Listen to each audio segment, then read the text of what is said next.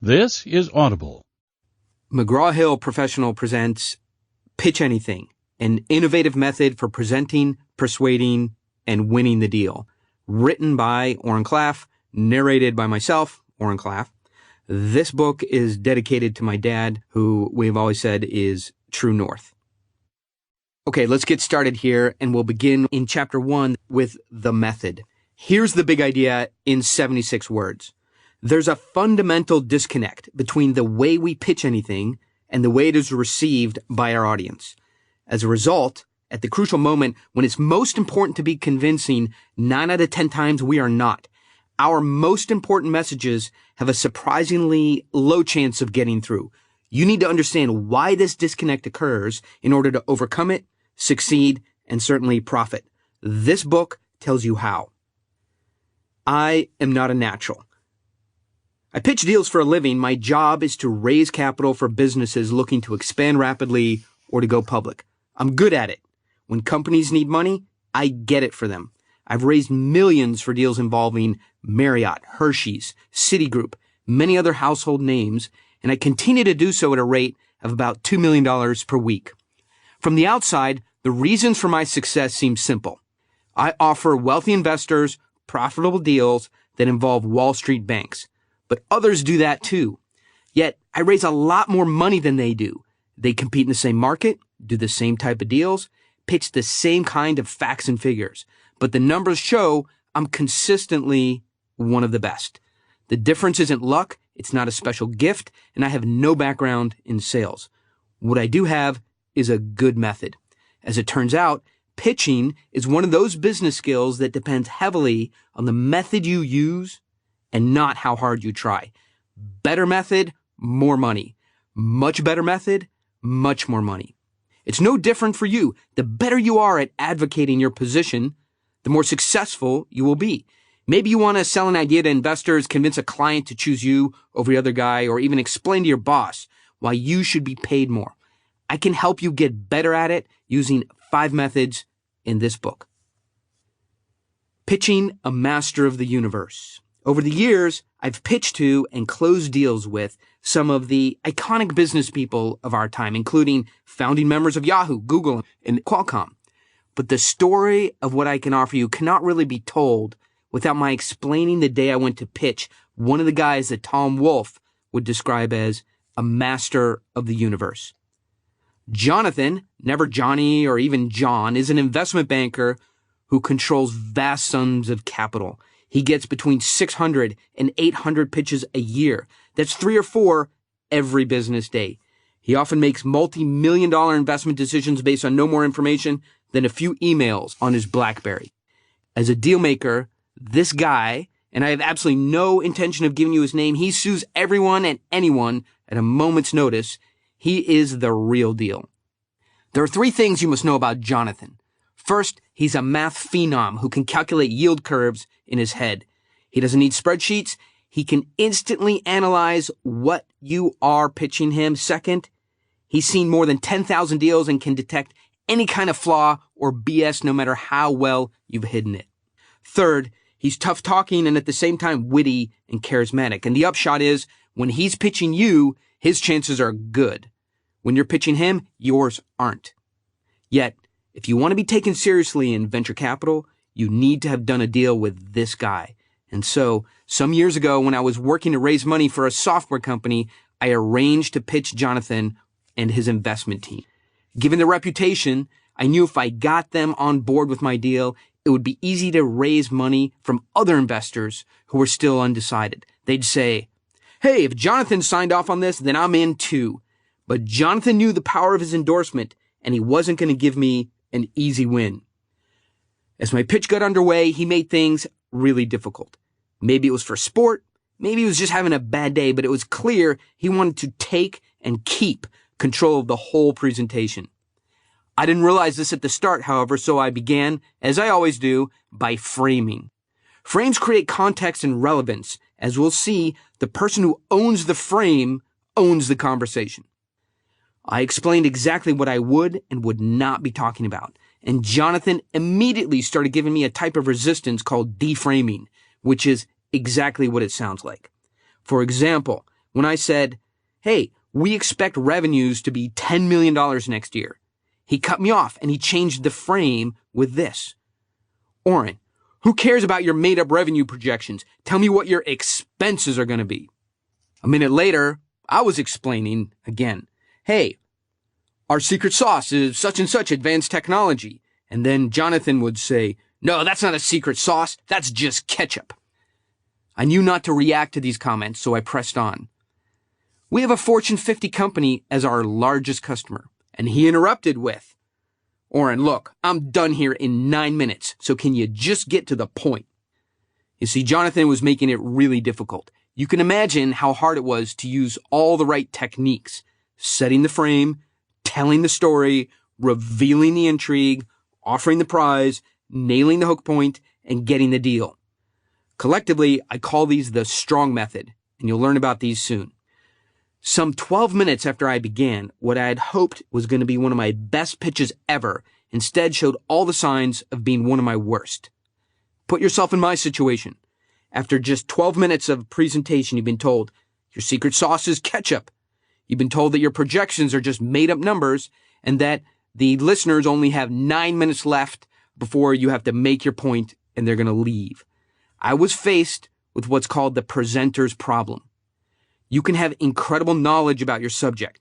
You can make your most important points clearly, even with passion, and you can be very well organized. You can do all these things as well as they can be done and still not be convincing. That's because a great pitch is not about procedure. It's about getting and keeping attention. And that means you have to own the room with frame control. You have to drive emotions with what are called intrigue pings, and you have to get to a hook point fairly quickly. And details on these two in a minute. I reminded myself of these steps in the face of Jonathan's interruptions. Then I swallowed hard and hoped my nervousness wasn't showing. I went back to my pitch, concentrating on my 3 objectives. I was determined. When he deframed me, I reframed. When he looked disinterested, I delivered an intrigue ping. And this is a short but provocative piece of information that arouses curiosity. For example, I said, by the way, an NFL quarterback is also an investor in the deal. That's an intrigue ping. And finally, I got him to the hook point, the place in the presentation where your listeners become emotionally engaged.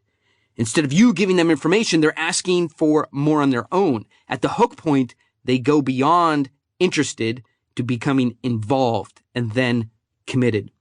At the end of 21 minutes, my pitch was complete.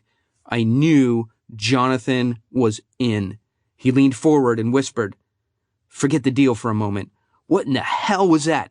Nobody pitches like that but me. I tried to show no emotion as I told him, Jonathan, that in general terms is called neurofinance, an idea that combines neuroscience, how the brain works, with economics. I have taken it a step further and I've broken it down into 5 parts. That's the method we talked about above. Now, even though Jonathan has a Mensa-level intelligence, he doesn't have much interest in concepts like neuroscience. He, and maybe like you, had always believed that the ability to pitch was a natural talent. But given what he had just seen me do in 21 minutes, it changed his mind. It was clear my pitching was a learned skill and not naked, natural talent like his. You can do that all the time, he asked. Yes, I said, it's based on research about how the brain receives new ideas, and I'm raising a lot of money with it. Jonathan hears a lot of big claims. When you listen to 3 or 4 pitches a day, your BS detector becomes finely tuned. So he asked, hey, how many hours do you have working on this neuro whatever it's called? He was sure my answer was going to be 20 hours, maybe 50. And I know I shocked him when I said over 10,000 hours. He looked at me with a wry half smile.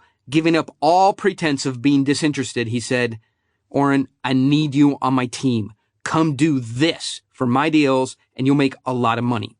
Well, I'd never been more flattered. Not only had Jonathan, a guy who'd been on magazine covers, offered me a partnership, he had given me an even higher compliment, validation that my method worked in high-stakes situations. I turned him down. He had a reputation for being difficult to work for, and no amount of money is worth that. But his reaction persuaded me to try my approach as part of an investment company. I joined Geyser Holdings in Beverly Hills, the most profitable venture firm you never heard of. Even as the economy cooled down and then frosted over, I helped take Geyser from $100 million to $400 million in about 4 years. How I did that can serve as a blueprint for your success. As you will see, it's possible to use the pitch method strong in any presentation where you need to be truly convincing. What worked for me will work for you no matter what you do for a living. There's a need for a new method. If ever there is a time to learn to pitch effectively, it is now. Funding everywhere is tight. Competition is more aggressive. On a good day, your customers are distracted by text messages, emails, and phone calls. And on a bad day, they are just impossible to reach. If you've been in business for more than 10 minutes, you have figured this much out. The better you are at keeping someone's attention, the more likely that person will be to go for your idea. But what kind of advice is that really? Telling someone, keep the audience's attention is like telling someone learning to play tennis to hit the ball with topspin when it comes. They know that. But what they don't know is how to do it. But it's worth figuring out. If you have to sell anything as part of your job, a product, a service, an idea, and we all do at some point, you know how the right pitch can make your project go forward and the wrong pitch can kill it. You also understand how difficult it can be to pitch to a skeptical audience that is paying attention to you 1 minute and distracted by a phone call the next. But we all have to go through this because we all have to pitch if we need something. And though most of us spend less than 1% of our time doing it, pitching may be the most important thing we do. When we have to raise money or sell a complicated idea or get a promotion, we have to do it. And yet, we tend to do it incredibly badly. One reason is that we are our own worst coach. We know way too much about our subject to be able to understand how another person will experience it in our pitch. So we tend to overwhelm that person, and we'll deal with that in chapter 4. But the biggest reason we fail is not our fault. As you will see in the words ahead, we don't pitch well because there's an evolutionary flaw in our brain, a wiring kludge in our hardware that we must understand and learn to deal with if we're ever going to pitch successfully. So a brief history of how the brain developed and some discussion about the crocodile brain will help. 1, let's talk about how the kludge got there. Number 2, why pitching is so much more complicated than we first thought. Number 3, why, as with any high order skills such as physics, mathematics, or medicine, pitching must be learned. The 3 basic parts of the brain are shown in a figure we've developed, and you can see it at www.pitchanything.com/figure 1A. So first, here's the history. Recent breakthroughs in neuroscience show that our brain developed in 3 separate stages. First came the old brain, or the crocodile brain, and we'll call that the croc brain for short. It's responsible for the initial filtering of all incoming messages. It generates most survival, fight, or flight responses, and it produces strong, basic emotions too. But when it comes to decision making, the croc brain's reasoning power is, well, primitive. It simply doesn't have a lot of capacity, and most of what it does have is devoted primarily to the things it takes to keep us alive. When I'm referring to the croc brain, I'm referring to this level. The midbrain, which came next in the human development, determines the meaning of things in social situations. And finally, the neocortex evolved with a problem-solving ability and is able to think about complex issues and produce answers using reason. Again, 3 parts of the brain at www.pitchanything.com/figure 1A. The first part of the brain is the crocodile brain, then developed the midbrain, and finally developed the neocortex. There's a disconnect between message and receiver. Let me explain. I learned from molecular biologist Craig Smucker that when we pitch something, an idea, a product, a deal, whatever, the highest level of our brain, the neocortex, is doing the work. It's the neocortex that is forming ideas, putting them into language, and presenting them. This is fairly intuitive. The three brains work independently and together. You can actually sense how the three parts of your brain work separately from each other. When you're walking your car and are surprised by someone shouting, you will first act reflexively with some fear. This is the old crocodile and survival brain at work. Then you will try to make meaning from that situation by identifying the person doing the yelling and placing him or her in a social context. That's your midbrain trying to determine if it is a friendly coworker or angry parking attendant or something worse. Finally, you will process a situation in the neocortex. That's the problem-solving brain, which figures out finally, hey, it's okay. It's just some guy yelling out to his buddy across the street. Our thought process, your thought process, exactly matches your evolution. First survival, then social relationships, finally problem solving. Pitching anything means explaining abstract concepts, so it didn't surprise me that ideas would be formed by the most modern problem-solving part of the brain. But this is exactly where my thinking, and probably yours, went off track. I assumed that if my idea-making abilities were located in the neocortex, as they are, then that's where the people listening to my pitch were processing what I had to say. It's not. Messages that are composed and sent by your young neocortex are received and processed by the other person's old crocodile brain. You may be where I was 10 years ago. Back then, I subscribed to the brain is like a computer metaphor. With a computer, if I send you an Excel spreadsheet file, you open it and you read it in Excel. That's easy. This is how I thought the brain worked. If I created my message in my smart neocortex and I sent it over to you by telling you about it, I figured that you'd be opening that message in your neocortex.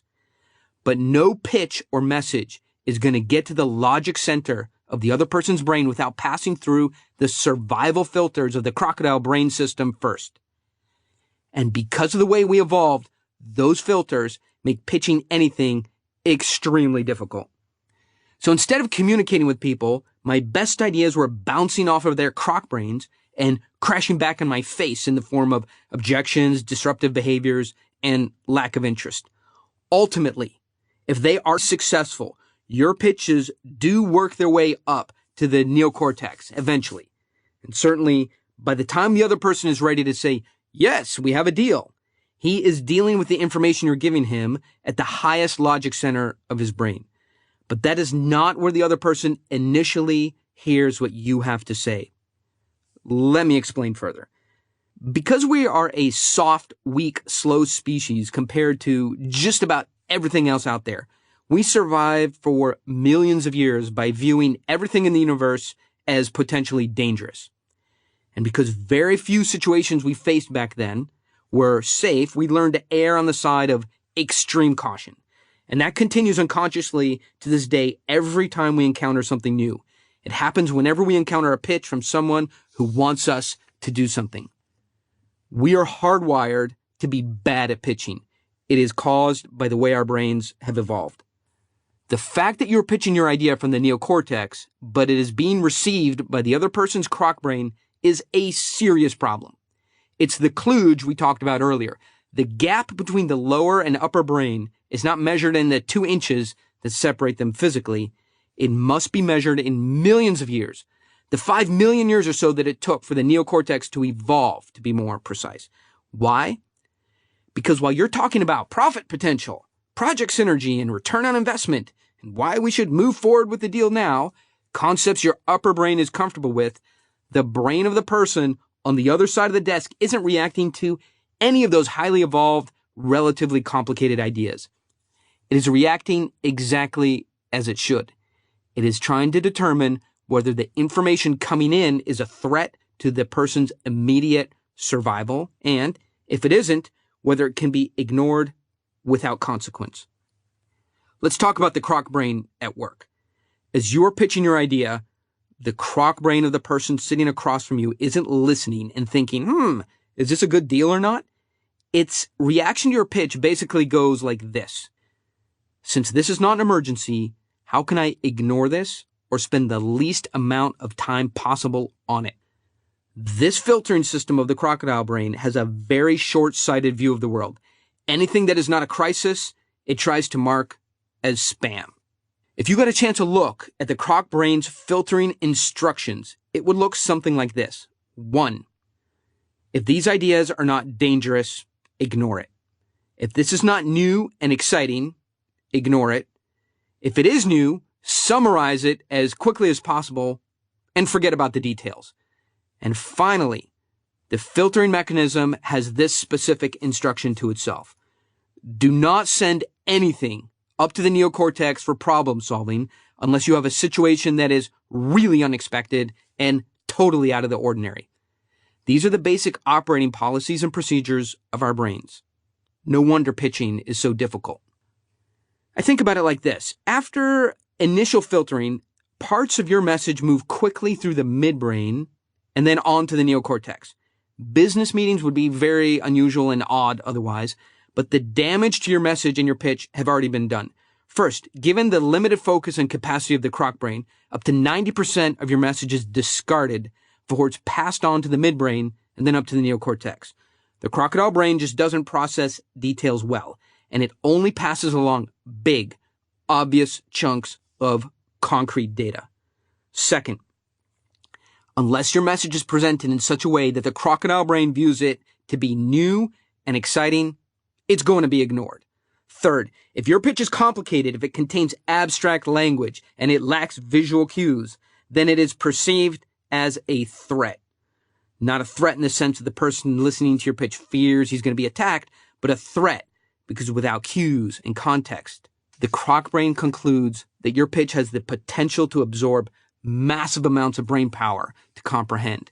And that is a major threat because there just isn't enough brain power to handle survival needs, the problems of day-to-day life, existing work problems, plus whatever unclear thing you're asking it to do. Presented with this kind of situation, a circuit breaker in your brain is tripped. The result? A neurotoxin gets attached to the potentially threatening message, which is your pitch.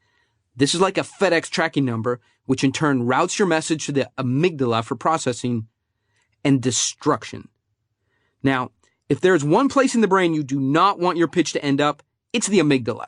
This is the fear circuitry of the brain. The amygdala turns messages into physical sensations like faster heart rate, sweating, increased breathing, and increased anxiety. And it produces a feeling that makes the person want to escape from your presentation. Quick summary. Pitches are sent from the modern and smart part of the brain, the neocortex, but they are received by a part of the brain that is 5 million years older and not nearly as smart. This is a serious problem if you're trying to pitch anything. Again, this is part of the hardwiring that has allowed us to survive, right? A lion is chasing you, and without needing to kick it up to your highly evolved neocortex, which would spend a lot of time trying to solve the lion problem, the danger switch in the amygdala is flipped on, and it sends the alarm to the rest of the brain to start spitting out chemical and electrical messages that get you to run before you even have a chance to think. And while we don't live in the wild any longer, our brains are still wired to work this way. Everything in the recent research points to the same conclusion. 9 out of 10 messages that enter the crocodile brain, and remember, every single pitch starts by going through the crocodile brain, end up being coded this way. 1, boring, ignore it. 2, dangerous, fight or run. Or 3, complicated, radically summarize and pass it along in a severely truncated form. We've been thinking about this all wrong for years. Clearly, we need a new way of pitching. So let's talk about new rules of engagement. There are the 2 questions we always ask ourselves after we've made a presentation or a pitch. Number 1, did I get through? And number 2, if I did get through, was my message well received? We tend to assume that our audience will do what we want them to do if our idea is good, if we didn't stumble through the pitch, and if we showed a winning personality. Turns out it doesn't work that way. What is vitally important is making sure your message fulfills 2 objectives. First, you don't want your message to trigger fear alarms. And second, you want to make sure it gets recognized as something positive, unexpected, and out of the ordinary, a pleasant novelty. Bypassing those fear alarm sensors can be extremely difficult. Creating novelty in the message can be tricky too, but it is the only way our pitch stands any chance whatsoever because the crocodile brain wants information a certain way. Simple, clear, non-threatening, and above all, intriguing and novel. You need to communicate in these ways or you're never going to capture people's attention. Let me summarize this again. The croc brain is picky and it's a cognitive miser whose primary interest is survival. It doesn't like to do a lot of work and it is high maintenance when it's forced to perform. It requires concrete evidence presented simply in black and white to make a decision. Minor points of differentiation don't interest it. And this is the brain to which you are pitching. As the principal gateway to the mind, the croc brain doesn't have a lot of time to devote to new projects. It's overseeing a big, complex operation, which is taking care of survival. And it can't get bogged down in nuance and details. It likes facts clearly explained. It wants to choose between two clearly explained options. And it needs you to get to the point fast. It goes to sleep during PowerPoint presentations, and it needs strong summarizing points to keep its attention. If it gets really excited about some new project you have presented, then it approves it. Otherwise, it gives up and it doesn't give it another thought and goes on to the next issue. The harsh but true reality is the croc brain, the source of your target's first reaction to your pitch, is going to ignore you if possible, is only focused on the big picture, and needs high contrast and well-differentiated options to choose between, is emotional in the sense it will respond emotionally to what it sees and hears. But most of the time, that emotional response is fear. It's focused on the here and the now with a short attention span that craves novelty. And it's in need of concrete facts. It looks for verified evidence and does not like abstract concepts. When I learned these rules of engagement for dealing with the crocodile brain, I had my big aha moment. I understood two very important things. First, I finally got the fundamental problem you and I have when we pitch something. We have our highly evolved neocortex, which is full of details and abstract concepts, trying to persuade the crocodile brain, which is afraid of almost everything and needs very simple, clear, direct, and non-threatening ideas to decide in our favor. Second, I realized that when my pitches had gone well, I had inadvertently adhered to the 5 rules of engagement contained in the bullet points I gave above. I had made the crocodile brain feel safe. I was feeding it short vignettes of clear, visual, and novel information. And I wasn't making it do much work. I also understood that when I didn't stick to those rules of engagement, I usually failed. Why do these rules of engagement matter for pitching? Sometimes they don't, right? If you're pitching the Google Android phone, 3D television, or a Ferrari coupe, the brain becomes so flooded with dopamine, that's a chemical in your brain that sends messages about pleasure and rewards, that any old pitch will work. But short of having a product that is so sexy, it's irresistible, you have to observe the rules of how the brain works. How to do this makes up the heart of this book. Here's what comes next. What became clear to me after my big aha moment was that I needed to bridge the gap between the way the neocortex and crocodile brain see the world. More specifically, if I wanted my pitch to get through, I needed to be able to translate all the complex ideas coming out of my neocortex and present them in a way that the crocodile brain of the person I was pitching to could easily accept them and pay attention to. It took me countless efforts to come up with a formula that worked. Now you are going to learn that formula. As you will see, it begins by setting the frame for your pitch. That's putting your idea into an easily understood context. And then, once the frame is established, you must seize high social status so that you have a solid platform from which to pitch from. Then, you must create messages that are full of intrigue and novelty. To make this process easier to remember, I use the acronym STRONG. S, set the frame. T, tell the story. R, reveal the intrigue. O, offer the prize. N, nail the hook point. And G, get the deal. Over the years, I've used this formula, which we will be exploring in detail here, in deal after deal with executives from Goldman Sachs, Boeing, Disney, Honda, LinkedIn, Texas Instruments, Yamaha, lots of companies.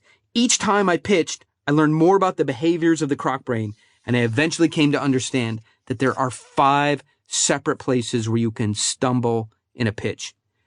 Each step in the process represents one of these points where missteps can be fatal. When the other person's croc brain becomes either bored, confused, or threatened, your pitch is in trouble. In the pages ahead, I will discuss how to avoid these problems and create the perfect pitch, one that gains the full endorsement of the croc brain and increases your chance of success and increases them dramatically. Chapter 2. So let's talk about frame control. It was July 2001, and I stood in front of a towering office in the heart of Beverly Hills. This was a corridor of power, both in Hollywood and the financial world, a place where careers were made, a place where deals got done. And here I was, headed to the office of a guy who controlled close to $1 billion of assets. It's not every day you pitch someone with this level of influence. If you think I was nervous, think again. For once, I wasn't pitching.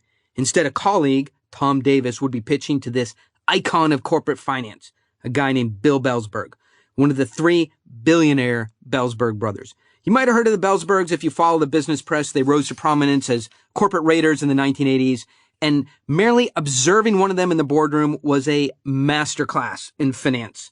So I was looking forward to what would materialize over the next hour. Let me tell you about Tom. Tom was 31 at the time, charismatic, a likable CEO type. He had a nice company, but really it lacked the money it needed to grow. So to get that money, he was willing to try the impossible, impress Bill Belzberg. I smiled to myself, right? This is going to be interesting. I'd watched Tom rehearse his presentation, and he had pretty good instincts. He said to me, "My pitch is totally bulletproof. I have nerves of steel, and I'm bringing my A game," right? While we were waiting in Belzberg's lobby, and his confidence really was inspiring. "We'll see," I said. "Just relax." Soon after that, we were moved into the conference room. After more than 30 minutes of waiting, we watched as the double doors swung open. Bill Belzberg strode through as if entering a saloon. At 69 years old, he was tall and lanky. He waved his arm at Tom, motioning him to get started. Tom looked at me, and I nodded the go-ahead. Belzberg remained standing and almost immediately cut Tom off. "Look, I only want to know 2 things from you. What are your monthly expenses and how much you paying yourself?" That's not what Tom wanted to hear. He had a totally different pitch planned, and now he was looking foolish, sort of searching around his bag to find expense charts. Where was the confidence and nerves of hardened steel? He dropped his papers, and Tom stuttered a bit. He was totally lost. Belzberg had said only 20 words, and as you will see, it's possible for a 20-word disruption to control the fate of any deal. Why is that? An analogy like the one below might help explain all this. Imagine for a moment there is some kind of powerful energy field that surrounds all of us, silently transmitting from the depths of our subconscious. This invisible defense shield is genetically designed to protect our conscious minds from sudden intrusion by ideas and perspectives that are not our own. When that energy field is overwhelmed, however, it collapses. Our mental defenses fail, and we become subject to the other person's ideas, desires, and commands. That person can impose his will. No one really knows whether there are human energy fields or not, but perhaps this is the best way to think about the mental structures that shape the way we see the world. And these I call frames. And in a moment, you'll begin to understand what happened when Tom's frame came into contact with and collapsed under Bill Belzberg's power frame. Imagine looking at the world through a window frame that you hold in your hands. As you move the frame around, the sounds and images you encounter are interpreted by your brain in ways that are consistent with your intelligence, your values, your ethics. This is your point of view. Another person can look at the same thing through his own frame, and what he hears and sees may differ by a little or a lot. The common label given to this is perspective. I might perceive and interpret things differently than you do, which is a good thing. Another perspective is often what we need as we nurture our ideas and values. Yet, as we interpret the world through our frames, something else happens. Our brains process what our senses tell us and quickly react with a series of questions. Is it dangerous? Should I eat it or should I mate with it? Right? This is the croc brain at work, doing what it does best, detecting frames, protecting us from threats, and using dominance and aggression to deflect ideas and information. There are millions of people in the business world, and each brings a frame to his or her social encounters. Whenever two or more people come together to communicate in a business setting, their frames square off and then come into contact, but not in a cooperative or friendly manner. Frames are extremely competitive. Remember, they are rooted in our survival instincts, and they seek to sustain dominance. When frames come together, the first thing they do is collide. And this isn't a friendly competition, it's a death match. Frames don't merge, they don't blend, and they do not intermingle. They collide, and the stronger frame absorbs the weaker. Only one frame will dominate after the exchange, and the other frames will be subordinate to the winner. This is what happens below the surface of every business meeting you attend, every sales call you make, and every person-to-person communication you have. The moment your frame makes contact with the frame of the person you're calling on, the frames clash, battle, and grapple for dominance. If your frame wins, you will enjoy frame control, where your ideas are accepted and followed by others. But if your frame loses, you will be at the mercy of your customer, and your success will depend on that customer's charity. Understanding how to harness and apply the power of frames is the most important thing you will ever learn. Let's talk about frame-based business. One of the many benefits of using frame-based approach to doing business is that it does not require a lot of technique, tactics, or smooth talk. In fact, as you'll soon see, the less you say, the more effective you will be. Sales techniques, in my view, were created for people who have already lost the frame collision and they're struggling to do business from a subordinated or low-status position. The sad fact is, sales methods are typically ineffective and they usually end up offending people instead of promoting pleasant, mutually beneficial business. For decades, there have been many books and seminars, there are more than 35,000 on Amazon, promoting methods to persuade, influence, cajole, and browbeat customers into making rapid purchase decisions. Many years ago, when the promoters of those programs realized how inefficient their methods were, they explained it away with the law of large numbers. Their typical promise is, hey, make 100 sales calls using our sales technique and you will land 2 sales. In other words, work much, much harder than everyone else and you will get a 2% success rate. But really, what kind of success is that? What these sales gurus are missing is this. When you fail to control the social frame, you've probably already lost. All you can do is then fight for survival by fast talking, spin selling, trial closing, and a myriad of equally ineffective and annoying tactics that signal to the customer you are needy and desperate and defeated. By preaching this law of large numbers, the purveyors of sales techniques are asking you to work longer and harder with no real competitive advantage. They're forcing you to compensate for your weak social position with a Herculean effort to win new business, claiming it's just a numbers game. It's rather rude of them to give away so much of your life, isn't it? Frame-based business takes the opposite approach. It promotes the use of social dynamics, stacking things in your favor before the sales game even begins. When we think back about why this pitch or that pitch failed, we usually arrive at the fact that the terms of the deal weren't right for the buyer, or we had a bad day and we didn't position things correctly, or the potential buyer found something he or she liked better. The reality is, a pitch will fail for reasons that are far less obvious. And that's because frame control is won or lost even before the pitch starts. When you own the frame, you are positioned to reach an agreement with your buyer. And you are also in a position to decide which deals, orders, or projects you want to work on instead of taking what you can get. Think that's not possible?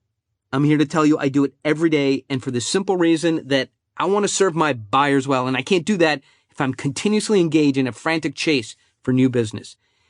Instead of flogging yourself to the point of exhaustion by making dozens of mind-numbing, unproductive sales calls and presentations, I'm going to show you how to get and keep frame control. And you're more likely to find yourself pitching 5 deals, tossing out 2 deals you don't like, and keeping the 3 that interest you.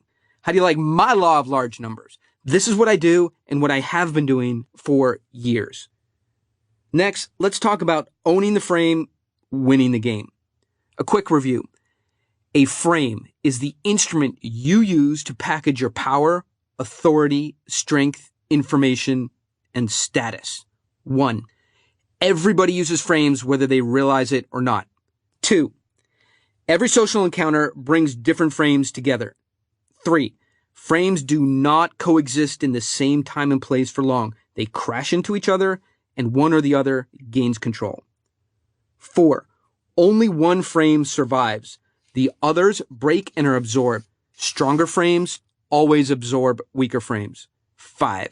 The winning frame governs a social interaction. When it does that, it is said to have frame control. Let's talk about the COP frame, and as part of that, an introduction to how frames work. So you can become familiar with the terminology of frames and the basic function of frames in social encounters. Here's an example of a dominant frame that you already know about, an almost textbook example of frame control. Imagine you were driving along California Highway 101 north of Santa Cruz. The weather and scenery are intoxicating, as is the rush of speed as you take the fast lane at 80 miles an hour and you go in pursuit of the setting sun. It's beautiful. The moment is perfect until you see those flashing lights in your rearview mirror. It's a police interceptor. Woo, woo, right? From a piercing siren and the technicolor strobing of the light bar alerts your croc brain that danger is imminent. Damn it! Where did that come from? How fast was I going? These are the last few thoughts going through your neocortex before a fear and a basic and primal emotion sets in, and your croc brain seizes control of your actions. You are now pulled over. As you reach for your license and your registration, you see the cop approaching in the driver's side mirror. As you'll see from this example, frames make human communication simple because they package a particular perspective and all the information that goes with it. You roll down the window. In this moment, 2 frames are about to collide. The cop's frame and yours. Okay, quick, answer me. What is your frame made of, right? Oh, I was going with the flow of traffic. Sir, I thought the speed limit was higher out this way. You know, I'm from a different area. Quickly, you start thinking and you settle on the nice guy frame. Hey, officer, I'm usually a good driver. How about cutting me a break this one time? But the cop frame is nearly invincible. It's reinforced morally, socially, and politically. Oh yeah, he's got you on a speed gun too, right? You can only meekly smile as you hand him your license and registration. He pauses, scowling at you through his mirrored aviator sunglasses. Now your nice guy frame is about to be disrupted. And he says, "Do you know why I pulled you over? You know you were speeding. And because you do not have any higher moral authority to bring to the frame game, your frame will be destroyed." This is the key to frame control. When you are responding ineffectively to things the other person is saying and doing, that person owns the frame and you are being frame controlled. Of course, there's really no mystery about the outcome here. The officer has the stronger frame. Your 2 frames collided and the cop frame won. I chose this example so you could see how lesser frames literally crumble under a frame built from authority, status, and power. In this example, the officer had every form of power possible. Physical, political, and moral power. Look, you broke the law and you knew it. Let's explore the officer's frame on a deeper level so as to understand what really happened. The silhouette of his cruiser in your rearview mirror and the flashing lights pulled the primal levers in your brain of fear, anxiety, and obedience. Your croc brain went into defense mode. Your stomach tightened, your breathing accelerated along with your heart rate, and blood rushed to your face. All this happened the moment your croc brain was alarmed. You couldn't come up with any frame, any perspective, any way to view the situation that would be strong enough to break the cop's frame. The lesson of the cop frame is an essential one. If you have to explain your authority, your power, your position, leverage, and advantage, you do not hold the stronger frame. Rational appeals to higher order logical thinking never win frame collisions or gain frame control. Notice here, the officer does not need to pitch you on why he is going to issue you a citation. He does not need to rationalize with you. He doesn't have to explain his power. He doesn't need to rest a hand on his gun, and he doesn't need to describe to you what will happen if you decide to resist. He feels no need to explain how critical it is that you remain calm and obedient. He doesn't suggest that you have fear and anxiety. Your croc brain instantly and naturally has those reactions to the cop frame. You are reacting. Your croc brain is in control. Your actions are automatic, primal, and certainly beyond your grasp. In the final moments of the social encounter, the officer hands you the ticket. This roadside meeting is over. The only other thing he says to you is, sign here, press hard, 5th copy is yours. Finally, not quite an afterthought, but perhaps intended as a reward for your calm obedience, he says, slow down and have a nice day, crowning your defeat with shame. Every social interaction is a collision of frames, and the stronger frame always wins. Frame collisions are primal. They freeze out the neocortex, and they bring the crocodile brain in to make decisions and determine actions. Strong frames are impervious to rational arguments. Weak arguments, made up of logical discussions and facts, just bounce off of strong frames. Over the years, I observed that a successful pitch depends on your ability to build strong frames that are impervious to rational arguments. These strong frames can break weak frames and then absorb them. Is there a formula for creating such a frame and using it? Turns out there is. Let's talk about choosing a frame. Whenever you are entering a business situation, the first question you must ask is, what kind of frame am I up against? The answer will depend on several factors, including the relative importance of your offering to the business interests of your buyer. But know this, frames mainly involve basic desires. These are the domain of the croc brain. It would be fair to say that strong frames activate basic desires. One way to think about this is that there are only a few basic approaches that the buyer's croc brain reacts to. So you don't need to carefully tune each frame to individual personalities.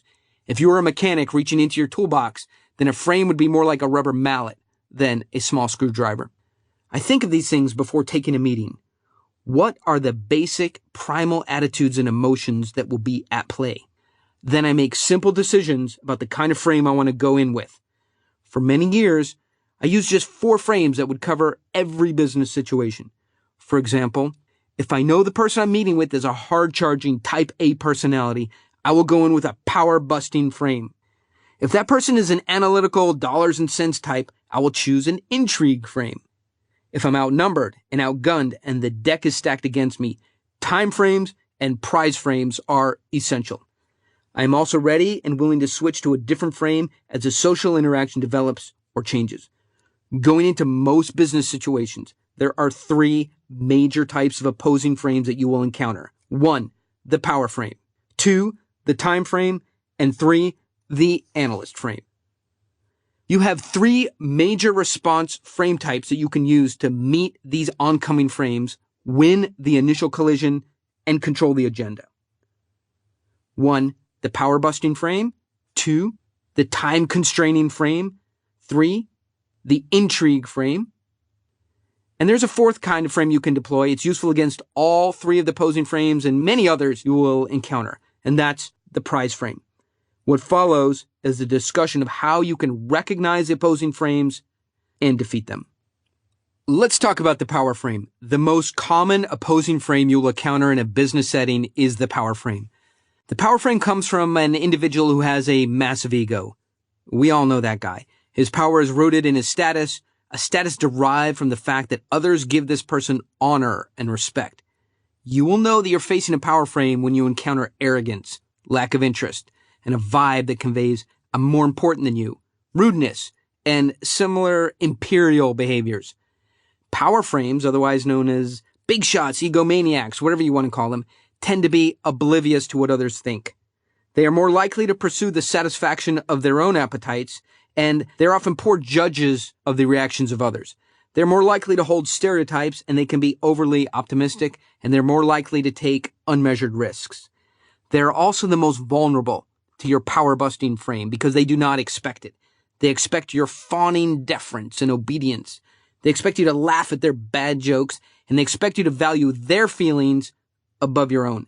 They expect you to adopt their frame, and therein lies their weakness. Not for a moment do they think your frame is going to take control. You will almost always take them by surprise. When you approach an opposing power frame, your first and most important objective is to avoid falling into the other person's frame by reacting to it. And make absolutely certain that you do nothing that strengthens the other person's frame before your frames collide. Observing power rituals in business situations, such as acting deferential, engaging in meaningless small talk, or letting yourself be told what to do, reinforces the alpha status of the other person, and it confirms your subordinate position. Do not do this. As the opposing power frame approaches, when you first encounter the person you're meeting, you must be prepared for the frame collision to happen at any moment. Prepare well, and your frame will disrupt his, causing a momentary equilibrium in the social forces in the room, and then your frame will overtake and absorb his. This all sounds like high drama, right? But in practice, it is often swift and tranquil. Before your target realizes what has occurred, control of the frame has shifted. Once you get used to establishing the dominant frame, it will become second nature. And when it does, you're going to have the time of your life. Let's talk about encountering the power frame. Several years ago, I had a meeting with a large money center bank whose name you would recognize in an instant. This was supposed to be a 1-hour meeting, and it was made clear by the guy we were meeting that he would give us precisely 1 hour. This is a classic power framing with hard time pressure thrown in as well. The cost of getting our team to Washington for this pitch meeting was more than $20,000. But the meeting could be worth millions if we pitched it right. After my team and I were escorted through security, we rode the elevator to the 19th floor where more than $1 trillion worth of business was traded every year. We felt like we were about to take a place among the nation's most powerful and elite financial traders. 35 traders move billions of dollars a month here, and we were 1 hour away from being part of that game. I had contacted all of my investors, and together we had pulled about $60 million in investment money, and I was bringing it all to the table. My contact, a trader named Steve, was meeting us, and I would be pitching him and his 2 analysts. After a long wait, an impeccably dressed young woman led us to a conference room, and it was the largest I'd ever seen, about half the size of a basketball court. Steve and his entourage came in and exchanged the standard pleasantries. Steve was one of the bigger volume traders on the floor. He showed up several minutes late and then spent 15 minutes talking about himself. A precious 22 minutes had been burned. Finally, I was able to get to our turn and to hand out the materials and to begin the pitch. So during the economic boom of that time, Steve had become accustomed to doing $100 million of deals, and those ones would close in a single day. By contrast, we had a $60 million deal, and it would take at least 30 days to close. So he didn't really seem terribly interested. I talked about the types of assets during the pitch, the kinds of things we wanted to buy and what we would pay. And during a moment of pause, I looked over at Steve. He had taken our pitch book, flipped it over, and was absent-mindedly tracing his hand on the back of it with a pen. How significant is this lack of attention? Well, it's pretty bad. However, if you view the world through the lens of traditional sales techniques, you would think that there's something wrong with my information or with my deal. But instead, if you view the world through frames and through social dynamics, you would understand that the deal was fine. This is just a power frame coming at you. And in the collision of frames, you've just lost. I first thought, damn, how can this be happening? I'd burned a lot of time and money getting to this meeting, and I could see our opportunity was slipping away. This guy was tracing his hand on my executive summary. I felt 2 inches tall. My crocodile brain became overwhelmed with basic primal emotions. I was frame controlled. My simple, emotional, reactive croc brain told me to run, and I considered it. When you abide by the rituals of power, instead of establishing your own, you reinforce the opposing power frame. I soon recovered my poise, and here's what followed. "Steve, give me that," I said, pulling the pitch book away from him. That's a power frame disruptor, by the way. Then there was a dramatic pause. I looked at Steve's drawing intently, and I said, hold on, wait a second. Now I see what's going on. This drawing is pretty damn good. Forget the big deal for a moment. How about you sell me this? Name a price. So this is an extreme example of how high-stakes power frames work. But you can do this in everyday meetings in a far less dramatic way to change and refocus the frame to a totally different subject. If a guy is going to dominate you, let him dominate you on the price of something like a hand drawing, and in this case, something that doesn't matter. If you find yourself in a similar situation, and the day will come when this happens to you too, then pick up something abstract and start an intense price negotiation over it. And it doesn't matter if you win or lose. The power of the person's frame is rendered trivial, and the focus is back to you and what you want to do with the meeting. Steve didn't expect this, and the concussion from the force of my frame-busting move completely changed the dynamic of that moment and the remainder of the meeting. I got another chance to get the focus back on the real subject, the $60 million I was there to spend, and now I had Steve's complete attention. To instigate a power frame collision, use a mildly shocking but not unfriendly act to cause it. Use defiance and light humor. This captures attention and it elevates your status by creating something called local star power. You will read about and hear about creating status in chapter 3 of Pitch Anything. So now we'll talk about taking the frame. Here are some subtle examples of taking the power frame away. And as soon as you come in contact with your target, look for the first opportunity to do these two things. 1, perpetrate a small denial. Or 2, act out some type of defiance. Denial or defiance. So here's an example.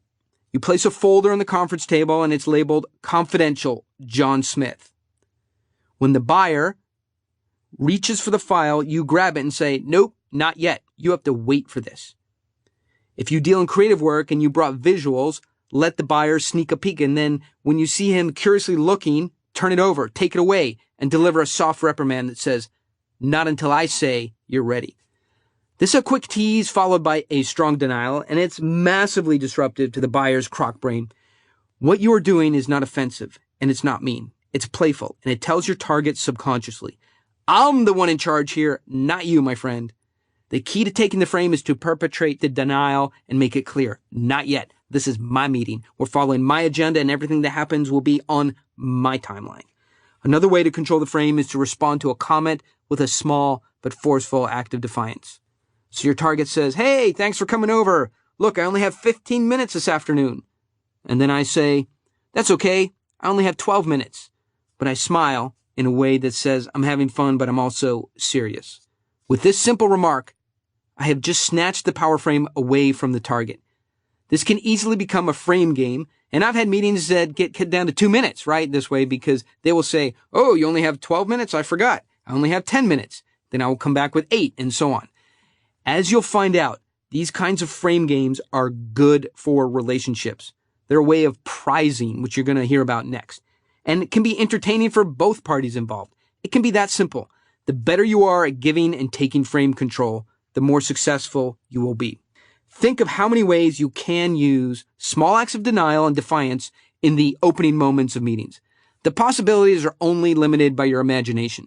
Defiance and light humor are the keys to seizing power and frame control. Keep it fun. Do it with a grin on your face. And the moment the power shifts to you, move the meeting forward in the direction you want. This is the foundation of frame control. You will be seizing more power and status as the pitch continues. Power shifts and frame grabs start small and they escalate quickly. When this first power transfer takes place, when your target loses the frame, he knows it. He can feel something has just happened. His cognition is hot, which means that his basic desires have been activated.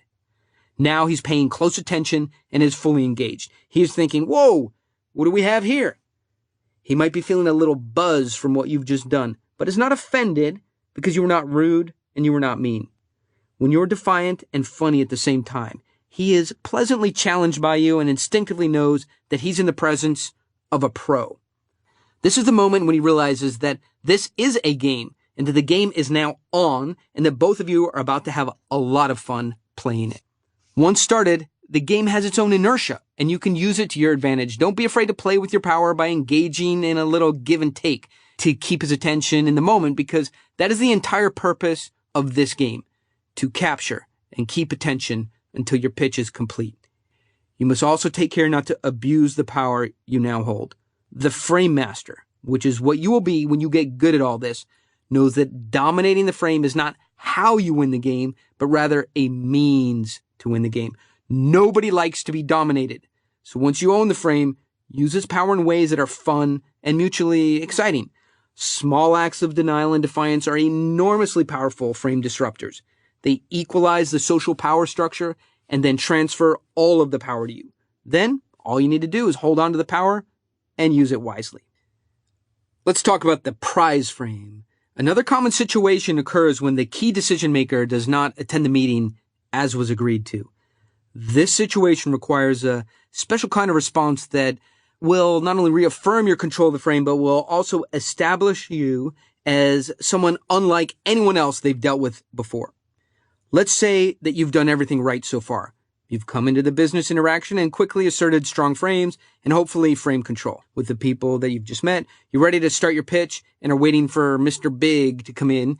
And when his assistant steps in to announce, "Hey, I'm sorry, Mr. Big just called. He can't make the meeting for another hour." He says start without him, and she turns to leave. This is a defining moment for you.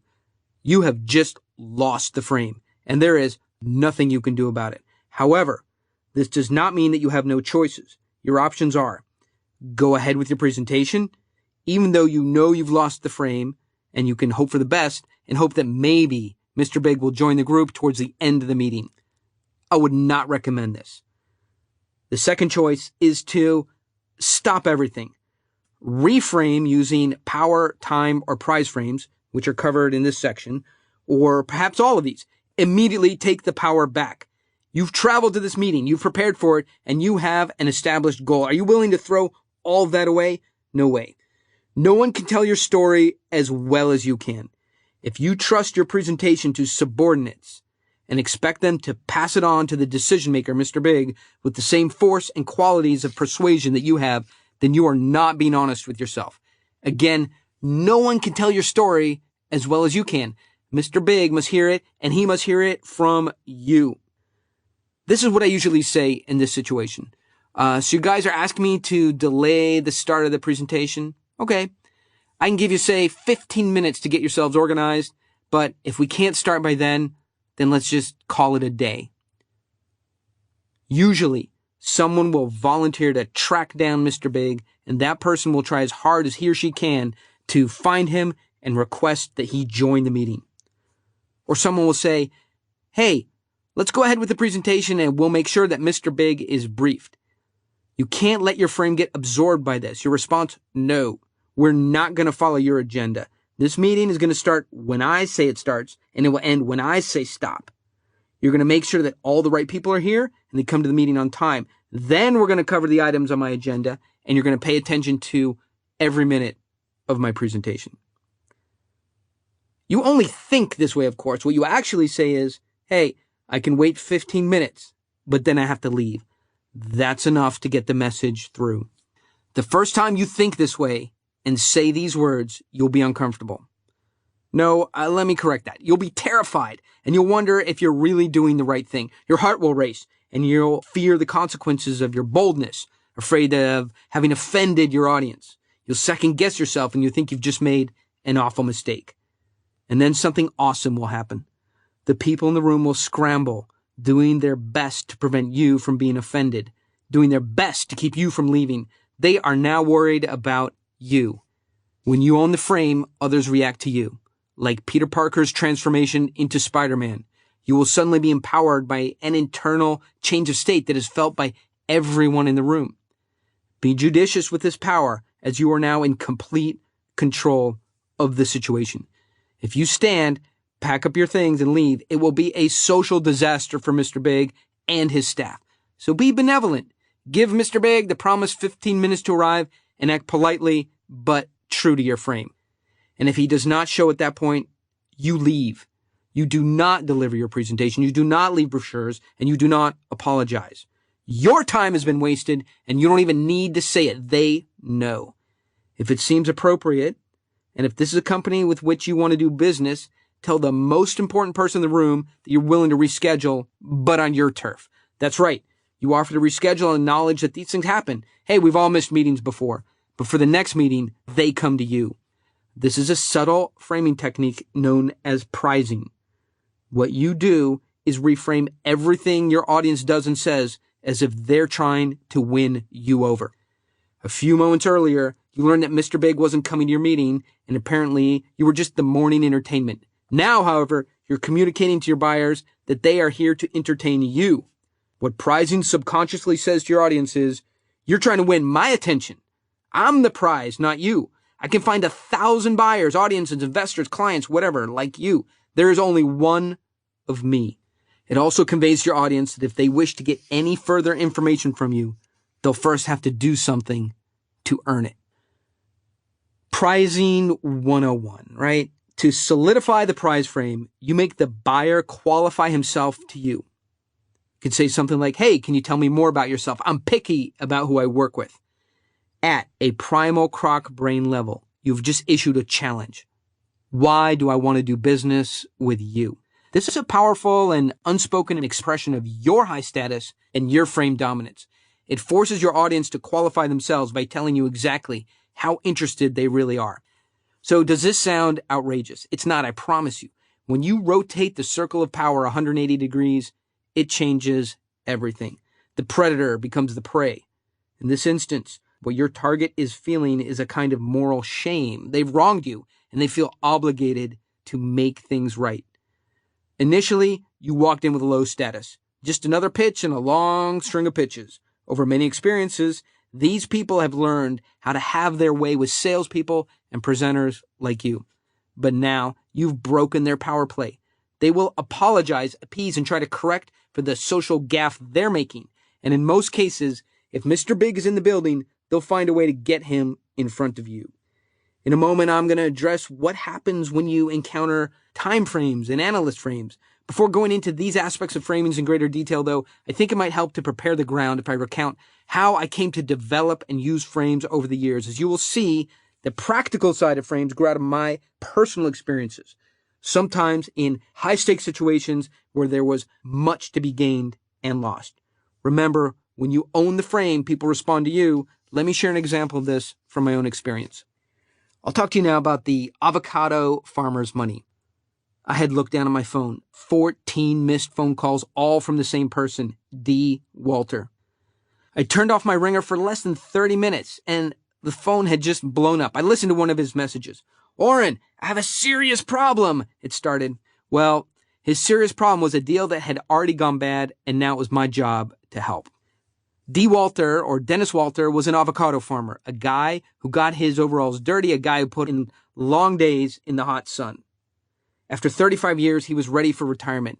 He had money saved, but a good portion of it, $640,000, was in an escrow account, controlled by a man named Donald McGann. Dennis wanted his money back, and he wanted it now, and it was his legally, but he was unable to get it back despite repeated attempts. This was now affecting an $18 million deal that both Dennis and I were in. If Dennis couldn't wire his money to me, all $640,000, then the deal, a large property I was buying in Hawaii, would start to unwind. So his problem was now my problem too. To retrieve Dennis's money, I would have to sit down with McGann and make an appeal to get the money back. This is how I was thrust into a pitch that clearly was doomed to fail.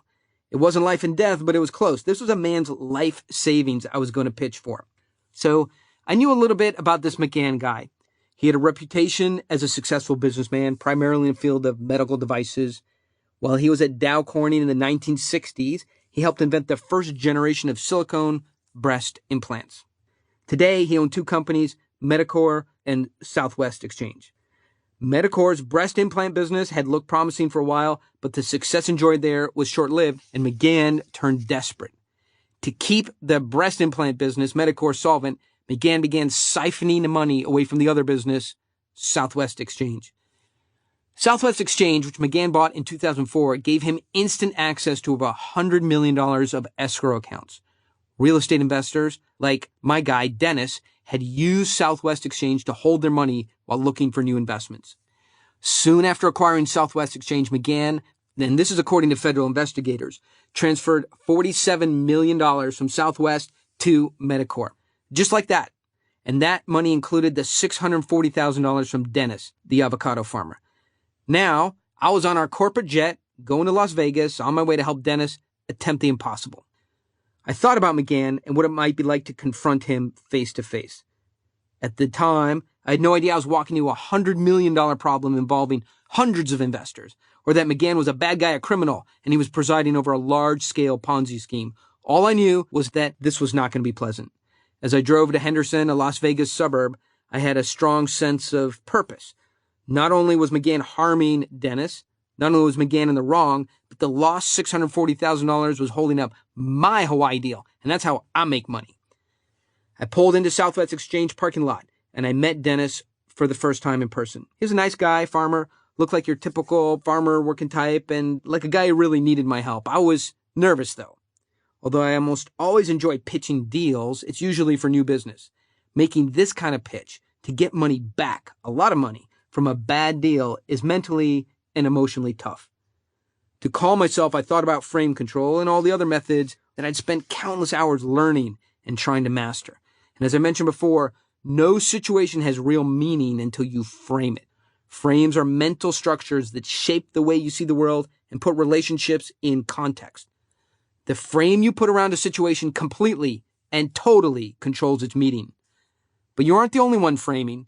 People are always trying to impose frames on each other. The frame is like a picture of what you want the interaction to be about. And the most powerful thing in frames, there can only be one dominant frame during any interaction between two people. When two frames come together, the strongest frame absorbs the weaker frame. Then weak arguments and rational facts just bounce off the winning frame. Dennis and I spoke for a few minutes in the parking lot. I prepared my frame. Then, just like that, I was ready. So we walked into the building together, and I went looking for the one guy who had caused all these problems, Donald McGann. It was 9 a.m. when we walked into the building. It was a generic-looking office with a black leather couch and magazines spread neatly on a coffee table. "Good morning. How can I help you?" a receptionist asked. "Well, I don't need help," I said. "Just tell me which office Don McGann is in." She began her gatekeeper script, right? And you're all familiar with this. "I'll see if he's in." Rituals like these are meant to reinforce status hierarchies. But I was there to establish my own status and frame control, and certainly not to supplicate to a gatekeeper. I strode past the front desk and down the hallway, the gatekeeper chasing behind me. She tried to keep me out of the office, to keep me from finding Dennis's money, so I had no choice but to start throwing open doors to various offices, interrogating everyone and anyone. What were they going to do? Call the cops? Back in my office, my partner already called the local police and the FBI. "Where's Don McGann?" I announced. Right? And there were plenty of people now trying to stop me, but I wasn't going to stop until I'd spoken to McGann, and I wasn't going to leave without Dennis's $640,000. I made my way through the building, office by office. Well, during that time, Don McGann hustled himself out the back door, not wanting to deal with me. Instead, he sent his son Jim, who finally came out to handle things. Jim McGann, he's in his early 40s, was dressed in an Armani suit. He had a confident, arrogant way about him. He was tall and he looked down at me. We sat in a conference room, and right away he was trying to take control, trying to frame things by saying there's a rational explanation for all of this. So that was his game. He was playing the analyst frame, right, which relies on facts, figures, logic, reason, ration. I had a better frame prepared, the moral authority frame, and it's an analyst disruptor. "Jim, you cannot hold Dennis's money," I told him. "We've requested it properly, and you're going to go get it for him right now." Well, Jim was a player. I saw in his eyes, but he knew that his scheme was falling apart, and he wasn't interested in giving Dennis the money. Instead, the money probably would be wired to McGann's attorney by the day's end, and we'd never get it. He knew what he was doing. He was using status and authority to confidently explain the so-called facts. I give him credit for one thing. Jim pulled off a beautiful analyst frame. He was completely unfazed, arrogant, and acting puzzled as why we were even there. Then he began with a rational, highly detailed, and analytical explanation of why the money couldn't be transferred right away. Well, this was the squaring off phase. He was trying to spin. He thought he could put us off and have us go away empty-handed. Of course, I was not having that. I came in with a moral authority frame that we were right and he was wrong. A nearly unshakable frame that, when used correctly, works definitively. The game was on, and he knew my frame, and I knew his. Next came the moment of first contact. It's that moment when two opposing frames are about to collide with full force. You can feel it, usually as a pang of anxiety in the pit of your stomach. It is at this moment when you need to strengthen your resolve and commit completely to your frame. No matter what happens, no matter how much social pressure and discomfort you suffer, you must stay composed and stick to your frame. This is called plowing. So to prepare yourself to plow, as an ox might plow a field, always moving forward, never stopping, never any self-doubt. And as you're about to see, when two frames collide, the stronger one always wins. The niceties did not last long. I spoke plainly and looked Jim right in the eyes. We won Dennis's $640,000, and we're getting all of it back from you today, right now. He hemmed and hawed, threw out a bunch of promises, half-truths, and what I call MBA double talk. But I saw through the gibberish, and I had the stronger frame, moral authority. And I plowed. Look, I said, your lips are moving, but I'm not listening to a single word. Your words have no meaning. Stop talking. Just start transferring money. He blinked.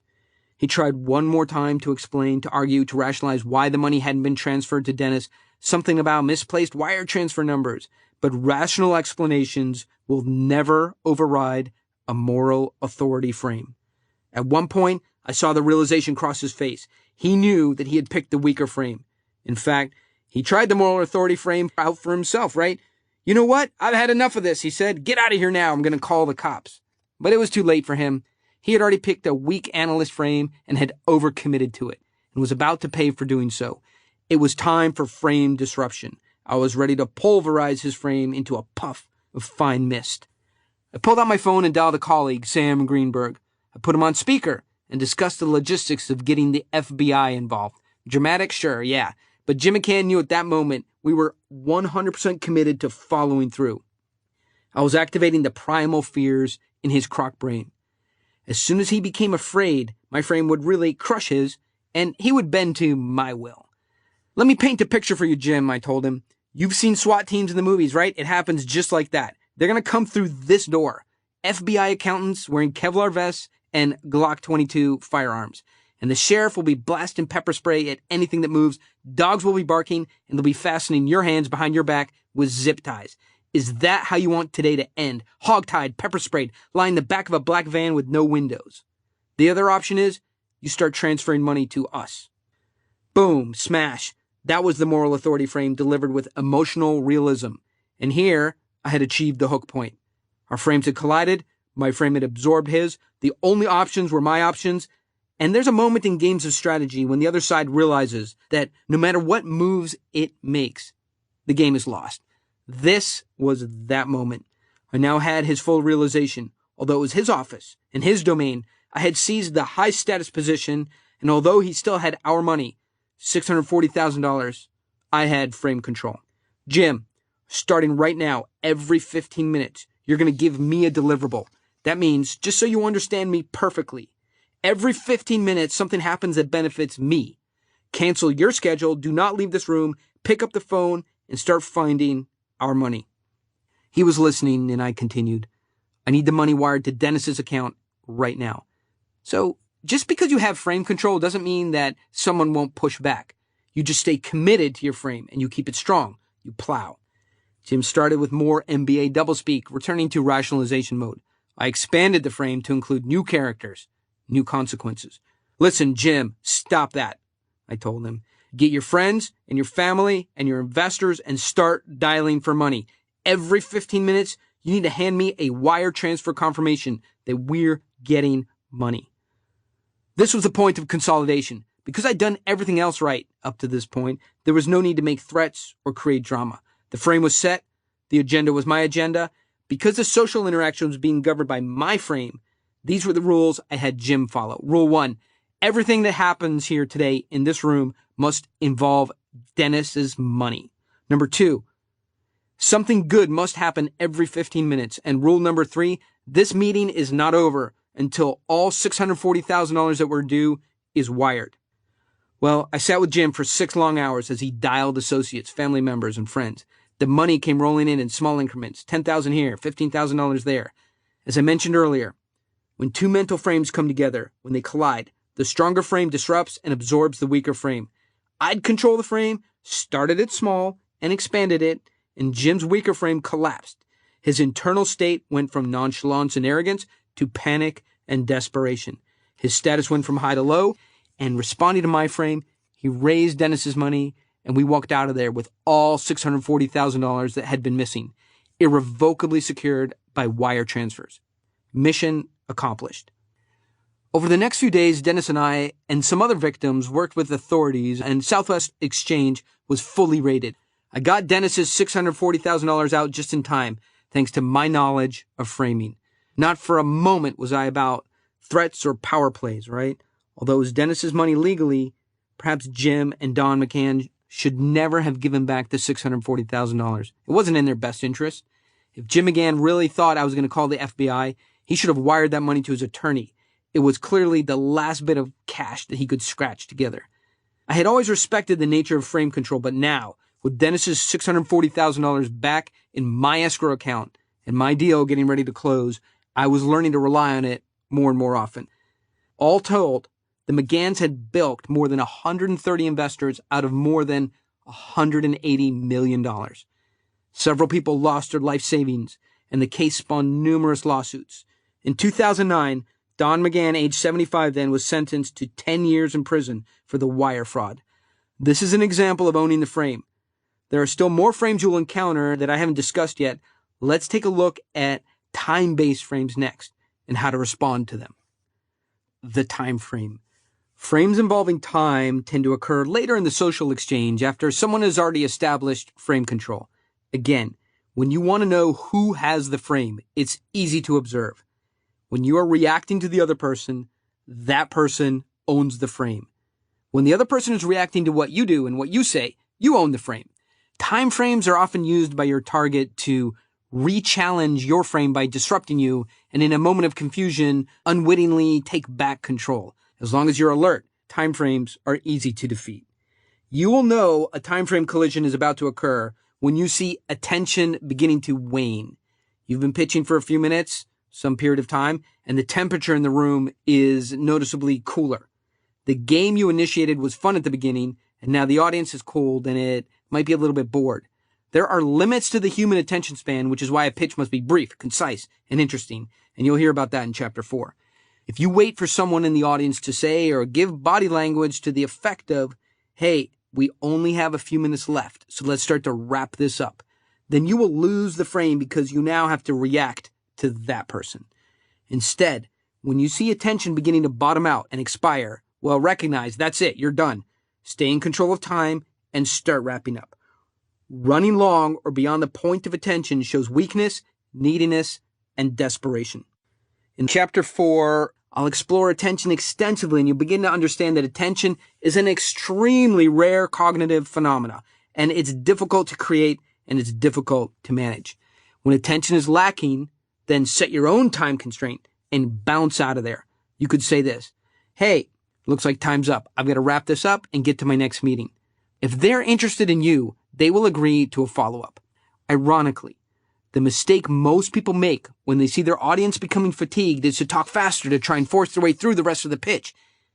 Instead of imparting more valuable information faster, they only succeed in helping the audience retain less of the message. So here's an example of an opposing time frame and how you can respond to it. If you visit customers' offices, you will recognize this situation, right? The customer says, oh yeah, hey look, we only have about 10 minutes to meet with you, but come on in. And then the salesperson will say, hey, I really appreciate your time. Thanks for fitting me into your busy schedule. This is a common dialogue and a form of business etiquette, and it is exactly the wrong thing to do. When you do this kind of thing, you're reinforcing your target's power over you and confirming your target's high status. You are essentially handing your target your frame and saying, here, please crush me, control me, waste my time. When you encounter a time frame like this, quickly break it with a stronger prize frame of your own. Qualify your target on the spot. Say something like this: 10 minutes? No, I don't work like that. And maybe we could reschedule, but there's no sense in rescheduling unless we like each other and trust each other. And so I need to know, are you good to work with? Can you keep time and appointments? And can you stick to a schedule? And they'll say, hey, you know what? You're right about that. Yeah, we sure can stick to a schedule and keep our appointments. Why don't we do this now? I'll make it 30 minutes. And if that's no problem, why don't you come on in? Doing it this way, you have broken your target's time frame, established that your time is important. And now they have to be giving you focused attention instead of treating you and your visit like an annoyance. Another frame you'll encounter is called the analyst frame. Like the time frame, the analyst frame usually appears after the initial frame collision and can derail you just when you're about to reach a decision in the deal. It's a deadly frame, and you must know about how to repel it and how to use the intrigue frame in response. So let's talk about the intrigue frame. How many times have you been giving a presentation when suddenly one or more people in the room take a deep dive into technical details? That's the analyst frame coming at you. This is especially common in industries that involve engineers, financial analysts, and this frame will kill your pitch. The moment your audience does a deep drill down into the minute details of what you have, you're losing control. The cognitive temperature of the audience, which was hot when things got started, naturally will cool as the audience members listen to your pitch.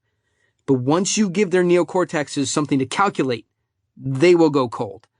Problem solving, numerical calculations, statistics, and any sort of geometry are called cold cognitions. Nothing will freeze your pitch faster than allowing your audience to grind on numbers or study details during the pitch. As you'll learn in Chapter 4, the key to preventing this is to control access to details. Sometimes, however, a drill down will happen anyway, and you'll have to act fast. It is important to realize human beings are unable to have hot cognition and cold cognition simultaneously. The brain is not wired that way. Hot cognitions are feelings like wanting or desire or excitement, and cold cognitions come from cold processes like analysis and problem solving. To maintain frame control and momentum, you must force your audience to be analytical on their own time. You do this by separating the technical and the detailed material from your presentation. Oh, look, for sure, right? Audience members will ask for details. They believe that they need them. So what should you do if someone demands details? You respond with summary data that you have prepared for this specific purpose. You answer the question directly and with the highest level of information possible, then you redirect their attention back to your pitch. In financial deals, I respond something like this. Look, the revenue is 80 million, expenses are 62 million, and the net income is 18 million. These and the other facts you can verify later. But right now, what we need to focus on is, are we a good fit? Should we be doing business together? Where do our circles overlap? Does this make sense to do from both sides? This is what I came here to work on. If you're pitching a product and the drill down is on price, don't chase this conversation thread. Do answer fast, answer directly with high-level details, and go straight back to the relationship question. What this tells the audience is that, 1, I'm trying to decide if the kind of buyer you are is right for me as the seller. Number 2, if I decide to work with you, right, the numbers will back up everything I'm telling you. Let's not worry about that right now. And 3, I care about who I work with. Keep the target focused on the business relationship. Analysis comes later. This is the best and most reliable way to deal with a target who suddenly becomes bored and tries to entertain himself with the details of your deal. Remember, when you own the frame, you control the agenda and you determine the rules under which the game is played. There will be times when you're doing everything right, but for reasons beyond your understanding or beyond your control, the other person stops responding to you. The personal connection you had at one point seems to be fading. When it no longer seems that communication is flowing back and forth naturally, and the other person is in something called a non-reactive state, It's like the other person's mind is wandering or thinking about something else. This is a state of disinterest, and you can correct for it if you recognize it in time and act quickly. You can tell this is starting to happen when you notice remarks or body language indicate that your presentation is not intriguing. When the target thinks he can easily predict what your idea is before you even explain it, or when he feels he can anticipate what you're going to say and how you're going to say it. Most intelligent people take great pleasure in being confronted with something new, novel, and intriguing. Being able to figure out what things are is a form of entertainment for us as humans. It's like solving the Sunday puzzle. Our brains are wired to look for these kinds of pleasurable challenges. When you describe your idea initially to your target, you were pulling on a primal lever. When the target agreed to take the meeting with you, what he was really saying was, this is a puzzle I'm interested in seeing, learning about, and solving. No one takes a meeting to hear about something they already know and understand. It's a fundamental concept driving every single presentation. It's the hook that allows you as a presenter to grab and hold attention by subconsciously saying, I have a solution to one of your problems, and I know something that you don't. This is why people agree to take meetings and to hear a pitch. At the start of the meeting, you have the audience's attention. It's a rare moment, but not for the reason you may think. Audience members are with full concentration and at the most basic and primal level trying to figure out the answer to this question. How similar is your idea to something I already know about or to a problem I have already solved? If audience members discover that the answer is close to what they had earlier guessed, they will mentally check out on you. They will experience a quick ping of self-satisfaction at the moment of realization that they can guess and know what you're talking about just before they mentally check out. But checking out is not just a catchphrase, right, to describe drifting attention or wandering minds. Checking out in this context refers to something very specific. It's an extreme and nearly total loss of alertness. And this is exactly what you need to avoid. As your pitch moves along at any time, some or all members of your audience will solve the puzzle, see the solution, and get the whole story. Then they check out. This is why you see presenters lose more and more of the audience as time goes on. Those who solve the puzzle drop out. We generalize by saying, oh, they lost interest. But what really happened is they learned enough about our idea to feel secure that they understand it. And there's nothing more to be gained by continuing to pay attention. They determined that there was no more value to be had by engaging with us on any level. As I've said before, the brain is a cognitive miser. Unless it can get value for itself, it stops paying attention. The analyst frame can devastate your pitch because it only values hard data and ignores the value of relationships and ideas. This frame is completely lacking in any kind of emotion or connection to the people in the room. The most effective way to overcome the analyst frame is an intrigue frame. Of the 4 frame types at your disposal, intrigue is the most powerful because it hijacks the higher cognitive function to arouse the more primitive systems of the target's brain. Narrative and analytical information does not coexist. They cannot. It's simply impossible. The human brain is unable to be coldly analytical and warmly engaged in a narrative at the same time.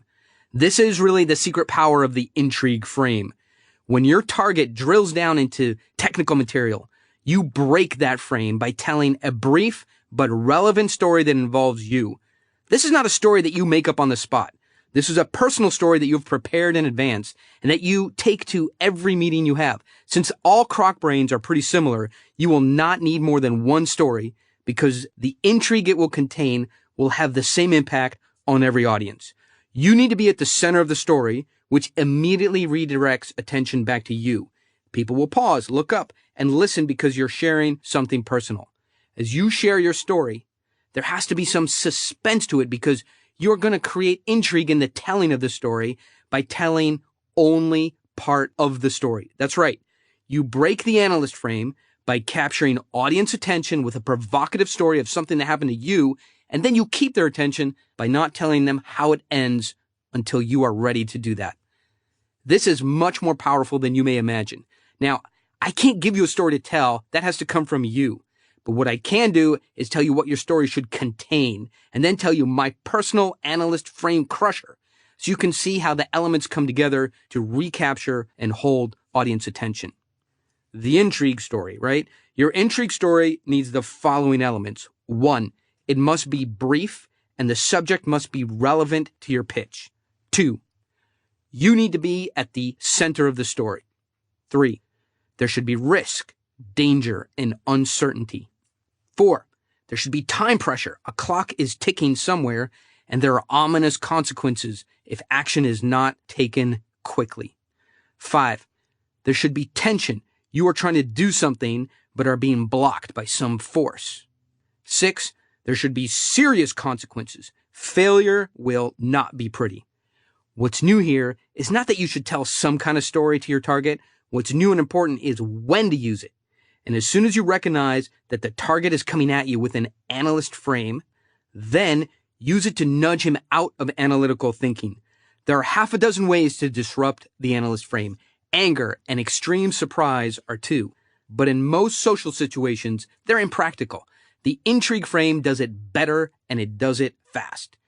Here's my intrigue story, which I will tell you first, and then I will show you how I tell this story to my audience.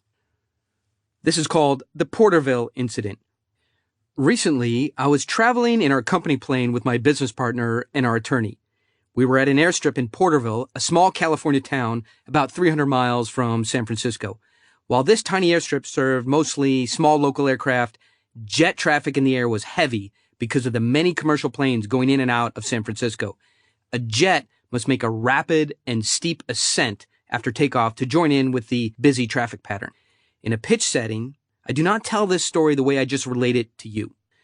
When I was meeting with the officials from a local airport, I told this story much differently. Knowing that my audience was made up of aviators, engineers, and guys interested in jets, I came to the meeting with this story prepared and ready to deploy if needed. As it happened, I did encounter an attack from an opposing analyst frame, and this story easily brought the meeting back under my control. As the audience's attention began to shift to analytical questions, this is what I said. This reminds me of the Porterville incident. A while ago, my partner and I flew to Porterville to look at 2 deals. You guys know they have a tiny airfield. It's visual flight rules only and has no control tower. Mostly they get single-engine traffic, Cessna Skycatchers, and Beechcraft Bonanzas, maybe a few small jets here and there. So when we got there, our big Legacy 600 skidded to a stop at the far edge of the runway. But the landing was nothing compared to the takeoff. Since Porterville airspace is under San Francisco air traffic control, 260 miles away, the trick to getting out of there is to climb fast and merge quickly into the traffic pattern. We expected an aggressive takeoff, and it was no big deal when we found ourselves accelerating hard into a steep climb. The Legacy 600 is a muscle car of a jet. When it's under full power, you feel it. So we're heavy and deep in this full power ascent. We're having casual business conversation, and I would estimate that our altitude was 9,000 feet when abruptly the jet surges and then nosedives. We dropped 1,000 feet in a few seconds. My seat is facing forward towards the cockpit. The door is open, and I can see the pilots. We're all clinging to our seats and cursing. A klaxon is howling, and one of the pilots is saying, "It's TCAS. It's the TCAS." But I didn't even know at the time what a traffic collision avoidance system was. I'm trying to figure this all out, and I'm thinking, this is it. I'm done. As we're plummeting in this nosedive, I look through the door into the cockpit, and I see both pilots with their hands on the throttle. Then the plane rolls into a steep climb, and I see the pilots fighting, literally slapping each other's hands off the throttle. The climb is short, just 5 seconds, and then the plane goes into a nosedive again. Anyway, and then I just go right back into my pitch. Why does this strategy work so well? The most extreme explanation is that the audience becomes immersed in the narrative. They take the emotional ride with me. Sure, they know that we obviously survived, but I've piqued their curiosity. Why were the pilots fighting? They want to know. When I do not tell them, the intrigue spikes high enough to shock them out of their analyst frame. In my experience with this approach, the opposing analyst frame gets crushed by emotional, engaging, and relevant narratives like this. Attention redirects back to me, allowing me to finish my pitch on my agenda, my timeline, my topics. After I finish the pitch, I complete the narrative arc by explaining the whole story. Well, it turns out that the sudden dive was caused by the traffic collision avoidance software built into the autopilot system. It had detected another airplane flying into our ascent path, and then the computer had taken evasive measures just in time to avoid a crash. This was a very close call, and I'm fortunate to be able to share this story with you right now. The reason the pilots were fighting over the controls was because the co-pilot did not know the computer had taken over. But the pilot, older and more experienced, knew this and was pulling the co-pilot's hands off the controls. The collision avoidance software was doing its job correctly. This true story has everything I need in an intrigue story. It's brief. It has a tight timeline. It has danger, suspense, and intrigue. What were those pilots doing? And as it happened to be perfectly relevant to a pitch I was making to the operators of an airport, which you will read about later. Perhaps in a broader sense, this is why we tell each other intriguing narratives, right? To participate in powerful, emotional experiences involving high-stakes situations that we hope we will never have to face ourselves. A short, personal narrative like this is important to your audience because it reveals something about you, your character, and your life. As you think about your own intrigue story, don't be afraid to make it very personal. As long as it's relevant to your business and has the 6 elements described earlier, it will serve you well. How to stop the analyst frame cold. The key to using the intrigue frame is to trust in its power to stop the analyst frame, as I said, cold. Remember, the person using the analyst frame will break your pitch into pieces and ultimately crush it if it's unchecked.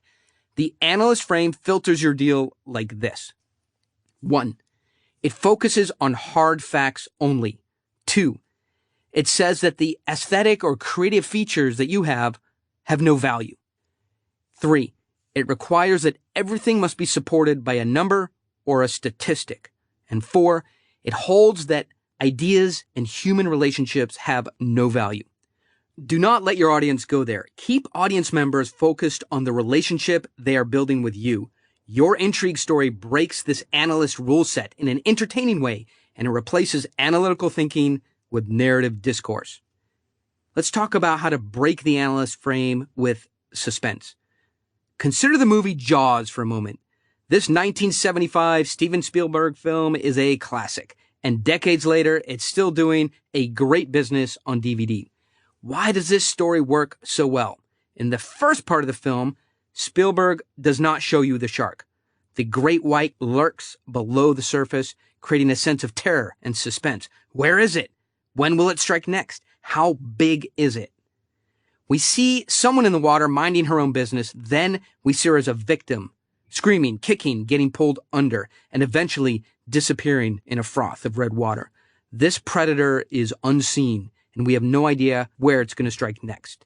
This creates great tension, and we're riveted to the action. Now, let's reimagine Jaws.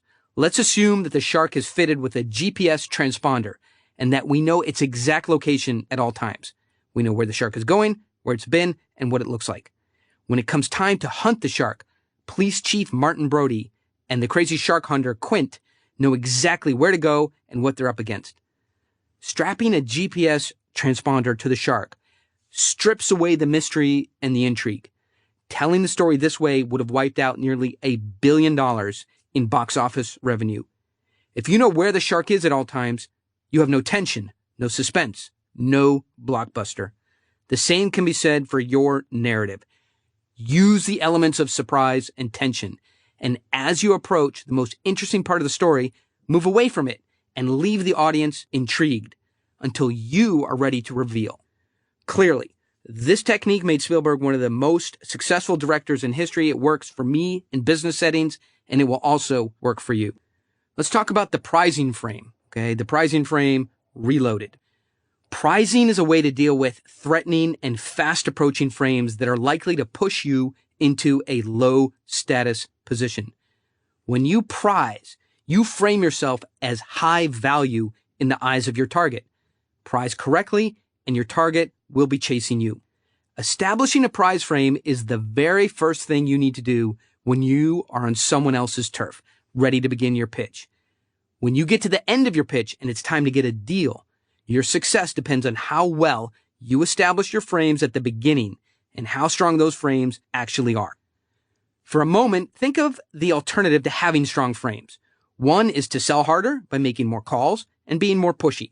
In fact, our business culture has a fascination with the idea that a salesperson should never take no for an answer. There's pressure from the top, right? Always be chasing, always be closing. Everyone has heard a friend tell a version of this story. The buyer didn't want my product, but I wouldn't take no for an answer. I just kept pounding away until he finally signed up. These kind of stories dramatize the myth that you can succeed by badgering your clients into buying something. The truth is, this rarely works, and when it does, you are sure to encounter buyer's remorse. The same is true with pitching. If you think you can browbeat your target until he finally relents, you have it backwards. Whenever we chase someone or value someone else more than ourselves, we assume the subordinate position and put ourselves at a serious disadvantage. Although we talked briefly about this before, I'll now introduce you in much greater depth to the concept of pricing and the prize frame. Who is the prize, or who is chasing whom, is one of the underlying social dynamics that influences most meetings. The answer establishes a person's motivation and tells us how they will probably behave in the meeting. Here's the basics. If you are trying to win your target's respect, attention, and money, he becomes the prize. When your target is trying to win your attention and respect, then you are the prize. And this is, of course, what you want. Prizing is the sum of the actions you take to get your target to understand that he is a commodity and that you are the prize. Successful prizing results in your target chasing you, asking to be involved in your deal. So why is prizing so important? Successful prizing restores calm and poise to the social interaction. You won't have to chase as hard or worry so much about impressing your target. But there's another important benefit. It reduces your feeling of needing to perform to get a reward. Consider the way people talk about a presentation. They often call it a dog and pony show. This label evokes self-defeating imagery of you riding around in a circle on a pony. The only thing missing is what? Rainbow suspenders and a clown nose. Getting rid of those negative labels and ideas is an important step. When you are no longer performing for the money, the frame changes drastically. Sure, it's easy to think that you have to earn the buyer or the investor's approval to win the money, especially when you're in the investor's office on his turf, giving your pitch. The prize frame is the window through which you look at the world that allows you to see yourself as the prize. The money has to earn you, not the other way around. You are flipping the script. Why does prizing work? Your pitch is first going to register in the target's croc brain. And as we discussed in chapter 1, the croc brain would like to ignore you. But if you're dynamic enough, giving new and novel information, you will capture the croc's attention. Once that happens, the croc is going to have one of two primal reactions: curiosity and desire, or fear and dislike. Breaking it down into such simple terms helped me understand a crucial concept. If you trigger curiosity and desire, the croc sees you as something it wants to chase. You become the prize. Let's consider 3 of the most fundamental behaviors of human beings. 1, we chase that which moves away from us. 2, we want what we cannot have. And 3, we only place value on things that are difficult to obtain. Are these universally valid laws that can be relied on in all social interactions? I think they are. And by now, you can see where I'm going with this. If you pitch in front of strangers, you know how easy it is to come across as a little too eager to do business. At the same time, you might make it seem too easy to get what you have. All your audience has to do is nod, and you will do everything else. It's just too obvious that you're willing to do anything at all to make them happy. The problem with this approach is that if it is true that people only value things that are hard to get, You are not hard to get. There's no challenge. Behaving this way means that you are failing to prize.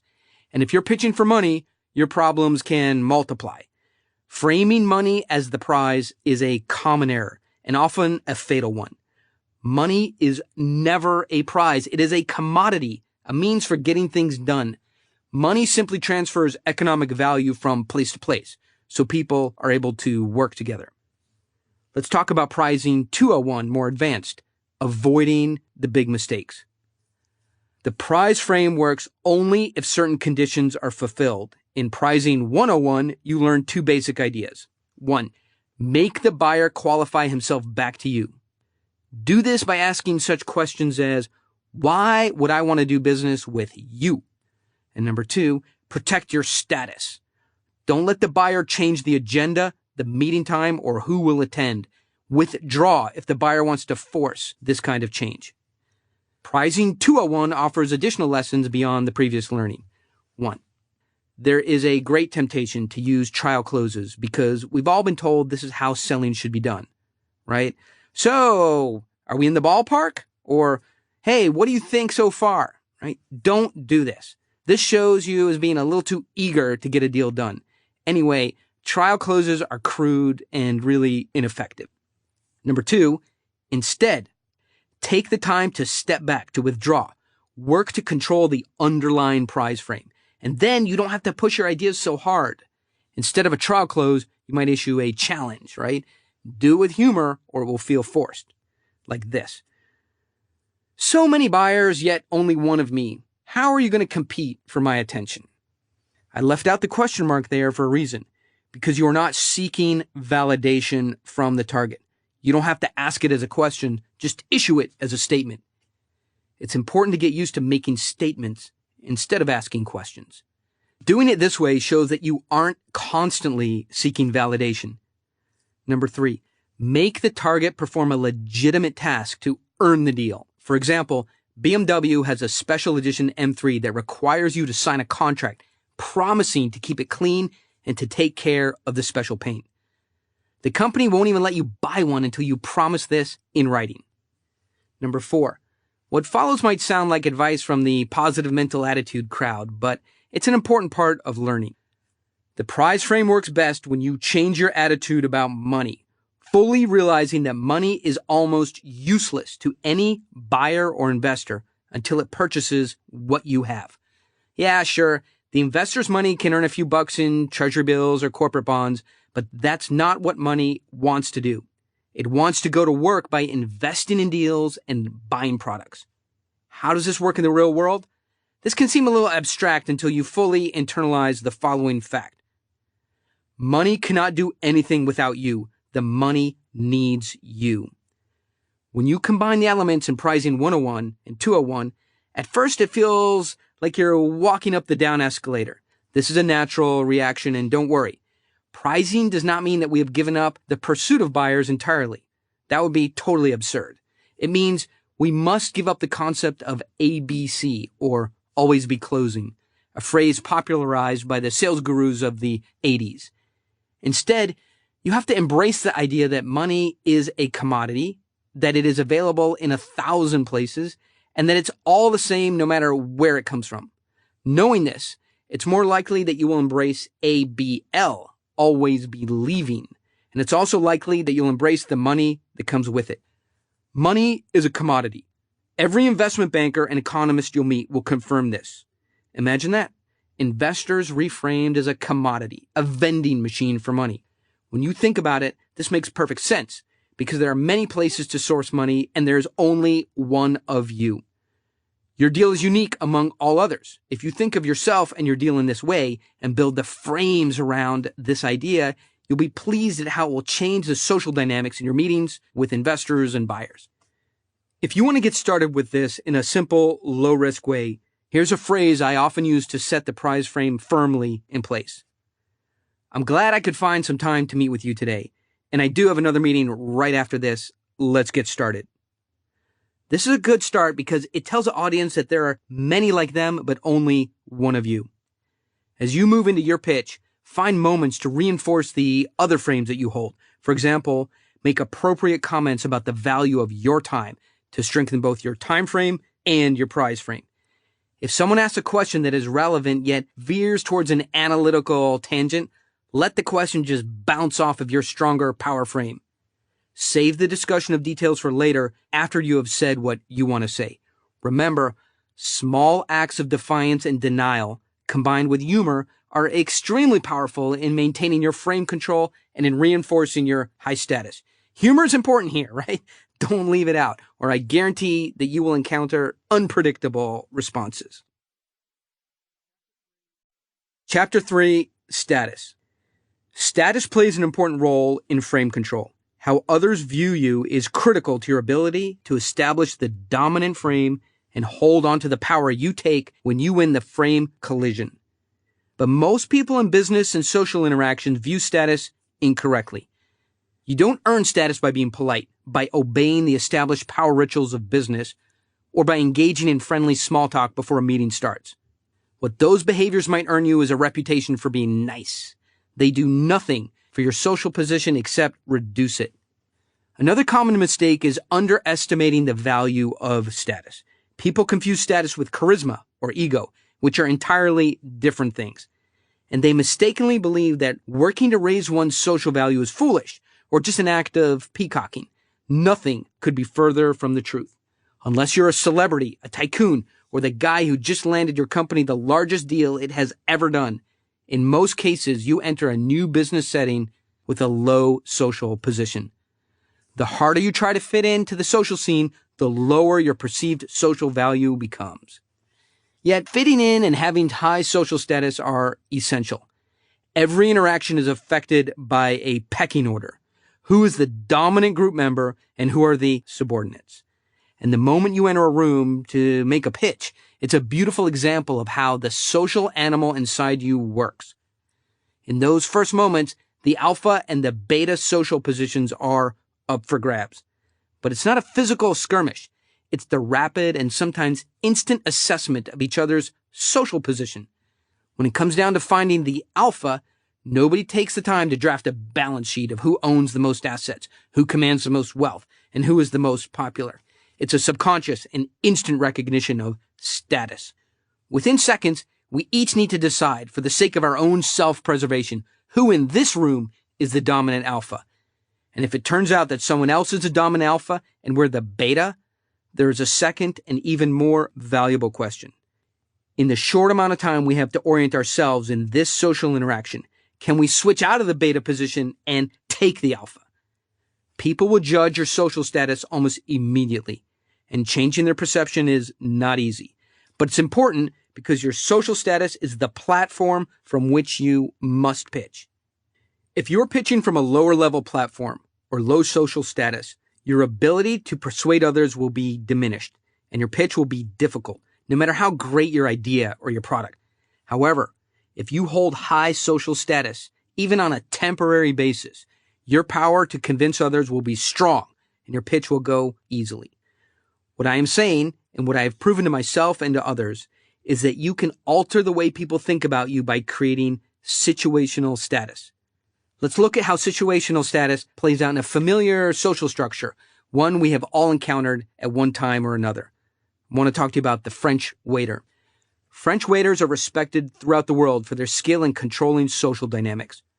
From the moment you enter their world, they set the frame and control the timing and sequence of events according to their wishes. They wipe out your status instantly, redistribute it as they choose, and control the frame throughout the exchange. You regain control only after the check is paid, the tip has been left, and you're ushered out the front door. I watched waiters work their frame magic a few years ago on a bustling boulevard in Paris. I stopped in at restaurant Lip on the main boulevard, and my waiter was Benoit, who started there bussing tables and washing dishes and moved his way up to head waiter. His father worked at this famous Left Bank restaurant before and after World War II, and today there is nothing about the history of this place that Benoit does not know. Benoit can show you the table where Ernest Hemingway did much of his writing during the 1920s, and can seat you there if he is feeling generous and senses that you will be generous in return. There is nothing he cannot tell you about the menu, every dish, every ingredient, every method of preparation. But To ask questions about the menu is a mild insult. Instead, it's better to ask him to recommend something. The same goes for the wine list, which is even longer than the menu. This is his job. He is the expert within the walls of his restaurant. I entered Lip with some friends I'd invited out to dinner. I was the host, so I carried myself with authority and high status. After all, I was the paying customer about to drop a big chunk of cash, and I wanted the waitstaff to understand my status and give me the best the restaurant had to offer. When I came in, they gave me a look that said, "Yes, I know the kind of person you are. You're all the same to me." Right? And the restaurant was starting to get busy, but it was not full. We wouldn't have to wait long, they said, as they looked down at the schedule and intoned, "Hey, it will be a few minutes while we prepare your table, monsieur. Please wait here." Yet, he didn't even move. He looked down, scribbled a tiny note on his seating chart, and began to ignore me. 15 minutes passed. I watched as the best tables began to fill. I looked at the manager, a little bit anxious, and he held up his index finger, indicating, "Hey, only a minute more." I returned to talking to my guests, defending my choice of restaurant and commenting on how good the food really is. "I promise you it'll be worth the wait," I told them. Finally, when the right amount of time had passed, the manager stepped away from his podium and said, "Madame, monsieur, your table is ready," waving at us towards a table with an open palm and outstretched arm. He seated us, handed us menus, and told us that Benoit would soon arrive to take our orders. A trainee brought water and bread, smiled, and then disappeared. Another 15 minutes went by before Benoit appeared, and the first thing he did was flash me a rebellious look. "Do you know what you would like to drink?" he asked, looking at the hand-tooled leather-bound wine list resting near my left hand. I didn't recognize many wines on the list, so I played the part of good host and ordered an expensive bottle for the table. This was Benoit's opportunity to perform a small but defiant act and to seize control of the high-status position, taking it away from me. You almost could hear the power transfer, clean and smooth, like the flip of a switch. "Monsieur, I do not think this wine is the best choice." He grimaced, taking the wine list away from me. Benoit turned the page and paused. I was embarrassed, and my face turned red.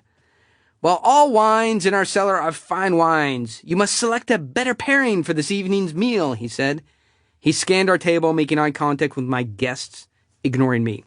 He suggested various meals for my guests, and after several minutes finally returned his attention to me. He flipped open the wine menu, stabbing his index finger at a wine that would meet his standard.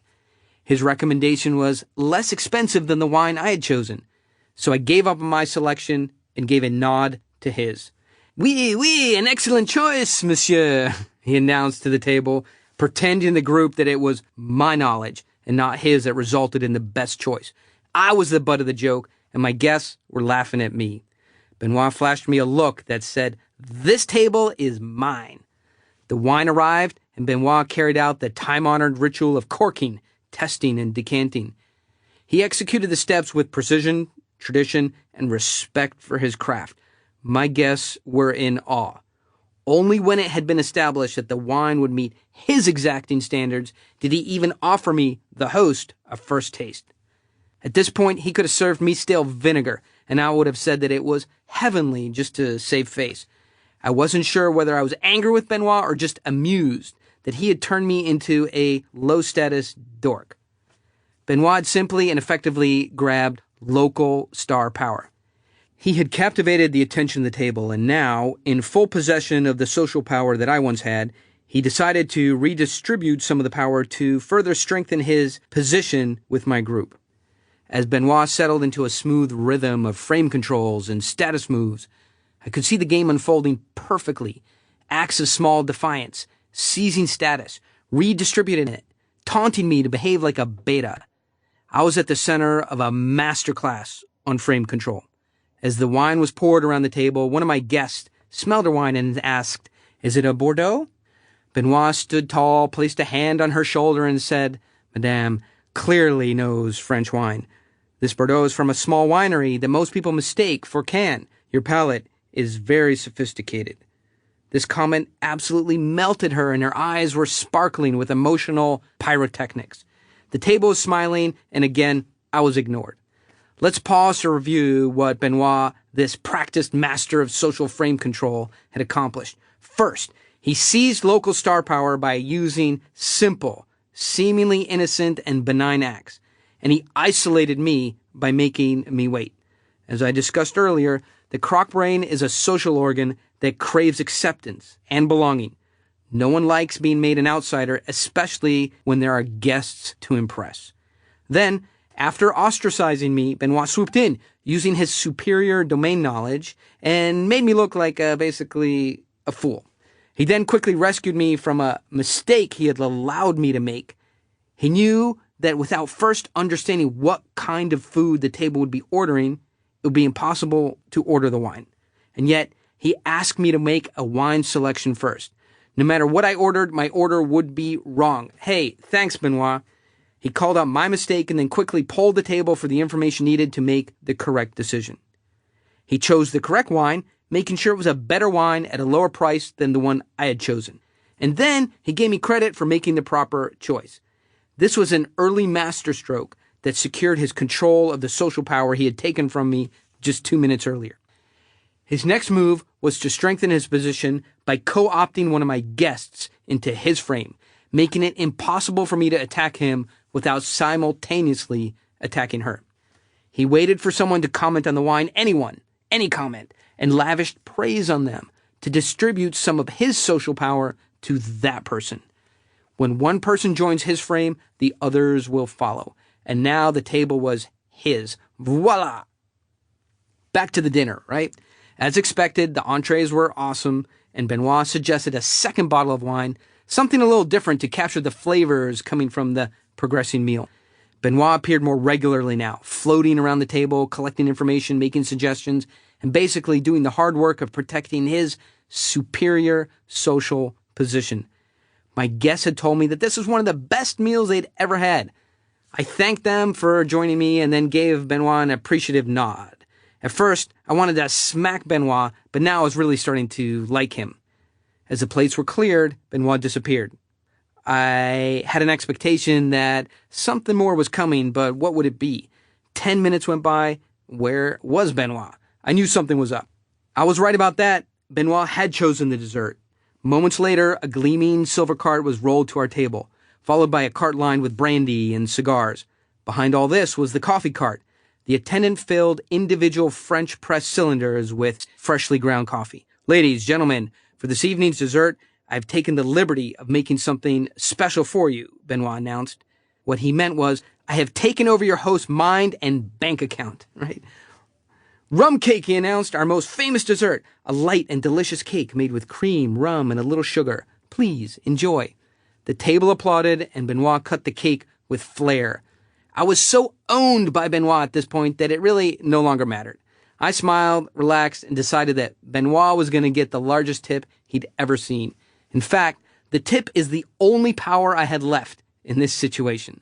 My guests were delighted, and now, as the evening closed over coffee and brandy, Benoit slowly released some social power back to me. For a very good reason. The check was coming, and I was sure it would melt my neocortex. Ladies and gentlemen, it has been a pleasure to serve you this evening, Benoit gushed. He deftly placed a small silver tray near my left arm.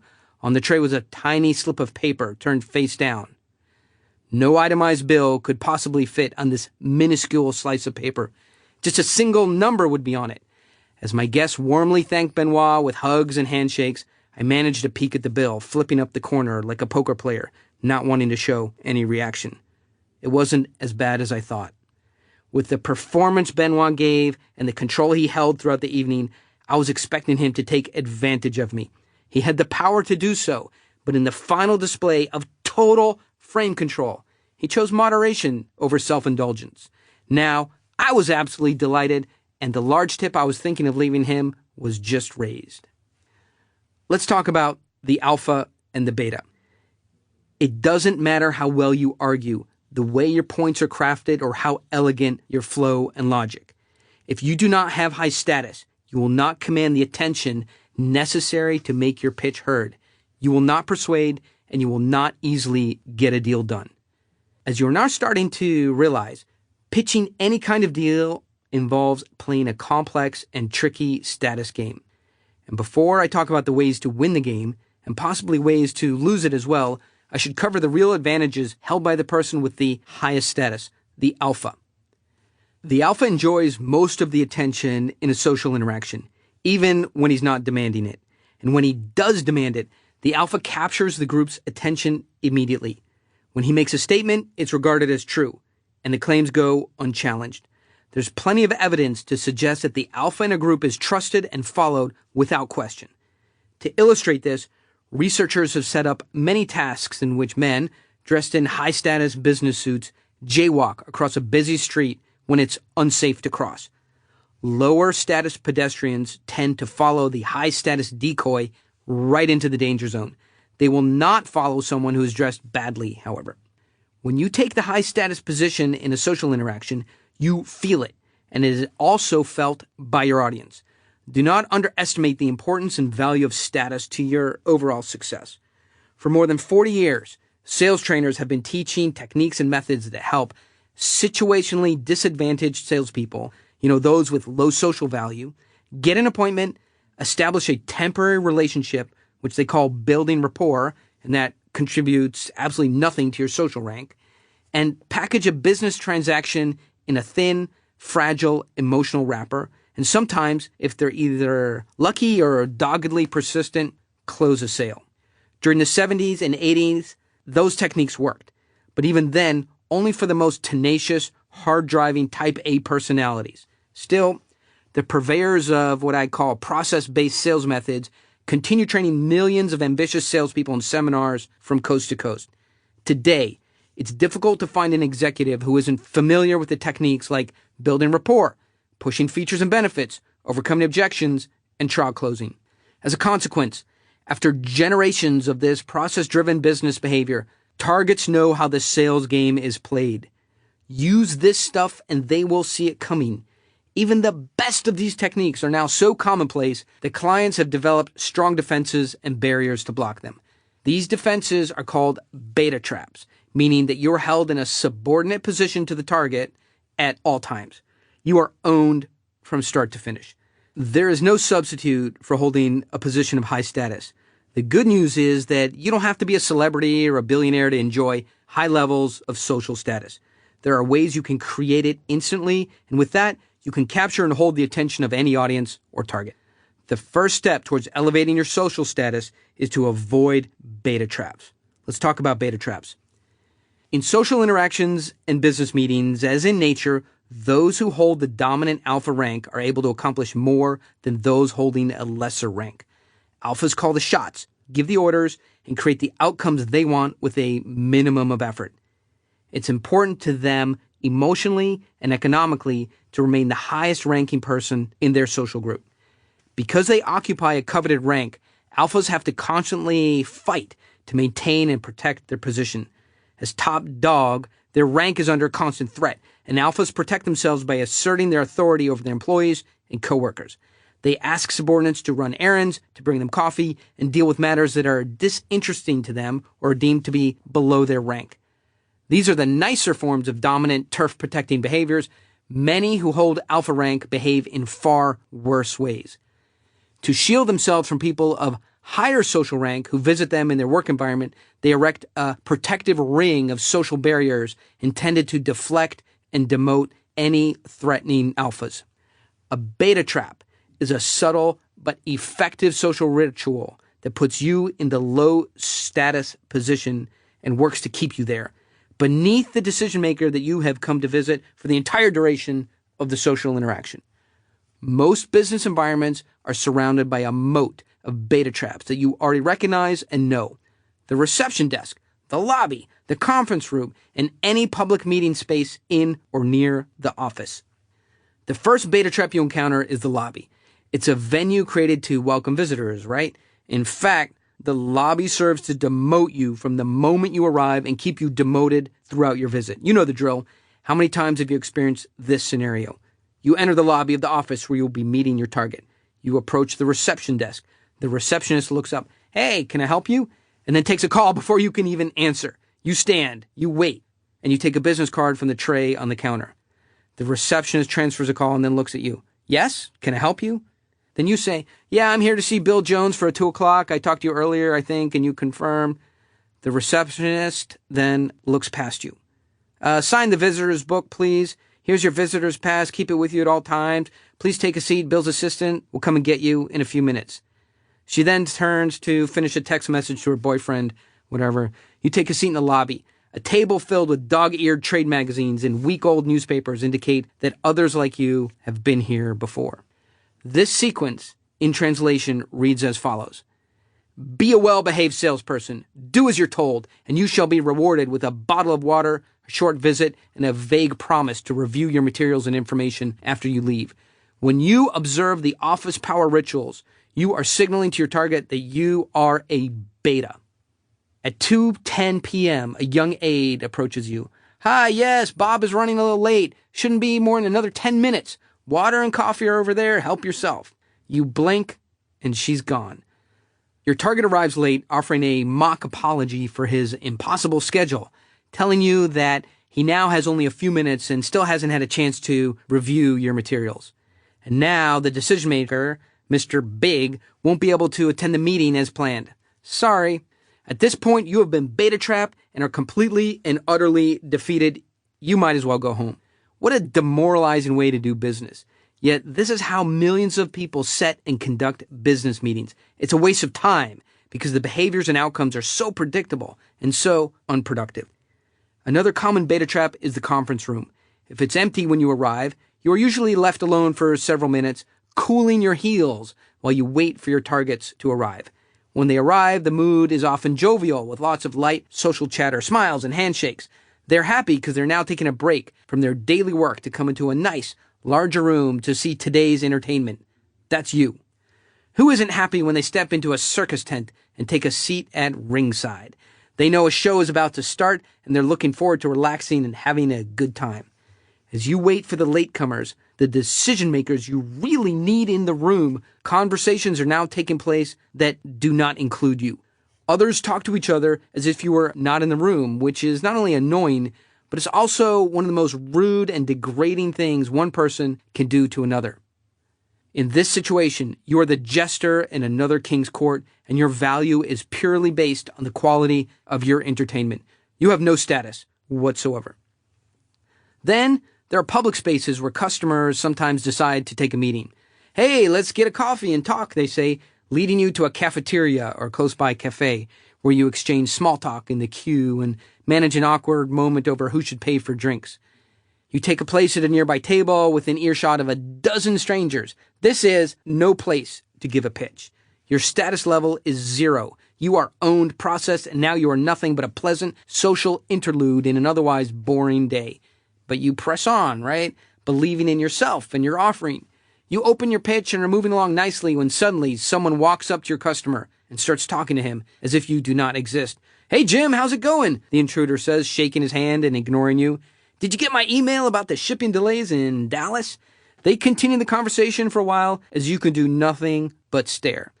Eventually, when he decides he needs to go bother someone else, the intruder leaves and your customer turns back to you. His face is blank, his eyes are empty, and his brain has stopped functioning. Where were we? He asks. Okay, need I go on? There have been many frame collisions in this interaction, but you didn't win a single one of them. You have no control over this situation. In general, public spaces are the most deadly beta traps and should be avoided. For a real pitch, coffee shops are an absolute last resort. I will mention one more public beta trap because it's common. Trade shows and conventions. If you exhibit at trade shows, you know that the absolute worst possible venue for pitching a customer is a tiny booth and the convention floor. There are so many distractions that not even a frame-controlled ninja could hold an audience's attention for more than a few minutes without being interrupted by noise, announcements, bag-carrying conventioneers mindlessly gathering free items and pens to fill their brightly colored sacks. If you need to pitch someone attending a conference, rent a hospitality suite or a hotel conference space or borrow someone's office or conference room. Pitch anywhere but on the floor of a convention hall. A person standing in a trade show booth may as well erect a neon sign over his head that reads, "I am needy." Like a caged pet shop puppy or a late-night infomercial host, you try to draw them into your 8 by 10 foot cube and hope to wow them with your pitch. It's sad. Let's talk about beta trapping in Bentonville. In the town of Bentonville, Arkansas, the art of beta trapping has been taken to an unparalleled level. You might call it the frame super collider. The world leader in the design, construction, and operation of beta traps is Walmart. At its headquarters in Bentonville is the world's most efficient salesperson grinding apparatus you will ever see.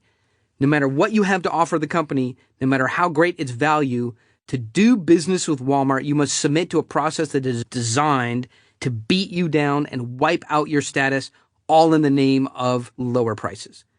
Think I'm exaggerating? Go to 702 Southwest 8th Street in Bentonville. Walk into the lobby. There you will find 2 enormous reception desks, one on each side of the room, with a hospitality area on the far right filled with grade school style chairs with writing desks attached to them for those who need to fill out forms. The perimeter of the room is lined with junk food vending machines for those who need a quick energy boost to endure what is coming. Between the 2 reception areas is a gleaming blue hallway marked with the Walmart logo, and that leads to another long hallway lined with dozens of 6 by 8 foot meeting rooms. These meeting rooms are equipped with a door, a window, and 1 small table, and 4 small plastic chairs. These rooms are where Walmart buyers meet with vendors. Let's look at the company's process. First, you sign in, receive a visitor's badge, and are told to wait in the lobby. You're welcome to enter the company's hospitality room, and you can purchase candy and Walmart-branded soft drinks from the vending machines. The person you are visiting receives a message that you are in the lobby. When the buyer is ready to meet and you're paged to the reception desk, you're walked back to an assigned meeting room where you're instructed to wait for your buyer to appear. As you are escorted to your assigned meeting room, you are allowed to see other vendors through the small glass windows of their cells. When you reach your cell, you're instructed to remain in the room until you are escorted out. Finally, the door is closed. Eventually, 1 or 2 buyers will enter your cell and your meeting will begin. The meetings are short and focused on what? Price, volume, logistics, your financial ability to support the Walmart account, and then on price again.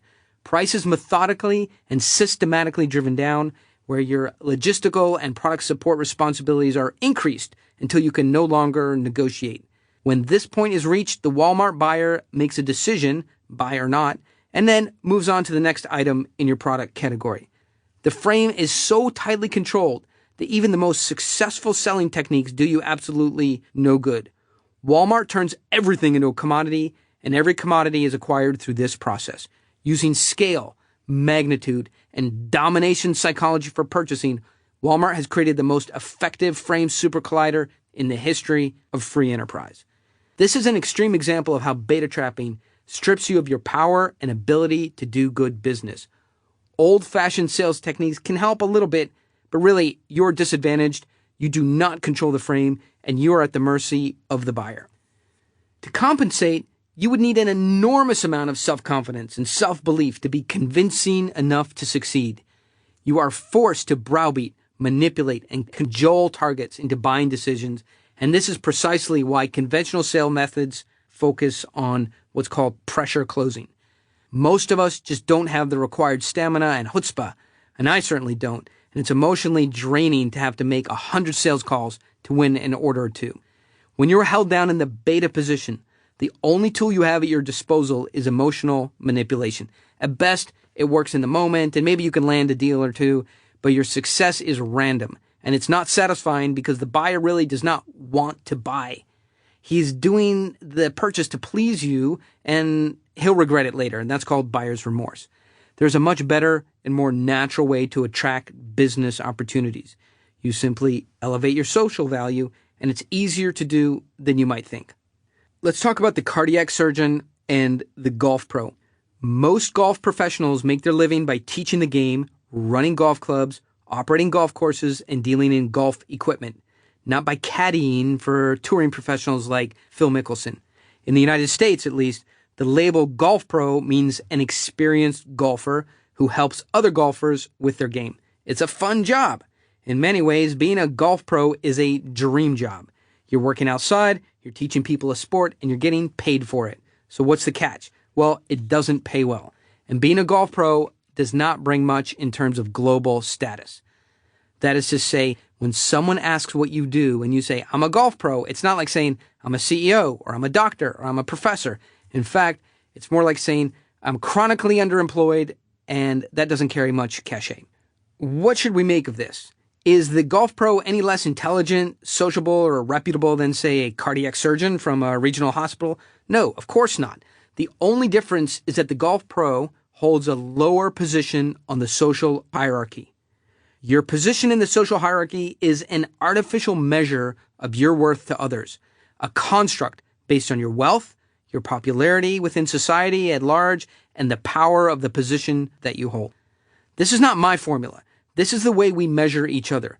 The golf pro doesn't make a lot of money compared to a cardiac surgeon. That makes his social status even lower. Or is it? When the surgeon takes a lesson with the golf pro, the status of each suddenly becomes more fluid. Something called situational status takes over. Out on the golf course, whatever wealth, power, and popularity the surgeon has becomes irrelevant. The domain has changed, and with that comes instant and significant changes in social value. Once the surgeon stepped into the realm of the golf pro, his status fell, and the golf pros rose.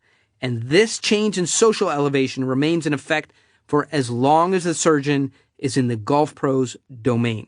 The golf pro's situational status is suddenly very high, now much higher than it was back in the parking lot. Now, the golf pro tells the surgeon what to do, when to do it, and how to do it. If the surgeon doesn't comply, the golf pro reprimands him. Through a simple domain change, the roles have reversed. And it is in this role reversal that we begin to see the incredible power of situational status. Think about this for a moment. Your social value is fluid and changes with the environment you are in, or the environment you create. If you want to elevate your social value in any given situation, you can do it by redirecting people into a domain where you are in charge. And this is easier to do than you might think. Our position in the social hierarchy is not locked in place. While the global status of our social standing may remain whatever it is, our situational status can be mobilized in order to temporarily create a high status position whenever that is needed. While we temporarily hold high power, we can get a lot of things done as effectively as those with financial or political high status. This is called creating local star power. Super important. With local star power, you'll be able to succeed in pitching audiences who just don't even know you. The first impression we make on another person is based on that person's automatic calculation of our social value. As a survival mechanism, the other person's brain is making it a priority to understand where you fit in the social structure. The person makes a really hasty judgment using 3 measurable criteria: your wealth, your power, and your popularity. Based on some quick mental shorthand, the person is going to assign you a social status level, and from that calculation, a frame will be fixed. The person will not necessarily even consciously think about this. The people jaywalking behind the man in the nice suit, if you recall, did not deliberately pause to consider his status or think about whether it meant he was likely to cross streets safely. They just automatically calculated his likely status and crossed the street with him and behaved in accordance with his status. Elevating your social status. The first thing you do when you meet a target is to establish your local star power. If your meeting happens to be on your turf, like the golf pro or the French waiter, use your domain expertise and location knowledge to quickly take the high status position.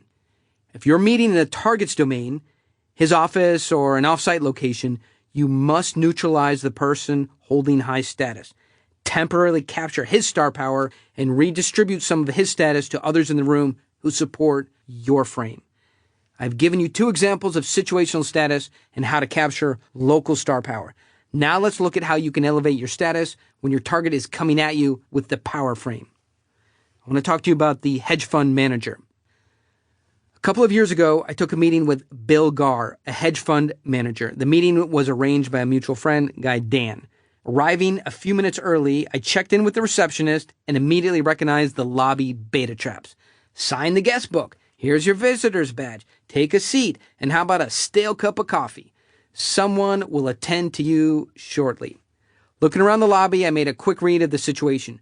Green marble floors, modern chrome and leather furniture, rich accents, all designed to convey a single message. I'm rich. I'm powerful. Fear me. Revere me. I knew what this was. I was on a conveyor belt headed straight for the status-crushing machine. Soon my forehead would be stamped beta, and I'd have a 15-minute meeting with Bill, and then would be shown the door. I knew instinctively that our first frame collision would not yield power to me. While I waited for Bill, I began to think of another way to acquire high status and take control of the frame. Eventually, an assistant ushered me back to Bill's corner office. The level of luxury had been taken up a notch. His private office was, quite frankly, it made the lobby look like a construction trailer. Teak furniture, Persian rugs, titanium and glass fixtures, a couple of dozen framed pictures of Bill with various politicians and celebrities, and from his windows, a panoramic view of Beverly Hills that rivaled the view from Mulholland Drive. "Have a seat," Bill said, without looking up from a document he was reviewing at his desk.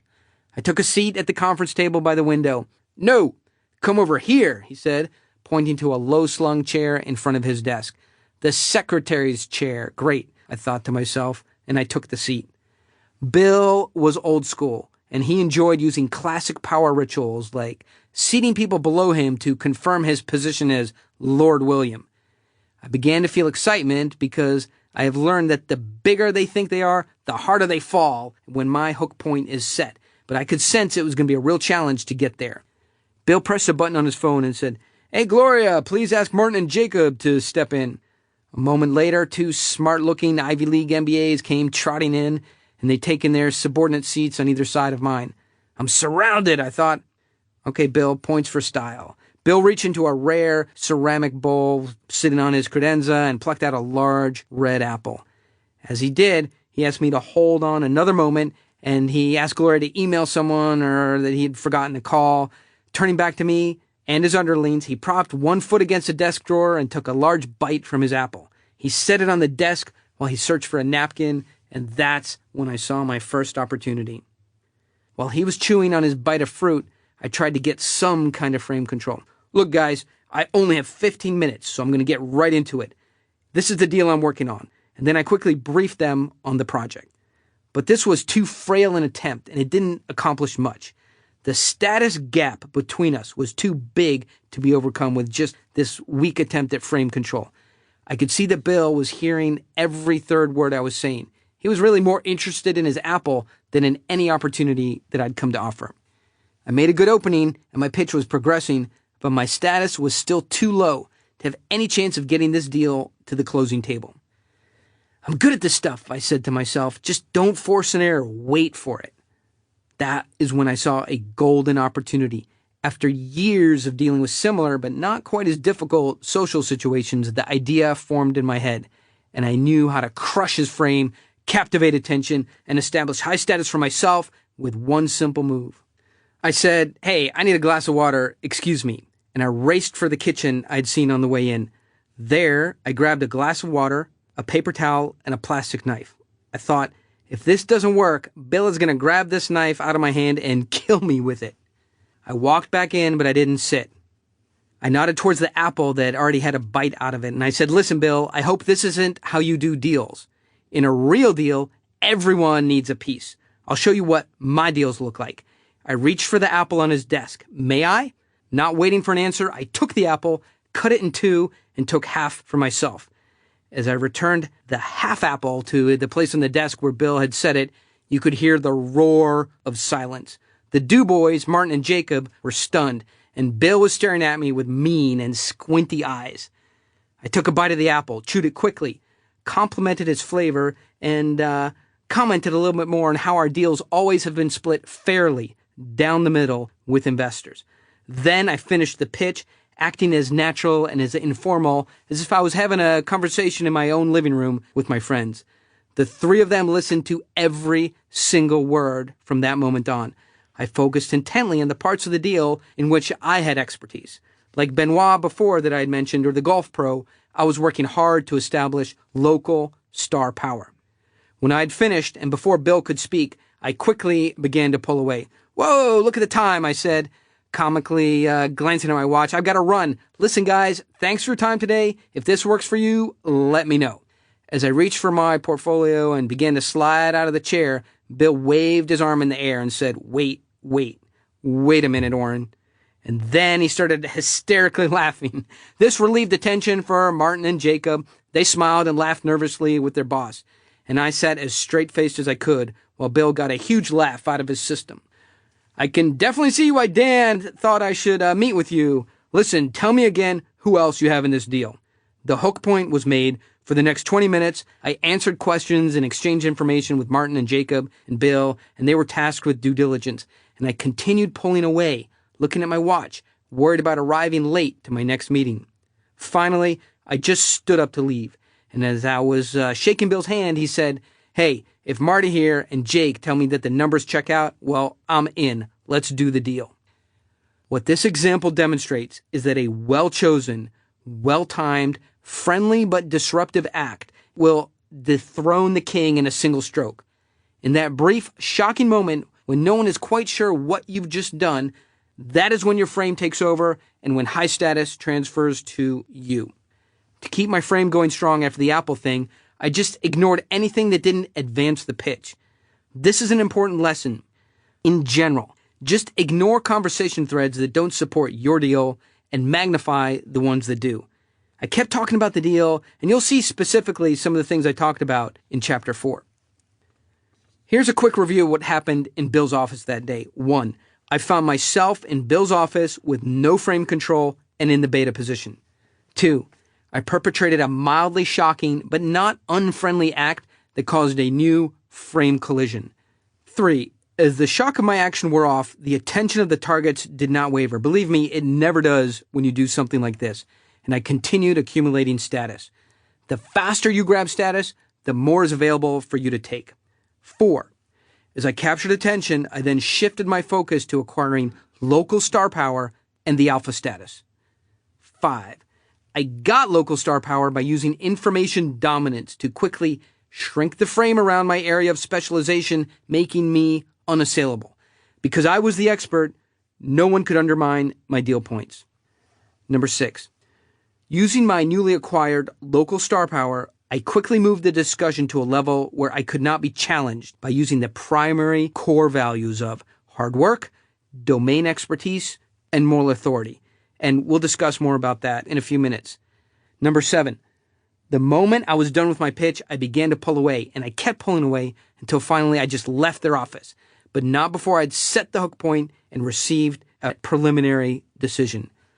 These rules are applicable to any situation where you're pitching on someone else's territory. Here's some other important things to remember.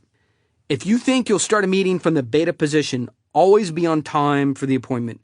When you're late, you're just giving away power. It's difficult to establish strong frames when you can't play the game of business by its most basic rules. Also, momentum is key. Create high status immediately. Do not hesitate. Choose a frame, force a frame collision, and at the most opportune moment, and do it early. The longer you wait, the more you reinforce the status of your target. Another thought. Avoid social rituals that reinforce the status of others. Idle social banter just diminishes your status. Also, have fun. Be popular in that environment. Enjoy your work. There's nothing as attractive as somebody who's enjoying what he or she is doing. It attracts the group around you, and it allows you to build stronger frames and hold them longer. As we've been saying, when you're the high status person in a social interaction, you get all the good stuff. When you're the alpha, life is easy. The statements you make are trusted. The emotions you show will set the overall mood in the room. And most importantly, when you speak or gesture or even look like you might speak or gesture, people will turn their attention towards you. Just remember, this process is geared to build and seize situational status, and that's temporary. Once you leave the social encounter, it's wiped out, gone. And if you come back later, you'll have to start over and build it again. even if that's only 5 minutes later. And you won't be able to seize global status. That's the honor or prestige attached to a person's position in society. Global status is the sum of a person's wealth, popularity, and power. For example, you're not going to sit down with a billionaire and have him believe that you're somehow a triple billionaire. Global status is fixed. It's only situational status that you can grab and control. Fortunately, you do not need to be rich, famous, or powerful to enjoy status in your business encounters or in your social situations. If you do not have high status, you can create it temporarily. Let's summarize this seizing situational status. Here are the steps involved in elevating your status in any situation. You will recognize some of these actions from framing, and really for a good reason. Frame control and status are closely related, as are the pitch techniques you'll learn in the upcoming chapter 4. So 1, politely ignore power rituals and avoid beta traps. Number 2, be unaffected by your customer's global status, meaning the customer's status inside and outside the business environment. Number 3, look for opportunities to perpetrate small denials and defiances that strengthen your frame and elevate your status. Number 4, as soon as you take power, quickly move the discussion into an area where you are the domain expert, where your knowledge and information are really unassailable by your audience. Number 5, apply a prize frame by positioning yourself as the reward for making the decision to do business with you. Number 6, confirm your alpha status by making your customer make a statement about you that qualifies your higher status. This last step, it's really of vital importance, and it's not as scary as it sounds. As I pointed out earlier, I do not abuse the power I'm holding by committing overt acts of dominance. Instead, got to be playful with lots of give and take that makes business fun. One of the best ways to get a customer to confirm your alpha status is to make him defend himself in a lighthearted way. Not only does this let you know you're still in control, but more important, it also reminds the customer that he holds a subordinate position to you. The customer will defer to you even in front of his underlings. I may say something like, "Hey, remind me again, why in the world would I ever want to do business with you?" This usually gets a few laughs and a serious response amidst all the laughter. "Hey, Oren, you want to do business with us because we're the largest bank in California?" To which I would say, "Yeah, that's good enough. I'll keep that in mind." It needs to be playful and interesting with just a little edge to it. Keep the customer qualifying back to you in this way as long as you can. Do it as much as possible right up to the point when it becomes a little awkward or it's just like taking a little too much time. Ask another qualifying question. "Hey, guys, have you ever done a deal this large before?" And so this is the best way I've found to get an audience to qualify my dominant frame. Now that you have an understanding of frames and how to create and use status to support frame control, let's move on to the heart and soul of my method, the pitch. Chapter 4, Pitching Your Big Idea. In 1953, molecular biologists James Watson and Francis Crick introduced the world to the double helix DNA structure. That's the so-called secret of life. And it's widely considered the most important scientific discovery of the 20th century. Their presentation earned Watson and Crick the Nobel Prize. And what is most striking about this accomplishment is that the full presentation takes just 5 minutes to read aloud. That's the complete presentation, introducing the secret of life, explaining it in detail, and showing how it works.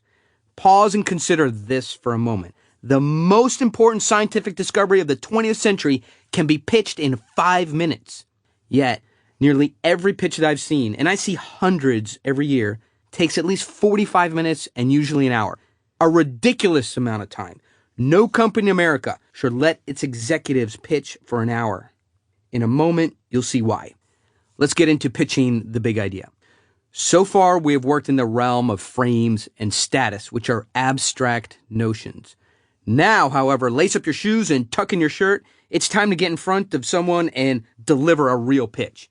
And if you're the front man, the guy who has to take a big idea on the road and pitch it, you need to know exactly how to give a complete presentation in a much shorter time frame than most other people.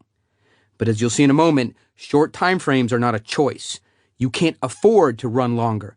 The audience's brain won't give you more time. And worse, when attention runs dry after about 20 minutes, the brain starts forgetting things it had already learned. Talk about going in reverse.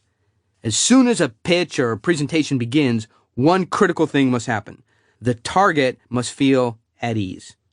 In the vast majority of cases, they don't, because they don't know how long they're going to be stuck listening to you. And you're a stranger. Most people just don't want to sit through an hour-long pitch. To put them at ease, I have a simple solution. It's called the time constraint pattern. This is what you say exactly to let the target know he isn't trapped in the typical hour-long meeting. Guys, let's get started. I've only got about 20 minutes to give you the big idea, which will leave us some time to talk it over before I have to get out of here. Doing it this way puts the target at ease. It shows that you know what you're doing and that you're a pro. Look, anything can be pitched in 20 minutes by a pro. It also shows that you're busy because you have a big, strong idea and you can't hang out too long in this meeting or in any single meeting to talk about it. What's important here is not your mastery over the details, but your mastery over attention and time. Instead of trying to achieve what is virtually impossible, that's holding the target's attention for longer than 20 minutes, we need to observe the limits of the human attention span. You're going to make the pitch in 4 sections or phases. Here's what they are. Number 1, introduce yourself and the big idea. That's about 5 minutes. Number 2, explain the budget and the secret sauce that you have. That's about 10 minutes. Number 3, offer the deal. That only takes 2 minutes. And number 4, stack frames for a hot cognition, and that takes about 3 minutes. That's 20 minutes in total. Let's get into more detail here. Phase 1, introduce yourself and the big idea. Following this formula, the very first thing you need to do, even before you think about explaining your idea, is to give people your background. But you have to do this in a specific way. Your success depends on how well and how fast you do it. After the introductory chit-chat, where you establish status and use frame control, it's natural for the target to ask, hey, what's your background? Or, how did you get started in this? At that point, you can begin the pitch starting with your track record of successes. Not a long rundown of the places you worked. Not all the projects you were tangentially involved with. Not your whole life story. The key to success here is making it about your track record. Things that you have built. Projects that you were on that actually worked out. Successes. Spend less than 2 minutes on it and definitely not more. And don't worry, before your pitch is over, the target is going to know a whole lot more about you. When a friend of mine, Joe, was getting ready to get financing from Boeing, here's how he did it. Number 1, hey guys, my degree is from Berkeley. I did my MBA at UCLA. Number 2, after that, I was at McKinsey for 4 years, but really, my only home run there was a sales program I built for Lexus. I saved them about $15 million, and they still use it today. Number 3, I left consulting 6 months ago to work on the big idea that we're going to talk about in the next few minutes. Yeah, for sure. Joe has done a lot more than that over the years. But so what? Only his big wins are worth talking about at this point. Is there a lot more to your background than this? Of course, there is. But in the pitch, time and attention are not infinite. In fact, they're extremely scarce. And you're going to need all the time available to get and keep frame control. Plan to stroke your own ego later when the deal is more likely to go through. Many times I've seen people spend 15 minutes or longer on their background. That's absurd. No one is that fantastic. You know, people always think if some background biography is good, then more is better. But people's brains do not work that way. Research has shown that your impression of someone is generally based on the average of all available information about them, not the sum of the information, the average. So telling people one great thing about yourself will leave them with a better impression than you telling them one great thing and one pretty good one. And it gets worse if you tell them one great thing, one pretty good thing, and 2 mediocre things. Just stop by telling them one great thing about yourself. Get your track record on the table and do it fast, clean, and problem-free. This is not the place to get hung up with questions, deep conversations, and analysis. There is still a lot to do. Is this different from what you're used to? Is framing it this way a completely new way of looking at pitching? Yes to both. But if you don't feel like changing to frame-based pitching, you can always console yourself with the fact that you are not alone. Wasting time and focusing on the wrong things are problems that exist at the highest levels of business. Let's talk about the why now frame. You're almost ready to pitch the big idea, but first, a reminder of the obvious. Nobody wants to invest time or money into an old deal that has been sitting around for some period of time. This is why you need to introduce a why now frame. It's vitally important that the target knows that your idea is new, it's emerging from current market opportunities, and it's not some relic left over from bygone days. The target needs to know that you're pitching a new idea that came to life from a pattern of forces that you recognized, that you seized, and that you're now taking advantage of. And the target needs to know that you have more knowledge about these things than anyone else. There are unspoken questions in the target's mind as to why your idea is relevant and important and why it should be considered as important right now. By anticipating these questions and definitively answering them before they're verbalized, you will tick an important checkbox in the target's mind and put the target more at ease. Everything you say from that point forward will have context, greater meaning, and more urgency, reinforcing its scarcity. What I've discovered over time is that in every business there are three market forces that together triangulate to answer the why question. And you can use these forces to create a strong why now frame. So let's talk about trend casting and the three market forces pattern. When you describe your idea, project, or product, first give it context by framing it against these three market forces or trending patterns, the ones that you believe are most important. So first of the forces is economic forces. Briefly describe what has changed financially in the market for your big idea. For example, are customers wealthier? Is credit more available? Is financial optimism higher? Increases or decreases in interest rates, inflation, and the value of the dollar are considered as prime examples of forces that have significant impact on business opportunities. Number two is social forces. Highlight what emerging changes in people's behavior and patterns exist for your big idea. An obvious example in the market is for automobiles. Concern over the environment. A social force is driving demand for electric vehicles. And number three, technology forces. Technological change can flatten existing business models and even entire industries because demand shifts from one product to another. In electronics, for example, change is rapid and constant, but in furniture and furniture manufacturing, change is more gradual. Describe the genesis of your idea, how it evolved, and the opportunity you saw as it was emerging. The backstory of the idea is always interesting to the target. Once the story is told, everything you say in your pitch will be legitimized by it. As you craft your backstory, think in terms of how it came to be where it is today and how you found it. Describe the steps in its evolution and show how it evolved, how it moved to finally become the opportunity you have now identified and captured. The three basic steps to do this are, number one, explain the most important changes in your business. Forecast the trends. Identify important developments, both in your market and beyond it. Number two, talk about the impact of these developments on costs and on customer demand. And number three, explain how these trends have briefly opened up a market window. Here's an example that ties the three market forces together into a very tight pattern that supports the why now frame for a product, let's just call it Upright, a device you wear on your wrist that wakes you up slowly at exactly the right time so you feel well rested when you wake up. So the economic force. The cost of making this product has gone below the $10 mark. This means the retail price point can now be $69. We've been waiting 2 years to hit this price point. That's an important economic force. The social force.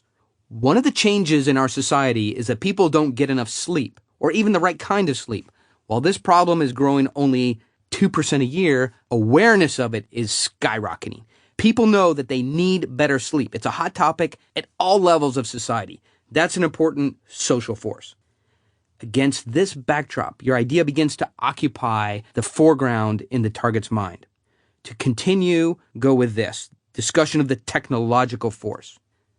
This device requires a controlling chip and a solenoid that now can be manufactured small enough and at a controllable price, allowing us to do mass market manufacturing. That's an important technological force. By starting your pitch with the three market forces, your idea now enjoys a prominence that it did not have before. Now your idea has a history, an exciting evolutionary path to the present time, and it has credibility. The idea is displayed against the economic, historical, and sociologic changes that made it emerge from the shadows. But it has just barely emerged. You were alert, and you saw the potential, and you are now developing it. This is a nice point to strengthen your prize frame, by the way. It does not matter what your idea, project, or product is. They all have a history and legitimacy when framed within the three market forces pattern. With the three market forces pattern, everything has a story that can be told. As you write the why now frame for your idea, start by thinking in the broadest terms possible, going back as far as you need to go to understand and explain how it came from the past into the present and why it's special. Remember, it doesn't matter if you're pitching jet fighters, securities, real estate, software, or cotton balls. You need to frame your deal in this way because it explains the force behind its evolution. Movement is a critical element in the why now frame. Your target needs to understand the forces that are pushing your deal and to understand that your success is inevitable and imminent as a consequence of these forces. This is another area where you need to understand how the crocodile brain of your audience or your target is working. A huge part of the brain is devoted to detecting movement. This is what makes it so hard to find things you have lost in the moment. Your keys, your cell phone, or pencil, they don't move. You can look right at something and not see it because it is standing still. This is why animals, when they're frightened, tend to freeze. Your brain grows accustomed to things that are not changing, and then they effectively vanish from sight. A bird, holding its head very still, can hunt efficiently because the only thing it can see is a wiggling worm. If you injected your eye muscles with curare, a paralytic poison, the same thing would happen to you, even without such injections. It is clear that movement captures your attention. And this is what you want to take advantage of with your pitch. You don't show people a static picture of how the world would be if your plan were implemented, but instead you show them how your idea is moving away from the current standard to a new way of doing things. There's one more detail about the brain and how it works that you need to know, and it's called change blindness. Change blindness. It is surprising, but if you show people two pictures in rapid alternation, and one of those pictures has some change in it, even a relatively major change, people will not see it. You can replace grandma and a tree in two different photos. It does not count as movement when you do it this way, and the brain ignores it. You can hunt and hunt for what is different between the two pictures as they go back and forth from your vision, and you still think they're identical. It is only when your attention is focused deliberately on the thing that is changing that you can finally see it. Once you know this fact about how your audience's mind works, you realize you cannot just show audience members two possible states and hope that the difference captures their attention. You need to show the movement from one to the other. We are not wired to see or hear a static pitch. That was the old way, but this is the new way. That can trigger change blindness, where the target won't get or understand your deal at all. The formula I've just given you, the three changing market forces, overcomes the potential for change blindness. With three market forces coming into alignment, you are literally showing the mind's eye how the market is moving to benefit your big idea. Here's an example of my colleague Joe giving a pitch. Hey guys, in recent years, there hasn't been much going on in the business of building new airports. In fact, it would be fair to say that the market has been dead, but now things are heating up. Three major forces are changing the market. First, banks have started lending to aviation projects. Second, the Federal Aviation Authority, the FAA, is now issuing building permits where they previously weren't. And third, our main competitor is excluded from bidding on this deal because they have a conflict of interest. 1, 2, 3. The target sees that there's a market rationale for Joe's airport deal. It makes sense. The combination of the bank's new willingness to lend, the new FAA pressure on the airport, and the lack of competition have created the opportunity for this deal to happen now. One of the most important things I've learned that has made every one of my deals possible is that targets simply do not like old deals. They want to see movement, and they don't like deals that have been sitting around for a while, that have been ignored by other investors or partners. It would be like the copier salesman saying, "Hey, how would you like the Model T100? We've got 50 of them in the warehouse and they've been hanging around forever. Introducing the big idea. This does not take 15 minutes. It takes 1 minute. You don't have to explain the big idea in great detail. Oh, I know you want to. It's instinctive. First, introduce yourself. Then dive into the details. I get the same urges to do it that way. And it seems like the perfect time to do it at the beginning of the meeting. But the beginning is not the time for details. Your target doesn't want to know the details yet. So the pitch temperature is cool. Lots of details will turn it stone cold. The details can come later. First, you will establish the big idea using the idea introduction pattern. The venture capitalist Jeff Moore, who I know, developed this pattern in 1999 and it still works today. Let me tell you about the idea introduction pattern. It goes just like this. For target customers who are dissatisfied with the current offerings in the market, my idea and product is a new kind of product category. It provides these key problems and these solutions and these features. Unlike competing products such as Acme and Johnson Company and Smith Company, my idea and my products have these important features. So that's the structure. Here's an example of a quick introduction for a big idea I'll call Energy Tech 1000. For companies with large buildings in California and Arizona who are dissatisfied with their aging solar panels, my product is a plug-and-play solar accelerator.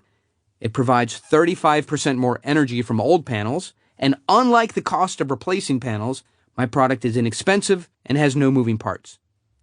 Right? So that's it. The big idea can be introduced with this pattern in about 1 minute. Here's another example of the idea introduction pattern. For busy executives who don't have enough workspace on their computer monitor, my product is a visual array that provides 8 flat screen monitors linked together that can fit on any desk. Unlike the common do-it-yourself solutions having just 2 or 3 monitors, my visual array lets executives use Excel, Firefox, Word, Gmail, Skype, Photoshop, Explorer, and Trading Desk all at the same time with no confusing windows. So continuing the examples, here's how Joe used the idea introduction pattern to introduce his airport deal. This is example 3. For investors needing a 10% cash yield or better, who are dissatisfied with risky investments such as stocks, my airport deal is a project with low risk and lots of protection that provides a current cash flow. And unlike most development projects, you can cash out anytime you want. So certainly this does a lot to capture the target's attention. It is important to realize, however, that capturing the target's attention doesn't mean that you're commanding attention. You will soon be skeptical that attention can ever be commanded. What's worse, you'll appreciate how it can be lost in a few seconds by making a few wrong moves. The rudimentary model of how attention works goes like this. We notice things that have movement through space and time because they are most likely to be important. But there's a catch. A lot of time, the things that move are also things that we have to run away from. Starting from this premise in the pitch, we want to create attention without threat. This is why I've come to believe in and rely on the idea introduction pattern. Because of all the ways to introduce an idea, it does the least to trigger threat avoidance in the croc brain. Neuroscientist Evian Gordon is convinced that minimizing danger and threats around us is the fundamental organizing principle of the brain. As I've said before, the croc brain doesn't think about threats too deeply. It just reacts. It doesn't stop to research whether the snake coming toward us is a copperhead or a cottonmouth.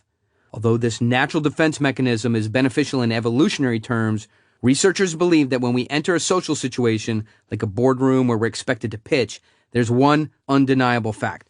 We sense a potential threat to our own well-being. For example, we could get rejected. We could embarrass ourselves. We could lose the deal or lose face. When these social threats appear, the threat avoidance system in our own brain starts pumping adrenaline and other neurotransmitters. Anxiety kicks in. We've all felt it. That moment when we're standing in front of an audience and it feels like they're not paying attention. Our heart rate increases, our face turns flush, and sweat pores open up. We're responding to a social threat. It's important to recognize that humans are hardwired for social interaction.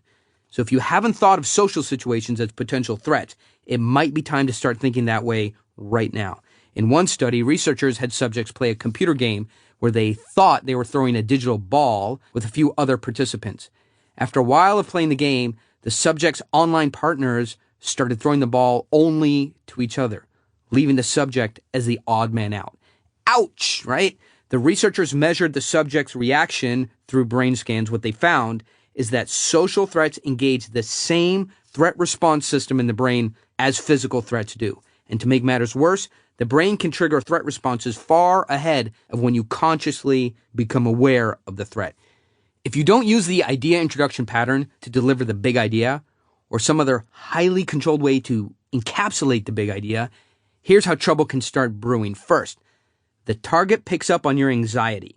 Second, when you see the target get uncomfortable, you get more tense and you look tense. Third, an endless feedback loop starts. The target senses your anxiety and a similar threat response triggers in his system. You have lots more to do in this pitch. You've barely started and you don't want to get caught up in this negative feedback loop. It's too early in the pitch to start dealing with serious malfunctions. The idea introduction pattern breaks the idea down to the essential basics. Here's what it is, here's who it's for, and here's who I compete with. No anxiety, no fear, no drama. Let's review the actions to take in phase 1 of the pitch. First, you put the target at ease by telling him in advance that the pitch is going to be short, just about 20 minutes, and that you're not going to be hanging around too long afterwards. This keeps the target's croc brain focused on the here and now and feeling safe. Then, you give your background in terms of a track record of successes, not a long list of places and institutions where you simply punch the clock. There's plenty of evidence to suggest that the more you talk about your background, the more average it becomes because the target is hardwired to average information about you, not add it up. Next, you show that your idea is not a static flash of genius. Rather, there are market forces driving the idea, and you are taking advantage of a brief market window that has opened up. And you've admitted that there will be competition, showing that you're not naive about the realities of business. Because the brain pays attention to things that are in motion, you paint a picture of the idea moving out of the old market into the new one. Doing it this way, you don't trigger change blindness, which would make your deal easy to neglect.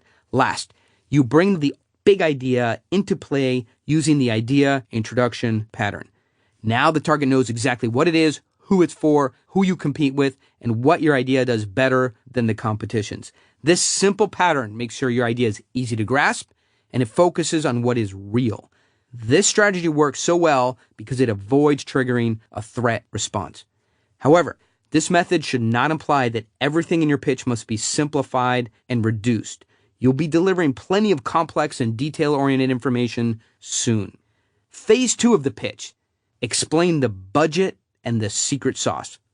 It's been easy to maintain the target's attention so far. In phase 1, all you had to do was introduce yourself and the big idea in about 5 minutes or less.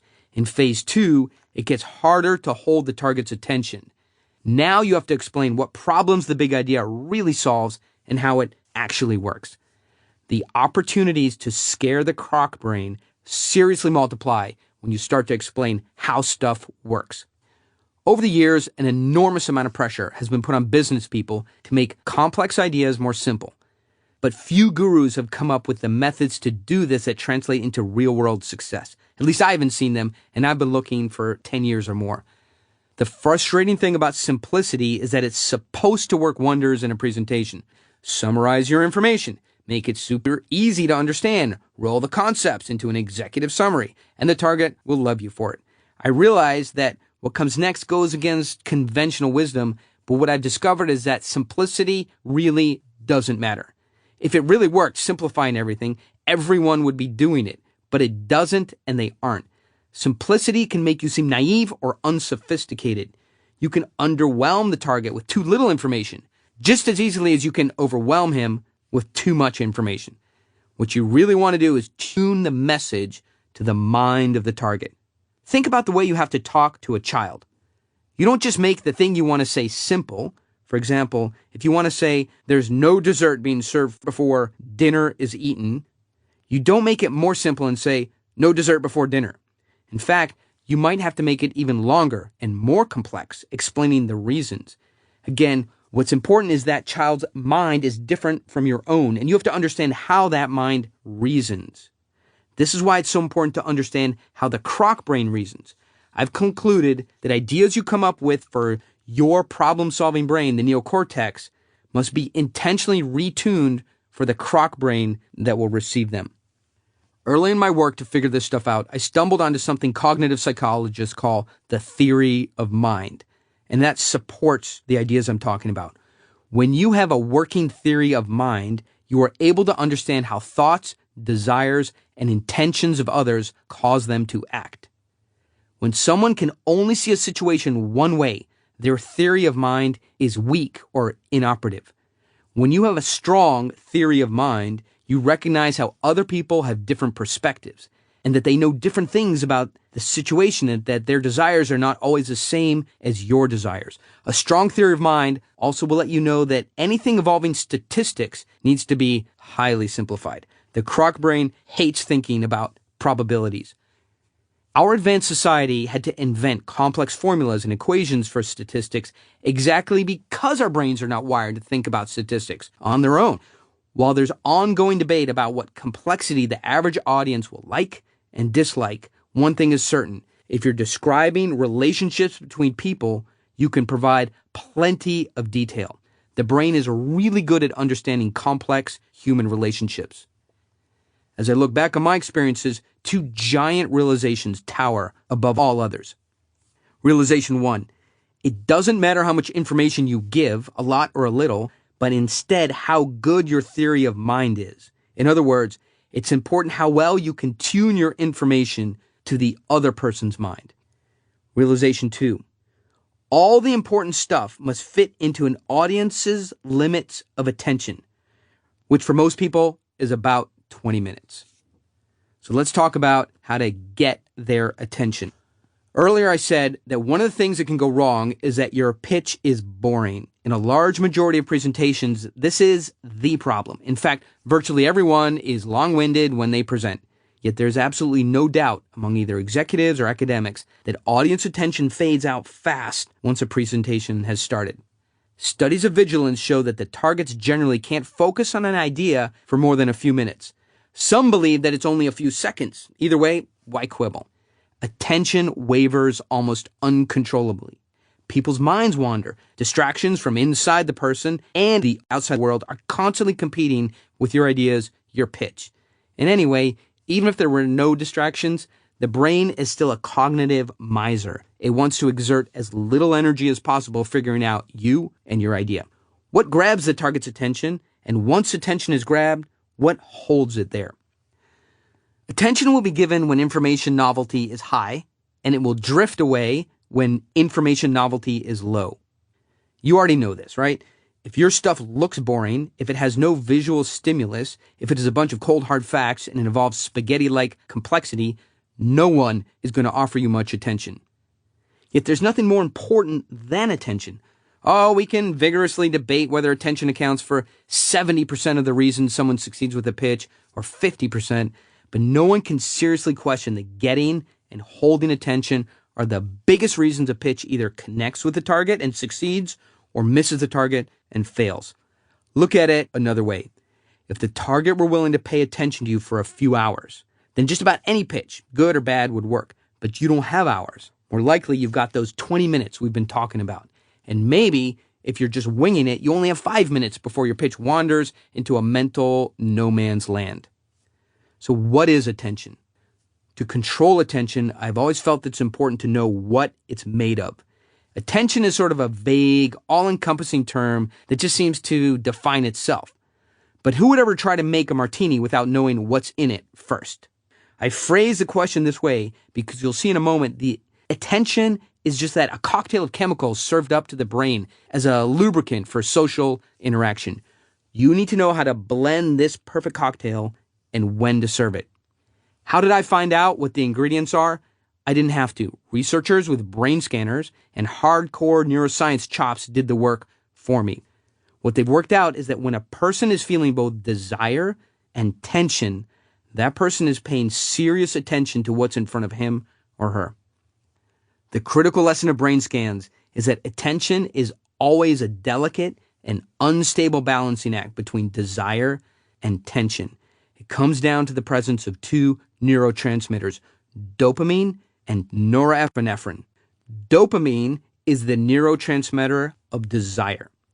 Norepinephrine is the neurotransmitter of tension. Together, they add up to attention. If you want someone's undivided, fully engaged attention, you have to provide these two neurotransmitters. These two chemicals work together, and you need them both to be coursing through the crocodile brain of the target, but each has a different triggering mechanism. To give a dopamine kick and create desire, you have to offer a reward.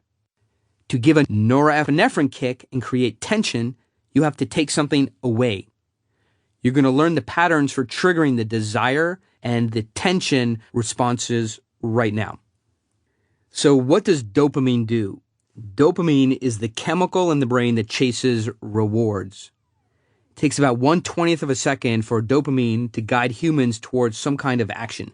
Dopamine levels rise in the brain when you see or hear something you want. When you see a person acting curious, open-minded, and interested in something, it's dopamine that's motivating them. A strong cup of coffee, yohimbe root cocaine, and the cold medicine Sudafed all increase dopamine levels in the brain. In most people, so does the thought of winning a large gamble or of even buying something which is known as an ornament, like a Rolex watch or some other status-enhancing product. Dopamine release in the brain is connected to pleasure activities, such things as food, sex, and drugs. But now, brain scans show that dopamine isn't exactly the chemical of experiencing pleasure. Instead, it's the chemical of anticipating a reward. In his book, Satisfaction, Dr. Greg Burns explains it like this. How do you get more dopamine flowing in your brain? Novelty. A raft of brain imaging experiments has demonstrated that novel events are highly effective at releasing dopamine. Your brain is stimulated by surprise because our world is fundamentally unpredictable. He adds, you may not always like novelty, but your brain does. You create novelty by violating the target's expectations in a pleasing way. Let's review. When you introduce something novel to the target's brain, a release of dopamine occurs. This triggers desire. For example, a short product demo provides novelty. A new idea provides novelty. Good metaphors for otherwise complex subjects provide novelty. Bright objects, moving objects, and unique shapes, sizes, and configurations, they all provide novelty.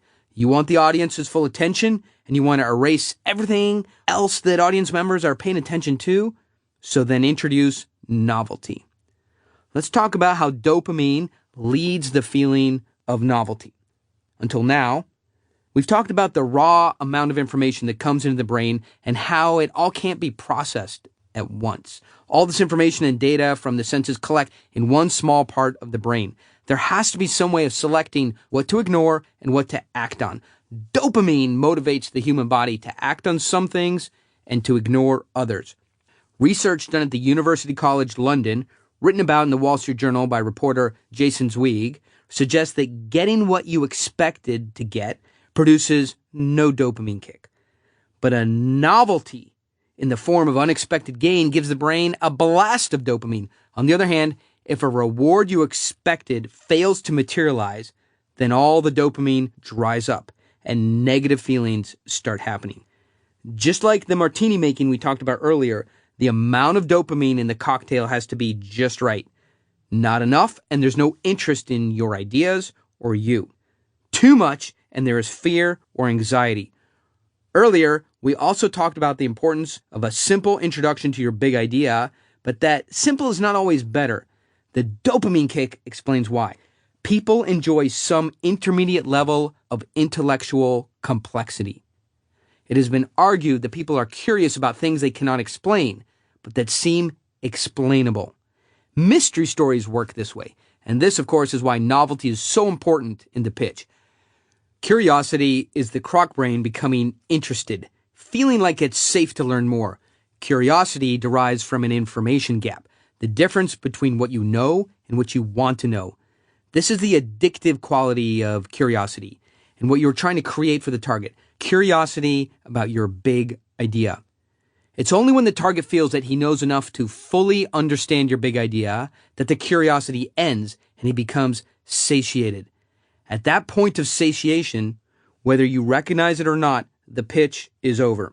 Novel information has the potential to trigger one of two responses: retreat or exploration. Curiosity is a feeling of novel information taking on the second exploratory path, which is the first step towards a satisfying intellectual experience. When a signal from the pitch tells the target there is something new to be discovered, dopamine is released in the brain. Unexpected and pleasant rewards release more dopamine than expected ones. But dopamine has a dark side too. If the target is expecting a reward and doesn't get it, dopamine levels fall off fast. When dopamine levels drop that fast, the feeling of stress is triggered and is just around the corner. Not only does a target stop taking in new information from you, but he starts forgetting the information you've already delivered. In summary, expecting rewards generates dopamine. Dopamine is the buzz of novelty. Alone, however, it's not enough to create attention. While dopamine is the chemical of curiosity, interest, and desire, it can't generate attention without norepinephrine, which tends to create tension. This is why I call it the chemical of alertness. Let's talk about tension. In the earlier discussion of novelty and desire, I talked about just half the formula for creating attention. The other half of that formula is tension, right? First, let's start with some definitions. Tension is the introduction of some real consequences to the social encounter. It's the response to a clear and unequivocal realization that something will be gained or lost. It is letting the target know that there are high stakes in this meeting. Tension indicates consequences and therefore importance. There's no reason for the target to pay attention when there are no stakes. When tension is absent, it makes no sense to pay attention. A few words about the purpose of tension will help. Here, we're interested in the interplay between pushing the target away and pulling him towards us, not as a point of manipulation. At no point in the pitch are we ever interested in that, but as a way to keep the target alert. If you want your target focused and energized, to really pay full attention, you must get him to stay alert. Tension accomplishes this by injecting a shot of norepinephrine into the target's brain. This brings us to an examination of the relationship between novelty and tension. Without both of these, Dennis, the avocado farmer, loses $640,000. We talked about that before. Jaws becomes one of the worst movies of all time, and Benoit, the French waiter, can barely make a living. We may never have thought about attention this way before, as a cocktail of neurotransmitters, and honestly, why bother now? We certainly don't know what neurotransmitters are, and if we're being honest with ourselves, this is something we really don't care about at a deep level. Biology, neurotransmitter, neuroscience. To most of us, it's worthwhile only in that it illustrates the following.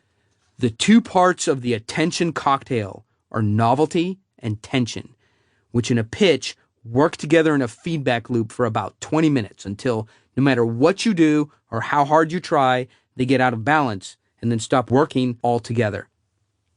Tension comes from conflict. Some beginner presenters want to rely on their charisma, right? That's a pure form of novelty, and try to avoid all conflict in their pitch narrative. They want everyone to play nice, only smiles, no grimaces. Why? Because in regular life, outside the pitch, confrontation can be stressful and nerve-wracking. So it makes sense that we would try to avoid it everywhere. But in narrative and frame-based pitching, you cannot be afraid of tension. In fact, you have to create it. The rudimentary patterns I've outlined below have proved extremely rewarding in my career. This might seem surprising, and not because the patterns are so simple and basic, but because they are intended to build tension. This is what has given me an edge. There are 3 tension patterns, each with an increasing level of intensity. These are conversational patterns that you can use at any point in a presentation when you sense the target's attention is dropping. So here's the low-key, low-intensity push-pull pattern. Push. Guys, there's a real possibility that we might not be right for each other. Then pause, allow that to sink in, and it has to be authentic. And then here's the pull. But then again, if this did work out, our forces could combine to become something great. Now here's the medium intensity push-pull pattern, and this is the push part. There's so much more to a deal than just the idea. I mean, there's a venture capital group in San Francisco that doesn't even care about what the idea is. They don't even look at it when the deal comes in. The only thing they care about is who the people are behind the deal. That makes sense. I've learned that ideas are common, a dime a dozen. What really counts is having someone in charge who has passion and experience and integrity. So if you and I don't have that view in common, passion, experience, integrity, it would never work out between us. Now pause, and then the pull. But that's crazy to think. Obviously, you value people over smart ideas. I've met corporate robots before, and they only care about numbers, and you are definitely not a robot. You're a people person, and I think we have some very important things in common, our value system. So here's a high-intensity push-pull pattern, and here's the push.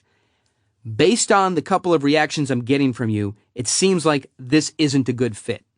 I think that you should only do deals where there is trust and deals that you strongly believe in. So let's just wrap this up for now and agree to get together on the next one.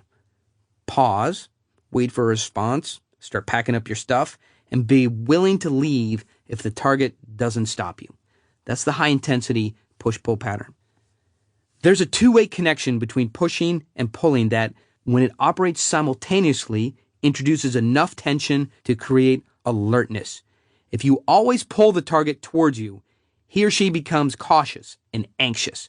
Constantly pulling someone in, also known as selling hard, is a signal of neediness. It's a balancing act, of course, right? Because if you're constantly pushing them away, they will take the hint and just leave. One of the most celebrated examples of this push-pull in the pitch community involves Mad Men's Don Draper, a pitchman for a fictional ad agency who gets a negative reaction from a client during a pitch. This is how he pushes. "Looks like there's not much else to do here. Let's call it a day," he tells a client, extending a handshake. "Gentlemen, thank you for your time." Draper then just stands up to leave. I've watched the clip on many occasions, and the result always leaves me with a greater appreciation for the perfect push-pull delivery, one that creates a blast of norepinephrine in the client's brain. In the clip, the tension grows as the client, surprised, asks, "Is that all?" Draper replies, "Hey, you're a non-believer. Why should we waste time on kabuki theater?"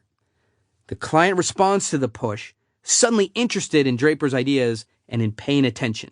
He asks Draper to please sit back down. You should watch the clip. Perhaps the most outstanding example of a push-pull pattern that I've encountered occurred some years ago when an audience tried to impose its will on me at a conference. I was offered an opportunity to pitch my deals to a handful of the most influential investors in a $10 billion market. How could I resist? I would meet them at an upcoming conference in a closed room, one-on-one experience. The conference organizers charged me $18,000 for the privilege, and then they set it all up. I gladly paid the fee, and I jumped on my company jet to Denver, looking forward to a great opportunity to generate a lot of new business. After breakfast, I went up to the conference room ready to rock and roll. I walked in, but I was shocked by what I saw. Inside the room were 25 people, many more than I expected. And here's the kicker. They were not investors or buyers, the deal makers. They were due diligence analysts. I shook my head. I couldn't believe it. I just paid $18,000 to be in a room with a bunch of analysts. A due diligence analyst, as the name suggests, is someone whose job it is to analyze and evaluate a deal based on facts and figures. These are neocortex people, and they are tough to pitch to because they're all about numbers and they're trained to avoid emotion. Imagine a bunch of nicely dressed robots looking for flaws in everything you do and say. Dealing with just one of these people is hard enough, but now I stood in front of 25 of them, and none of them could pull the trigger on the deal anyway. This was the worst possible audience for my deal. The tables and chairs were set up in a U shape, and I stepped up to the horseshoe despite my misgivings about continuing. I started my pitch by passing out our marketing materials, a beautiful 56-page deal book. The book outlined the math behind a new kind of financial technique called bifurcation, which can really amplify profits.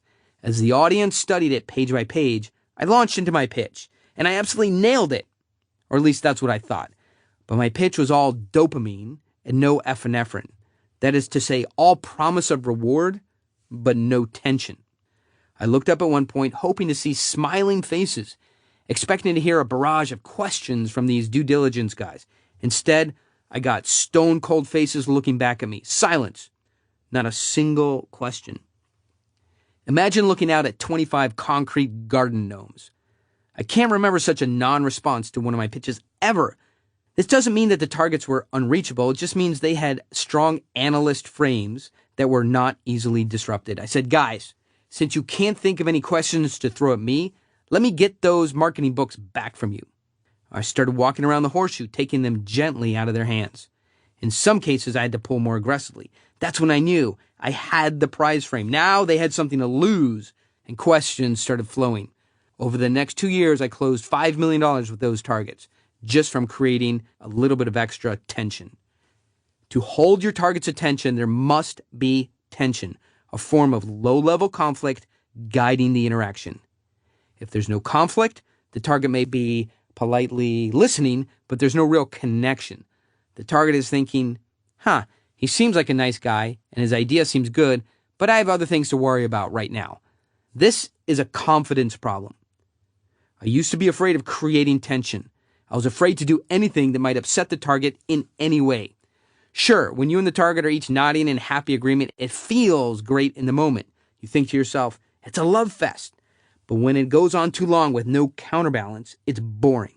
At the end, the target gets up and says, that was really nice. And then he walks away. Targets want a challenge of some sort. They don't want easy answers from you. If there's a single reason why some of my most important pitches failed, it's because I was nice and the audience was nice and we're all very polite with each other. There was no tension or conflict. Conflict is the basis of interesting human connections. As business people, we come together to find solutions to problems, not to admire problems that have already been solved for us. If you don't have a series of challenges for the target to overcome with pushes and pulls and tension loops, then you don't have a pitch narrative. A pitch narrative can be thought of as a series of tension loops. Push, then pull, create tension, then resolve it. When there's no tension between you and the target, there's no interest in what happens, there's no stakes. The target also has no emotional involvement in what's going on. In other words, the target doesn't much care what you do, why you're doing it, or what happens to you after you leave. Without tension loops, nothing is compelling the reader to stay with the pitch storyline. Let's talk about the heart of the pitch. Once you have attention by creating desire and tension, you're ready to deliver the heart of your pitch. But keep moving fast because this cocktail of dopamine and norepinephrine you're serving up is sloshing around in the brain of the target in the right combination, but just for a few minutes. As we discussed earlier, no matter how hard you work, eventually the target's desire is going to become fear, and the tension in the room is going to turn into anxiety. The greatest problem in short-form pitching is deciding what details and specifics to single out for attention and what to leave out. And since I'll need to give you specific examples, I think that selling a company or raising money is a good framework in which to discuss this subject. For one thing, it's the market with which I'm most familiar. I've been working in the capital markets for about 15 years. For another, these markets have provided a fantastic test bed for me because hard data and fast feedback has been readily available. I've got this down to a method and a science. Actually delivering the core of the pitch is very straightforward stuff. The main requirement is that you understand what's happening in your mind is not what's happening in the target's mind. Package the information for the croc brain as I described in chapter 1. Big picture, high contrast, visual, novel, with verified evidence. Before you decide to spend too much time on this part of the presentation, remember that the following items are a simple punch list of issues that most pitches have to cover. These are prerequisites, the stuff you have to have no matter what. It's the minimum information you need to be able to show up and be relevant. Recognize that you can be incredible at turning a business plan into an executive summary or any other kind of elevator pitch and still have the pitch fail miserably. Doing a good job here is not about some genius way of organizing and presenting information, right? Would you argue with this? We don't need yet another organizing theory for information. The basics work fine. What we need is a way to present our material without the target becoming too analytical about it. When it comes to a choice of what to focus on when pitching and what will make your big idea work, I would start by presenting the budget because most people screw this up. It's your chance to be different. So let's talk about pitching numbers and projections. In his book, High Tech Ventures, Gordon Bell writes, startups often prepare absurdly aggressive and optimistic plans, which have a very low likelihood of success, just to maximize the company's perceived dollar value. Your financial projections, whether for a product or a company or an idea, are supposed to answer such basic questions as, how strong is the company? What if the plans go wrong? Does the company have enough cash to last a few bad quarters? Do you know how to budget well? A word of caution, however, as you approach these topics, every experienced buyer and investor knows that you will be doing the following two things. One, saying that your budgets are conservative, and two, preparing absurdly aggressive and optimistic plans. To an investor, for example, every financial plan looks the same. A hockey stick chart up and to the right that shows the following. We need lots of money today, and way down the road, we'll make it back. Right? And sometimes it works out this way, but usually it doesn't. Unrealistic budgets and miscalculating costs are the greatest risks to a growing company, especially startups. How do you get around the skepticism that will surely fall on your plans? Focus on demonstrating your skill on budgeting, which is a difficult and highly regarded executive talent. Spend almost no time on your skills at projecting revenue, a task that any simpleton can perform. Let's talk about competition. The act of introducing the budgets to the targets will lead him or her to wonder, who does the big idea compete with? This is a valid question that you cannot ignore. The attractiveness of an idea is based on the industry it's in and how much competition there is for it. Yet almost no one describes the competition they face in adequate ways. Let's do it right in our pitch. Here are two major elements of competition. Number one, how easy is it for new competitors to jump in the game? Number two, how easy is it for customers to switch out of your product into someone else's? That's how you address competition. Let's talk about secret sauce. To avoid the impression that you're a come-and-go idea that will shine brightly in the market one day and be forgotten soon after, you'll need to show what your competitive advantage is based on. This one thing will give you staying power against competition. In almost every pitch situation, you need something special. Briefly describe it as your secret sauce, the unfair advantage you have over others. You don't have to get too fancy here, just don't take longer than 10 minutes to describe the fundamental workings of your big idea, because you're going to need the last 5 minutes to offer the deal and to stack frames. Think the need to move fast doesn't apply to you? You want to leisurely take an hour to do all this? I've met many people who don't believe in the limits of human attention, and they feel exempt from the consequences of running long. An investment banker I know brags, I can read them the phone book for an hour and they'll pay attention. Is the science wrong? Should we forget about dopamine and epinephrine cocktails entirely? Look, consider for a minute the actor Jerry Seinfeld. His movie, Comedian, is a behind-the-scenes look at the business of performing comedy. In it, Seinfeld reveals the difficulty of being in front of an audience. He is one of the most recognized personalities anywhere in the world. Probably the best-known comedian on the planet. Sure, there's Chris Rock and Dave Chappelle and Robin Williams, but really, when you think about it, Jerry Seinfeld is as big as it gets. When he decides to go on the road and to test new material, Jerry says it's not as easy as you might think. He can walk on the stage anywhere, even a small town, and it's clear that the audience knows he's one of the most accomplished performers of modern times, with over $1 billion of television revenues to his credit. So they're thrilled to be in the presence of a man so popular and so funny. But the thrill doesn't last long. I have about 3 minutes where they will just listen to whatever I have to say, Seinfeld says. But after that, it can fall apart fast. I get no credit. After 3 minutes, I just have to be as funny as any other comedian. That's it. All they give me is 3 minutes.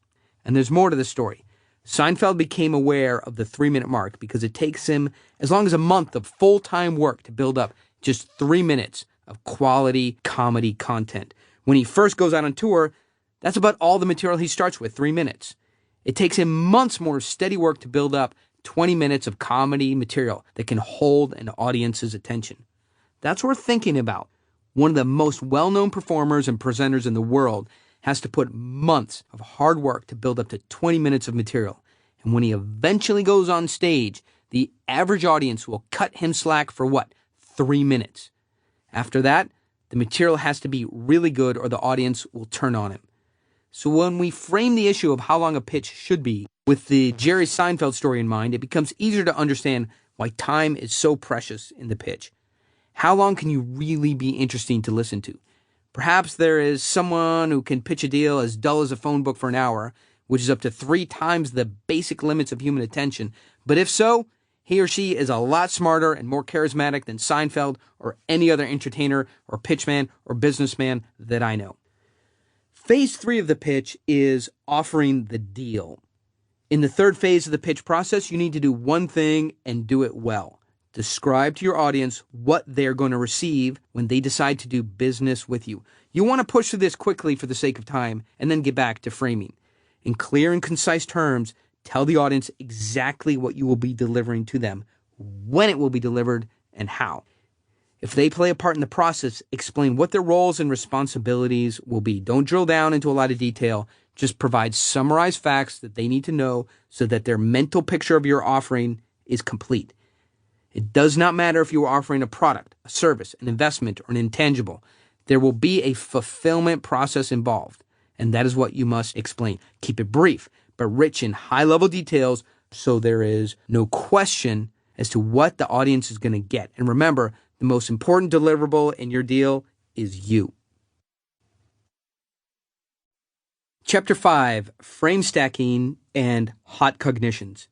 In Chapter 4, I showed you the first 3 phases of a pitch. By this point, you've held the target's attention for a while. The target knows the essentials, who you are, why this idea is important, how it works, what the secret sauce is, and what the target gets when he buys.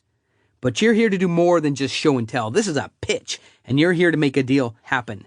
Now you have about 5 minutes left to propose something concrete and actionable, something so compelling that it will cause your target to chase you to get what you have. Welcome to the next phase. Phase 4 is frame stacking and hot cognitions. In the course of my activities seeking out money for deals, I discovered that investors do not operate only on cold, rational calculation. Do you think that the guy sitting across the table from you is an analytical machine? Think about this. The target can like your deal or be afraid of it before he knows much detail about it. And the target probably can decide yes or no without even knowing what it is. This is hot cognition at work. Deciding that you like something before you fully understand it, that's a hot cognition. We've been led to believe over time by managers, consultants, bankers, professors of finance that business is analytical, that it's rational, that there are 3 very well-ordered stages to each business decision. Identify the problem, examine the solutions, and make judgments. This makes sense, and this is how it should be in a perfect economic world. In fact, if you took out a blank sheet of paper and asked yourself, how should I make a decision? That's how you probably would do it. Research, analyze, decide. And if we were all computer-like or even behave like rational economists think we do, it would work this way. But we aren't, and it doesn't. What's intriguing here is that when we decide on something, we believe that it's because we thought it through or we used a decision matrix. We think that we are smart, careful, and rational decision makers. In decision making, however, we don't do much analysis, if any at all. We go with our gut. When Jack Welch eventually wrote his biography, it wasn't called Intense Analysis. It was titled Straight from the Gut. And when George Soros updates his next edition of The Alchemy of Finance, he's going to include the research of Dr. Flavia Cymbalista, who believes that we feel decisions in our body, not in our mind. There's a whole side to us that computers don't have, and the rational economic man economists like to talk about doesn't have either.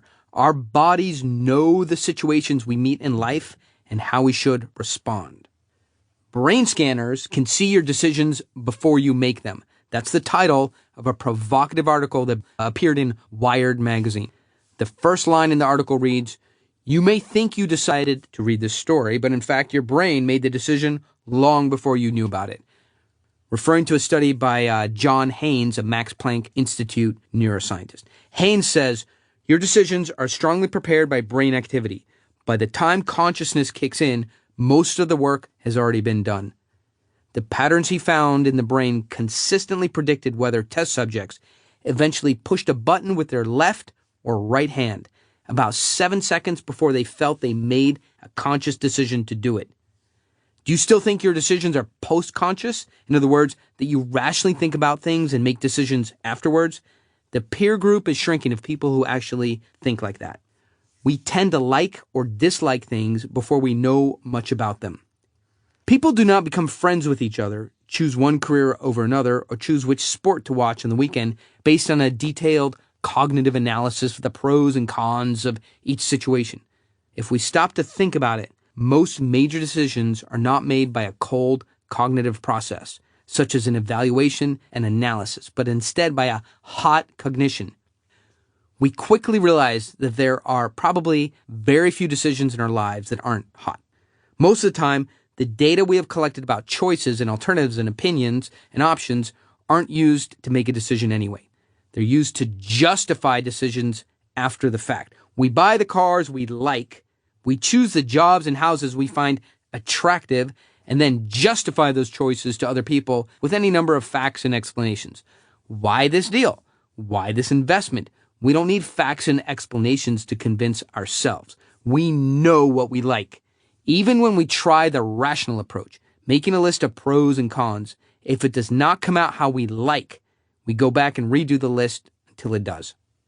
If you had invested $1,000 with George Soros when he opened his quantum fund, you would have about $4 million today in that account. Yet he is known for whimsically changing his investment tactics. We're talking market positions of hundreds of millions of dollars on a feeling in his back or some other physical signal in his body. Simbalista, who has studied Soros and financial decision-making, writes, "This might sound mysterious, but in fact, human thinking is constantly guided by subtle body tensions. Traders need to learn how to isolate and identify those bodily tensions and relate them to the analysis of the market and the problem at hand. Certainly, Soros, who has learned how to combine theory and instinct to make money, does this." George Soros's backache decision-making is consistent with the research of Dr. Jerome Bruner. According to Bruner, there are two modes of cognitive functioning, two modes of thought, each providing distinctive ways of ordering experience and constructing reality. Bruner says that one mode of constructing reality is called the paradigmatic mode. One can think of this as detective mode. In the paradigmatic mode, the target takes the content of your pitch and analyzes it in terms of tightly reasoned analysis, logical proof, and empirical observation. In other words, the information you're providing is getting analyzed. If you push your listener into this mode, he or she is looking to find a formula that explains you. Your audience or target will be doing only one thing in paradigmatic mode, trying to analyze. So all of your creative concepts, future projections, and human inferences are going to be ignored by the analytical paradigmatic thinker. The only thing that will count are cold, hard facts. In our pitch, we're not looking to engage with the cold neocortex. We are not going to push people into paradigmatic mode. And we don't need a quantitative analysis of our numbers done by the target right now or really at any point. Sure, our numbers will stand up to scrutiny, and we're not afraid of a stress test, but there will be a time for cold analysis later once the relationship is firmly set in place. So let's discuss creating hot cognition. To avoid cold, reasoned analysis, unemotional judgment of ourselves and our idea, we're going to create hot cognition by stacking frames. I came to learn about stacking frames by accident. How to stack frames. Part of my work involves buying defaulted debt with a partner. Specifically, that's high-risk debt. It's a hard knocks game where it seems that you either do very well or you get crushed. My partner did about $250 million of transactions from 2008 to 2010. In this field, however, $250 million is small time among the multi-billion-dollar hedge funds and the giants of Wall Street, Citigroup, Goldman Sachs, JP Morgan. So our success is based on keeping alert, making quick, small trades of $20 million to $50 million. We are like gazelles running among elephants. In this game, if you sense a giant foot coming down, you take off running fast, because if JP Morgan, Chase Manhattan, or Goldman Sachs steps on you, they wouldn't even notice, but you would. In June of 2008, the market was in the early stages of a screaming free fall that bottomed out in March of 2009. And we knew it was bad, but we didn't know how bad it was going to get. At one point, the housing market in Phoenix dropped 9% in a single month. Movements of the Dow Jones Industrial Index of 100 points a day was the norm. Any Wall Street trader knows that you want to be careful trading in this kind of volatility because a single mistake can cause you to blow up. Buying distressed assets sounds like it should be easy, right? After all, the market was crumbling and everybody needed to sell their toxic assets.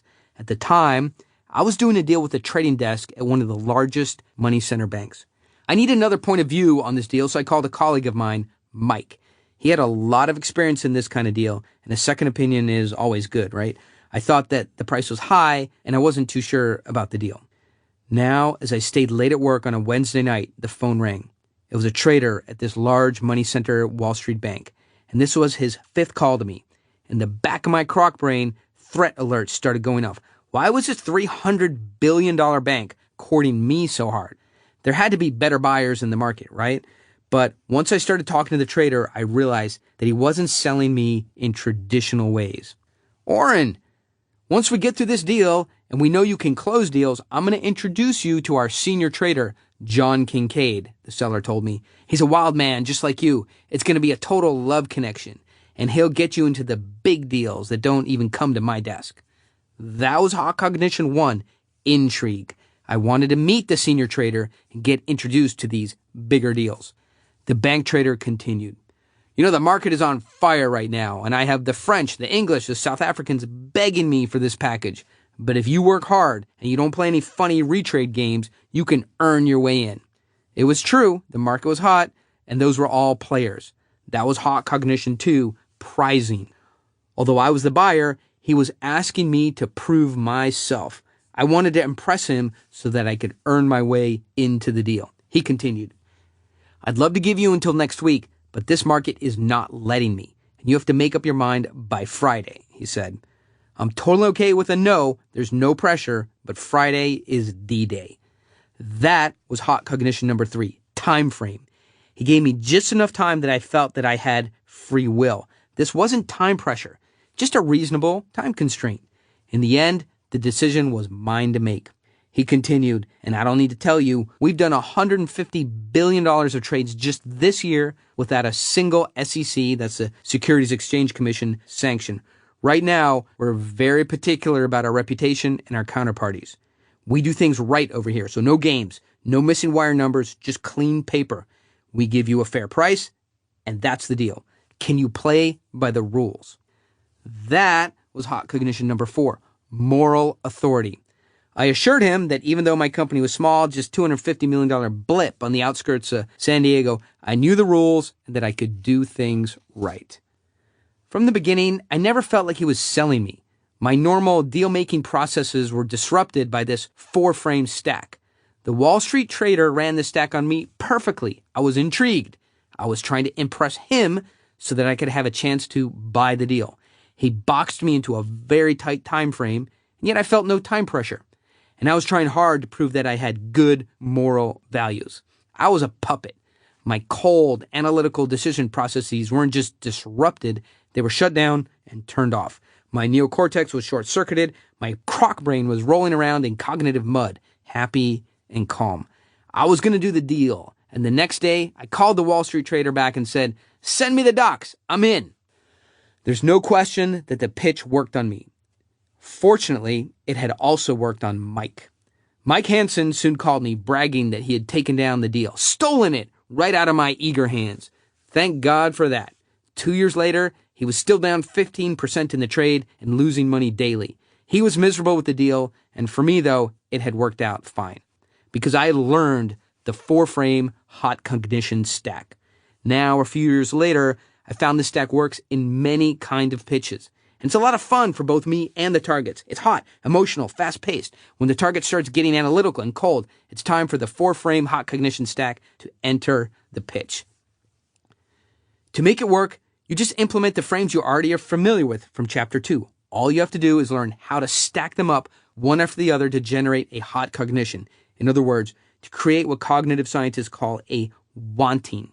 Specifically, we're not trying to make the target like us, because learning to like something is slow and intellectual, and that's the business of the neocortex. That is not the business we're in. We want high-temperature frames that create hot cognitions, and we're using frame stacks to make sure the target's croc brain wants us and wants to move forward with us and even ends up chasing us to get the deal. Let's do it now. Here are the 4 frames we're going to stack in quick succession. Doing this correctly will move you quickly into the last part of the pitch, the hook point. So hot cognition number 1 is the intrigue frame. Hot cognition number 2 is the prize frame. Hot cognition number 3 is the time frame. Hot cognition number 4 is the moral authority frame. Let's get into hot cognition number 1, the intrigue frame. In chapter 2, we talked about the theory of frame-based pitching, and I introduced the intrigue frame. Now we're going to use it. The purpose is to get a large dopamine dump into the croc brain of the target and build desire. I do this by introducing something the target is sure to want, but he cannot get right now. Here's the intrigue frame I used recently in a situation where I'd given the pitch, offered up the deal, but before I could blink, was getting hammered with technical questions. Guys, before we spend our last few minutes on financial details, let's decide first if you love me and you love the basic deal. And look, if you decide you do love the deal, you're obviously going to want to meet my partner, Joshua. He's a very interesting guy, a great guy, but a little bit eccentric. I see if I have their attention, which I usually do, people like to hear stories about interesting and slightly eccentric characters. I tell them, last year, when the markets were volatile, I had this little deal at just about $10 million. It seemed easy because it was such a small deal and I was the only one working on it. Things were going like clockwork until the bank called at the 11th hour and backed out. No explanation. They just pulled out. That left a $3 million hole in my plan, and the deal was falling apart fast. This had come out of the blue, and I was sure that the board of directors of my company would fire me when they found out about this screw-up. I knew I had to go tell Joshua about this. My audience leans in. They want to find out how the problem was solved. And who is this Joshua? They are intrigued. Joshua asked me, "Hey, Oren, is this a good deal?" I said, "Yeah, it's a good deal. Let me tell you about it." But he didn't stick around to listen. Instead, he went to lunch without even giving me time to grovel. What could I do? I had to save the investors and myself too. I wanted to pitch Joshua to do anything to convince him to save the deal, give me $3 million, and help this thing get closed. He, it seemed, just wanted to eat lunch. I was preparing for my own funeral when I got a call from the board. They had mysteriously gotten $3 million. Joshua had wired it in from his BlackBerry while having sushi. He didn't ask me to sign any guarantees. He didn't even ask to see the file. If he hadn't made that wire, my investors would have lost a lot of money and my reputation would have taken a hit. The thing about it is that he does this kind of stuff all the time. Just wait until you meet him. This is the kind of narrative that targets truly enjoy. Who is this mystery man Joshua? And how do we meet him? This works because it's not about what happened. That's actually a boring story. What's important is who it happened to and how the characters react to their situation. Nobody cares about narratives where you witnessed something. They want to see someone forced into action and positively overcoming obstacles. This new notion of building intrigue and an intrigue frame makes a lot of sense when you think about why the target is sitting there listening to your pitch. The targets have given you their time because they want to visit a new world to learn about new things and interesting ideas and become involved in the lives of unique, interesting, and talented people. No one is seriously going to go into business with you until they know something about how you conduct yourself in tough situations. And it's no use telling anyone, "I'm a good person." That's a useless analytical fact that has no narrative to support it. People want to know how you have faced obstacles and overcome them. They want to see you in situations that reveal your character. They want to know that you are someone who rises to whatever level necessary to overcome obstacles and someone who travels in the company of interesting people who are players in whatever game you are playing. This kind of story, according to Dr. Bruner, puts the target into narrative thinking mode. In narrative mode, we seek to understand reality from events in terms of human actors striving to do physical things over time. And from this simple statement, we draw an important insight.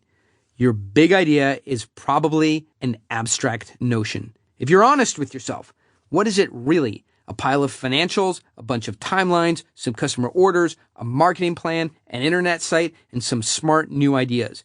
You probably have projections, information technology, competitive analysis, and market timing. This kind of information is much too abstract. The target's brain does not love abstract concepts. Every abstract concept has to be kicked up to the neocortex to be worked on slowly and painstakingly. This is why you need analog human narratives to do your explaining. They don't have to be sent to the neocortex for processing. For example, the Joshua story, which I just told you, is anchored in the real world with human characters. The target can relate to the human elements in it. Why is the intrigue frame best performed as a narrative? Here's how the target's brain interprets narratives at a crocodile level.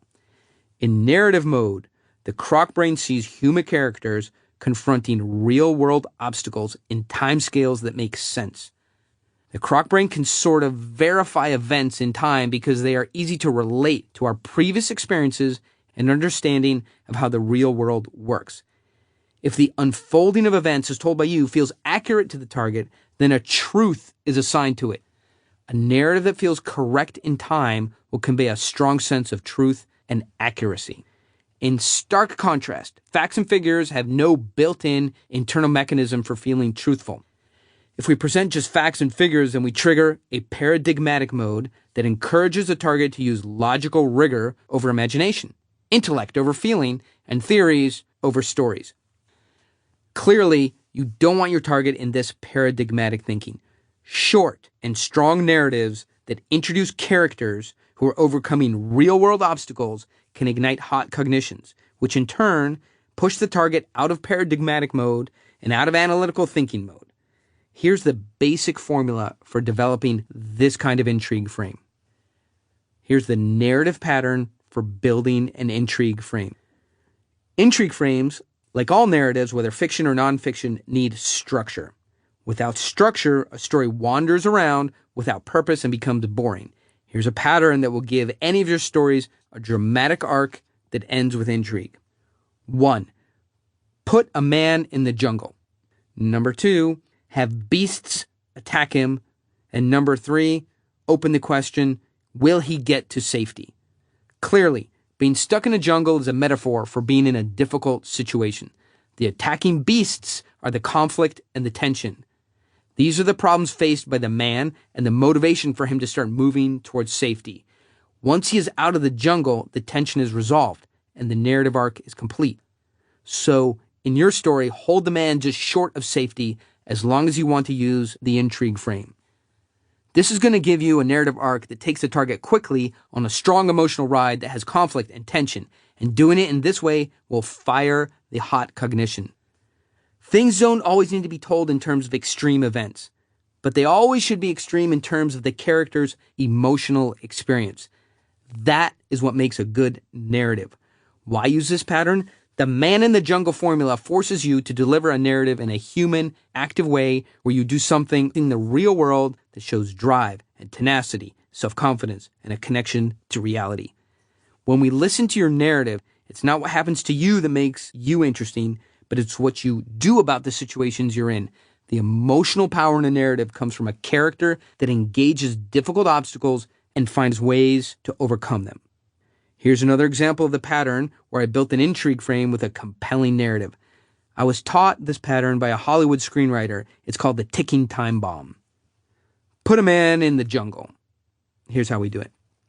Well, I had an $18 million deal some time ago in which I was responsible for finding $6.4 million of the money from investors. The bank would provide the rest of the money for the deal. It took about 10 days, and I had commitments on all of the $6.4 million. Then, less than 72 hours before closing, something unwanted happened. So again, we put a man in the jungle. And now the beasts attack. One of the investors, his name was Jeff Jacobs, went AWOL. His bank would not wire the money without his signature, and I could not close the deal. That was a Friday afternoon. The entire $18 million deal was in jeopardy. I was imagining the worst. Maybe he was at the bottom of his Malibu swimming pool clutching to a bag of bricks and a goodbye, cruel world note.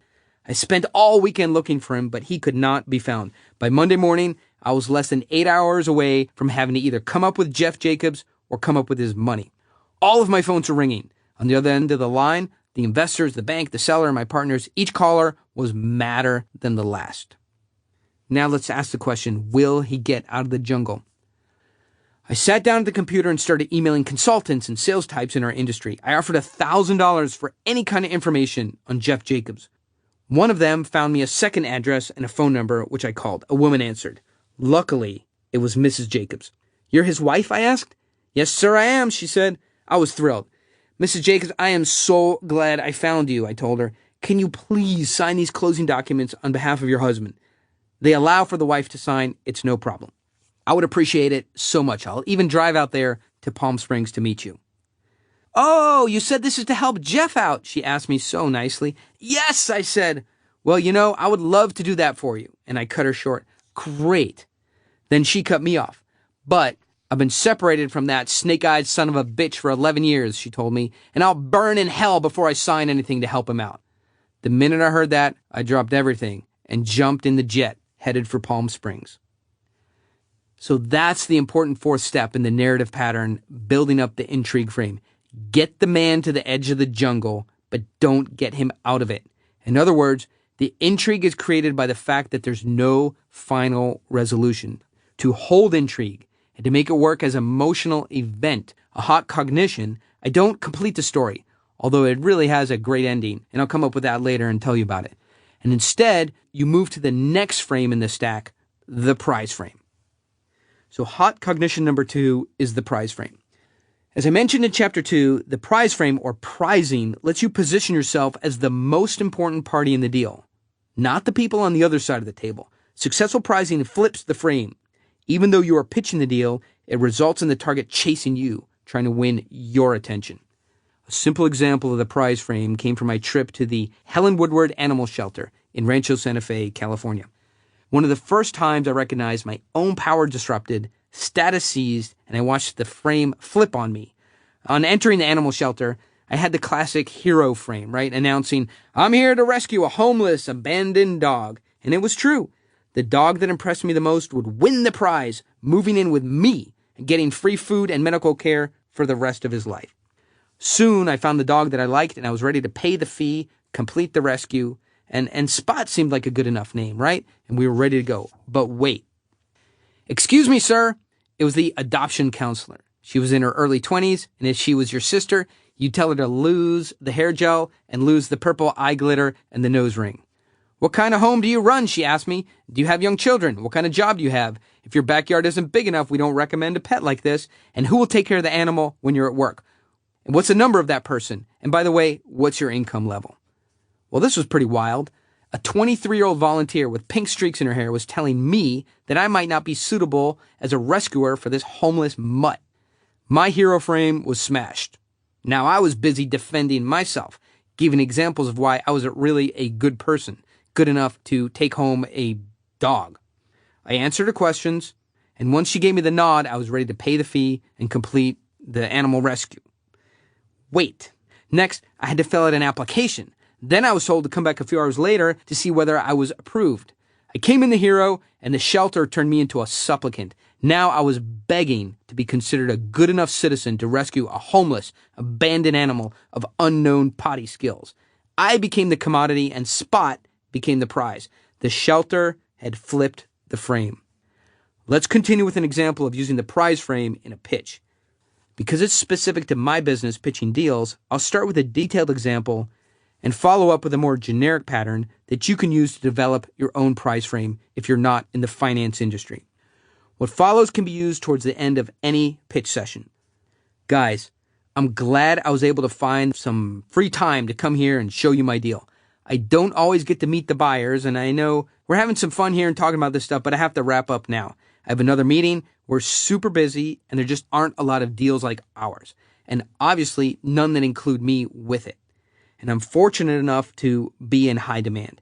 So getting serious for a moment, I do have to choose which investors to let in and which to turn away. Before things go any further here, I need to figure out who you people really are. Yeah, we have your bios and we know your reputation, but we have to be cautious about who we bring on board. And I have to sell you to my partner, Joshua, right, who's going to want to know why I think you would be good partners for us. Can you give me that? Can you tell me why we would enjoy working with you? So what have I done in such a statement? I've delivered the prize frame, and the basic elements include this. Number one, I have one of the better deals in the market. I tell them that up front. Number two, I'm choosy about who I work with. I establish that. Number three, it seems like I could work with you, but really I need to know more. Number four, please start giving me some material and credentials on yourself. Number five, I still need to figure out if we would work well together and be good partners before I really let you buy into this deal. Number six, what did your last business partners say about you? Number seven, when things go sideways in a deal, when it gets bumpy, how do you behave? How do you handle it? Can you tell me why you guys would be good partners when situations get tough? And number eight, my existing partners are super choosy about who I bring into the deal. Not only do you have to convince me that you're good guys and good to work with and we should let you in, but you have to empower me to go convince my partners to let you in. This kind of prize frame is a hot cognition that signals the target's croc brain that you are strong, that you are not needy, and you are not going to supplicate for a deal. Dr. Robert Zajonc, writing in The American Psychologist, describes the importance of these hot cognitions and the importance of these emotional processes.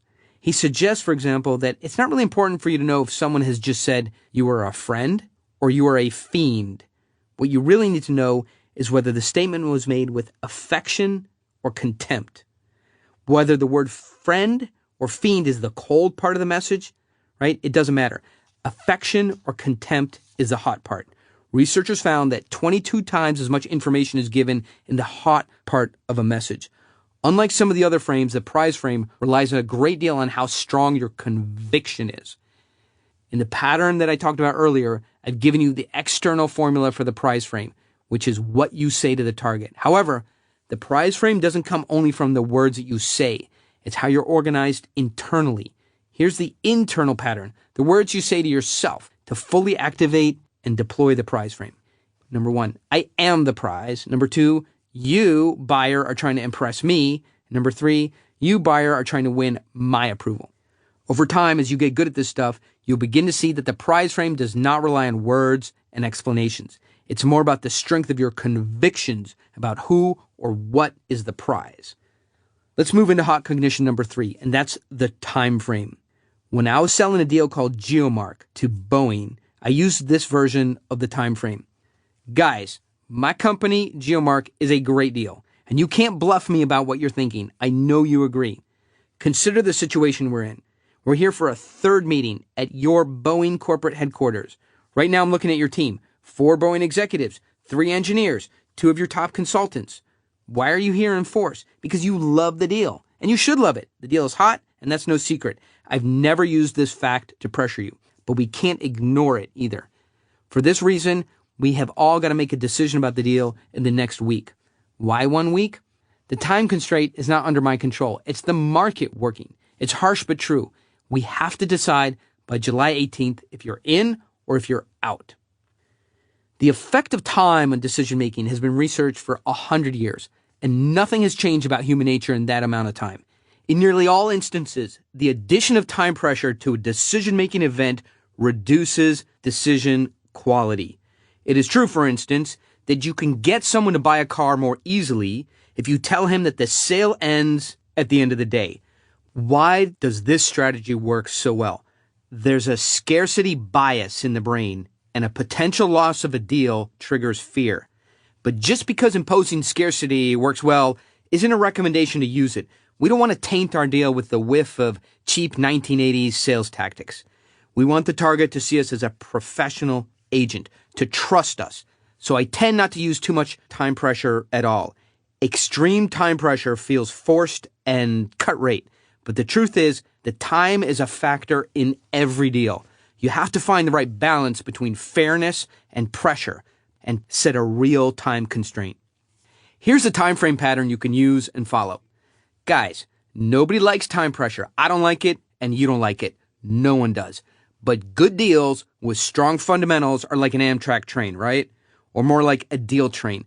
They stop at the station, they pick up investors, and they have a set departure time. And when it's time, the train has to leave the station. You have plenty of time to decide if you like me and if you want to do this deal. If you don't love it, there's no way you should do it. We all know that. But this deal is bigger than me or you or any one person. The deal is going ahead.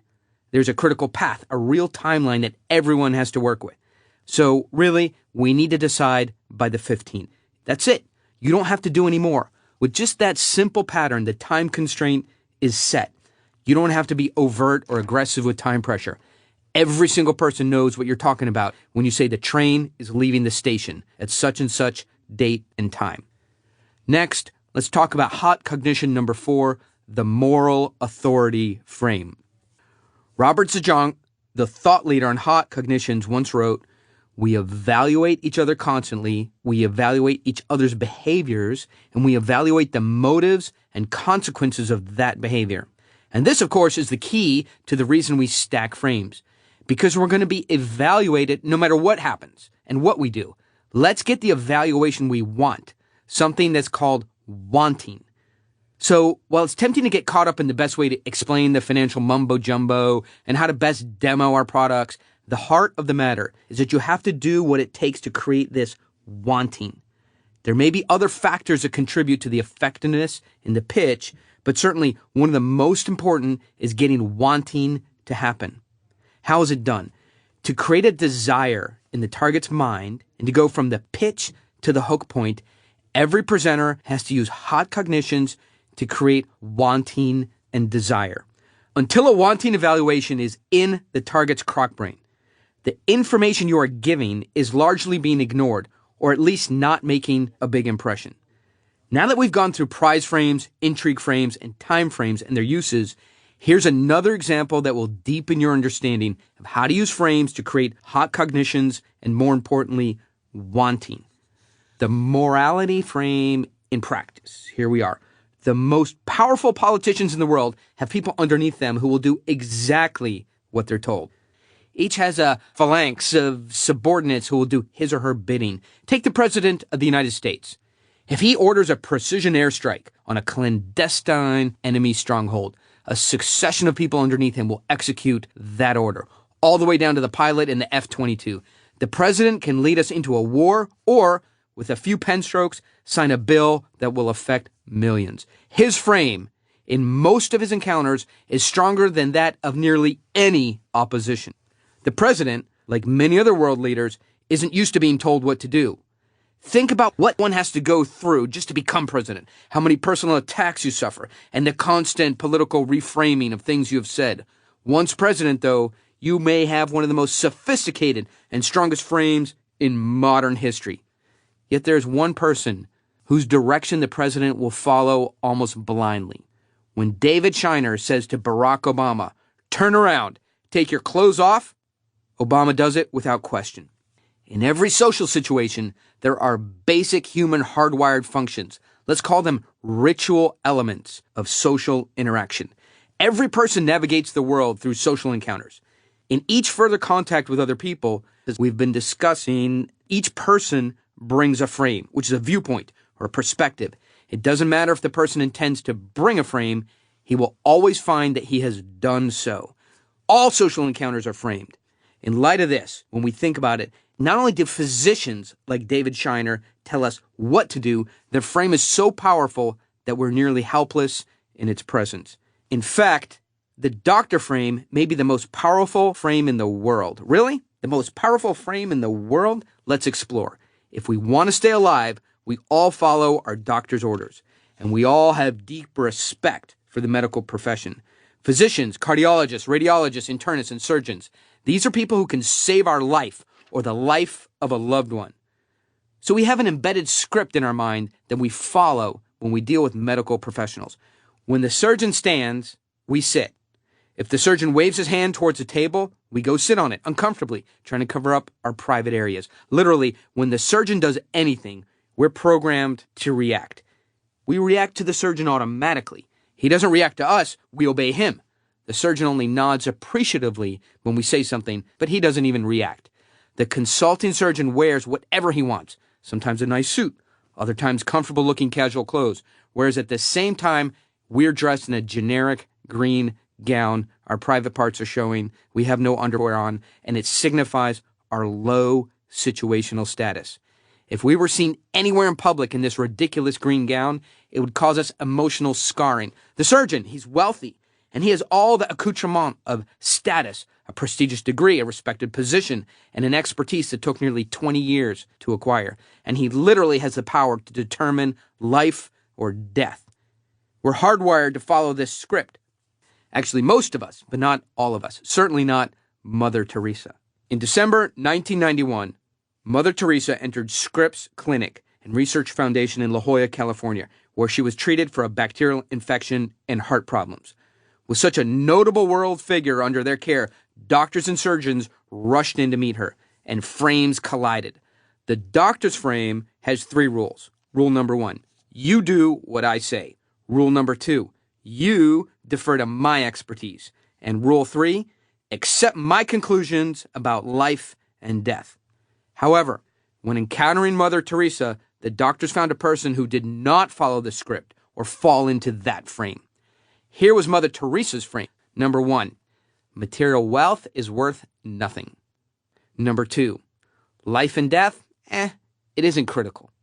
Number 3, above all else, help the downtrodden. And number 4, a rich man is less likely to enter the kingdom of heaven than a camel is to pass through the eye of the needle. You see, her frame is not powered by wealth or expertise, instead by a high moral authority. Help the downtrodden, life and death is not critical. As doctor after doctor met Mother Teresa, their strong frames collapsed like a series of dominoes. She did not react to their status or their control over life and death. After all, even death was not one of her primary concerns, and she had often ignored doctors' orders in the past. And as they fell into her frame, something remarkable happened. These doctors could not impress her. Their power frame was disrupted. This is why she so easily convinced American doctors to do something that they hadn't previously considered. Before coming to La Jolla, an affluent seaside community in North San Diego, Mother Teresa had visited Tijuana, a city across the U.S.-Mexican border, where poverty is severe. It was there she learned of the huge disparity between the United States and Mexico, between Tijuana and La Jolla, between the haves and the have-nots. So as these doctors fell over themselves to visit her, she sensed a tremendous opportunity. She asked the doctors what they were doing to give back, and then she asked them if they had ever seen the medical facilities a mere 25 miles away in Tijuana. Most of them said no.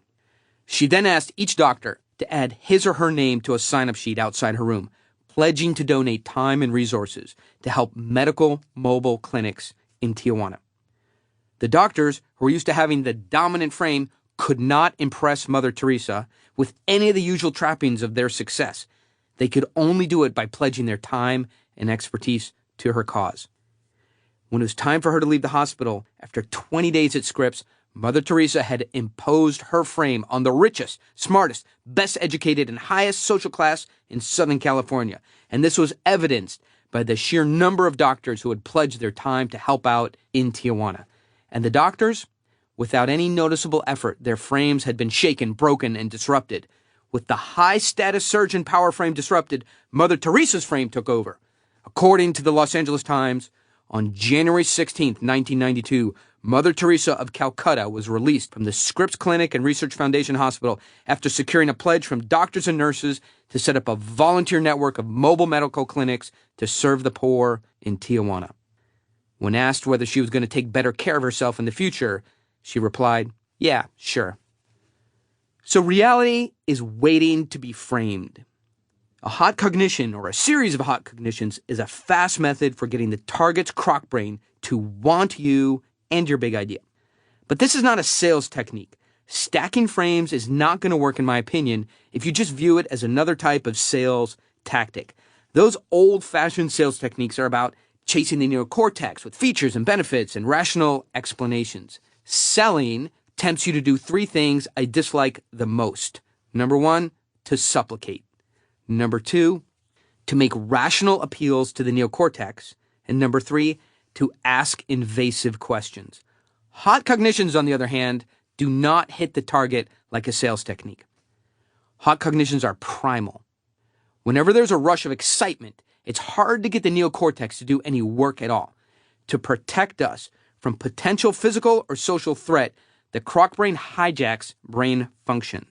No analysis gets done. As a result, it's much easier and natural to react to what's hot and vivid and moving right in front of us. Hot cognitions are primal. Hot cognitions are also unavoidable. You might be able to control the expression of emotion, but there's no way you can get out of the path of having it and experiencing it. So hot cognitions are unavoidable. Hot cognitions also tend to be instant and enduring. Do you like the movie you just watched? Do you like the new model of the Ford Mustang? Do you like eating snails? You never sat down to analyze any of these things. They're obviously hot cognitions. You got a sense of these things the moment you encountered them. So hot cognitions tend to be instant. Let's talk about the hot versus cold cognition. Maybe the best way to define hot versus cold cognition is to compare it to chocolate and spinach. You know the cold hard facts, right? Spinach is good for you. It has lots of nutrients. You should be eating more of it. But when offered a piece of chocolate instead, you go for it. The acid test of whether your pitch goes well will be, does the target want to buy your stuff, to be part of your team, or to invest in your idea? How much thinking about your presentation does the target need to do before he or she forms a preference about it? How fully and completely must an idea be presented and thought about? And how much rational analysis needs to be completed before the target decides good or bad? I argue here that as you approach the end of your pitch, you don't need to wait for an evaluation, or the target will wander off into a cold cognition process and think about you. Did we like him? Did we like his deal? Right? So instead, stack the 4 frames, trigger hot cognitions, and create the instant evaluation that should be wanting.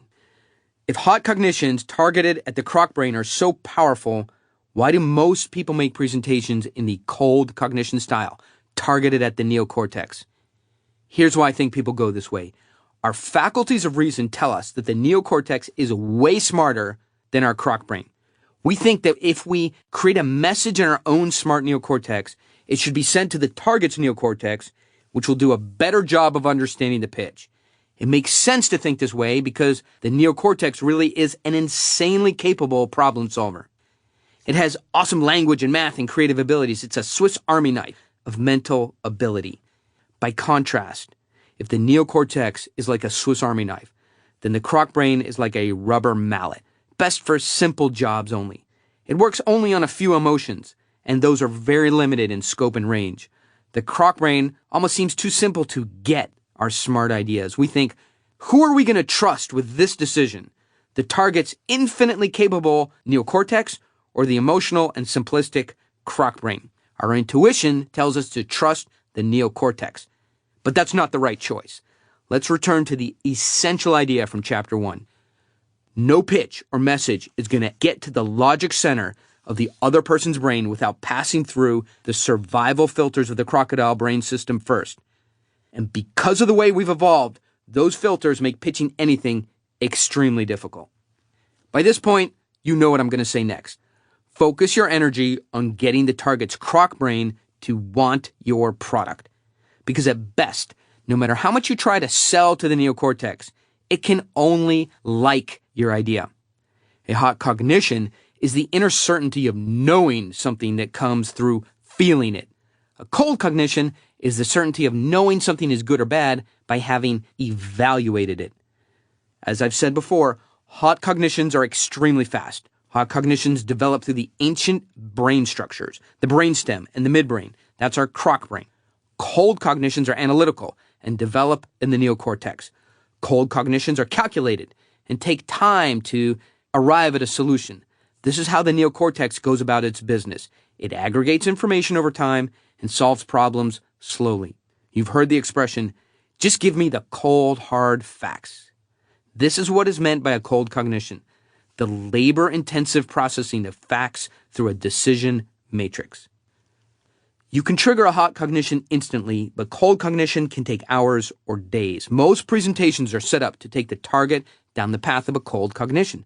Then they try to justify the big idea with facts and information. Hot cognitions are different. They encode value. It's the anticipation of a large financial gain that is emotionally compelling to the target. Actually receiving that gain is not nearly as exciting. As one researcher noted, the human brain acquired its reward reinforcement system for food, drink, ornaments, and other items of cultural value long before money was discovered. The brain thinks of money as it does food, ornaments, and drugs, and records the utility that can be collected by using it only indirectly. There's no cash register or balance sheet up there. George Soros once wrote, "The philosophers of the Enlightenment put their faith in reason, and they expected reason to provide a full and accurate picture of reality. Reason was supposed to work like a searchlight, illuminating a reality that lay there passively, awaiting discovery." But as we've been discussing here, reality isn't waiting to be discovered. It's waiting to be framed. By stacking 4 frames quickly, one after the other, you can achieve the hot cognition in the target, helping the target to discover a wanting. And yet, once the frame stacking is complete, we've got the target's attention for about another 30 seconds, and it can still go all wrong. We have to find, in that brief time, a way to translate the target's desire into action. But how? What do you do now? Chapter 6, Eradicating Neediness. Over the years, I have faced a lot of rejection. And the disturbing thing about rejection is that you never really get used to it. It's natural and even unavoidable to feel disappointment when you get a no. We all do. What's certain is that none of us like to be rejected. We want to avoid it. In high-stakes situations, we're nearly always anxious about it. As business people, friends, neighbors, and citizens, we believe that when we need something from another person, there is a thin line of empathy that runs through all human hearts. We believe that we'll be treated well by others just because. But there isn't, and we won't. We nearly always become anxious and needy. Showing signs of neediness is about the worst thing you can do to your pitch. It's incredibly bad for frame control. It erodes status. It freezes your hot cognitions. It topples your frame stacks. If you talk to investment bankers, the pros that make million-dollar decisions almost daily, they'll tell you validation-seeking behavior, which is neediness, is the number one deal killer. I'm going to talk now about 4 pitches, no room for mistakes. 12 years ago, I was trying to raise money for a technology company that I had also invested in. The company was quickly burning through cash. I needed to find a big-time investor, so each day I'd make up to 50 calls to leading venture capital firms. I talked to a lot of receptionists and secretaries, and I got a lot of voicemail action, but nobody was excited enough to return my call. My company had a great idea, but it was difficult to explain over the phone. I needed FaceTime to explain it, so I was desperate to simply land a meeting. I continued to be persistent, and the following week, I got a few people to pick up and try to pitch them by phone. That didn't go well. Bill Reichert at Garage Technology Ventures told me, "I have no idea why anyone would want to build it, use it, or invest in it." Ron Fisher at SoftBank Venture Capital said, "Do yourself a favor, son. Try a different idea." I reached Vinod Khosla at VC firm Kleiner Perkins, and he quickly transferred me to his analyst, an obvious dead end. I was getting nothing but rejections from the largest venture capital firms in North America. I questioned whether I should continue. It was a constant battle in my mind. Press on or give up. But I'd passed the point of no return. It sounds simple, but no greater truth exists in business today. Persistence pays. So I persisted. Eventually, I was able to get 4 big pitches lined up with top-tier venture capital firms. But setting a meeting is just step 1 in a 2-step process.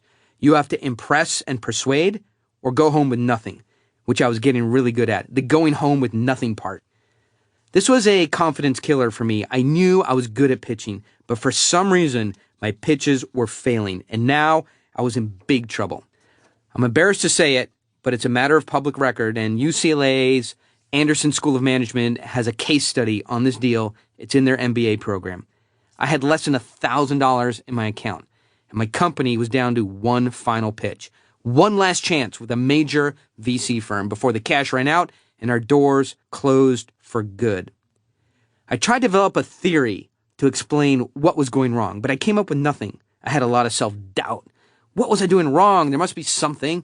Rather than make the same mistakes again and again and screw up my final pitch, I decided to regroup and reorganize myself. A bit humbled, I went back to my former employer to speak with the senior partner there, Peter. Peter was another master of the universe type, and I'd helped him put together a number of really big deals and made him a lot of money. If anyone would help me, it would be Peter. I shut his office door, and I sat down, unsure if he was going to help or just lecture me. After I thanked him for seeing me, he said, "Orrin, I've watched your career very carefully, and while I see flashes of brilliance, I've also identified plenty of problems over the years." "Right," I said, bracing for the lecture that was to come. "You're just inconsistent," he went on. "Sometimes you're fantastic, and other times you let us down." We were always unsure which Orrin we were going to get on what day. And I really wanted to defend myself, but I knew that nodding my head and staying quiet was the best approach for now. "Let's go back," he continued. 2 years ago, you seemed invincible. You had just helped us close Somatex, and that was the most profitable deal in our history. So how could I forget, right? Without me, that deal would have died. Guys got rich on that deal thanks to me. "I remember it," I said.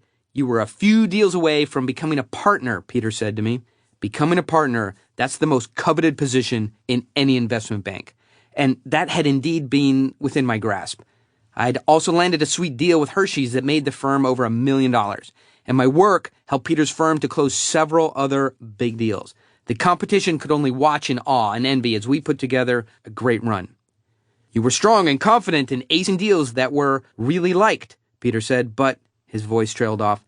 I'm sure he was still disappointed and hurt that I had abruptly left the firm, seduced by the promise of the internet.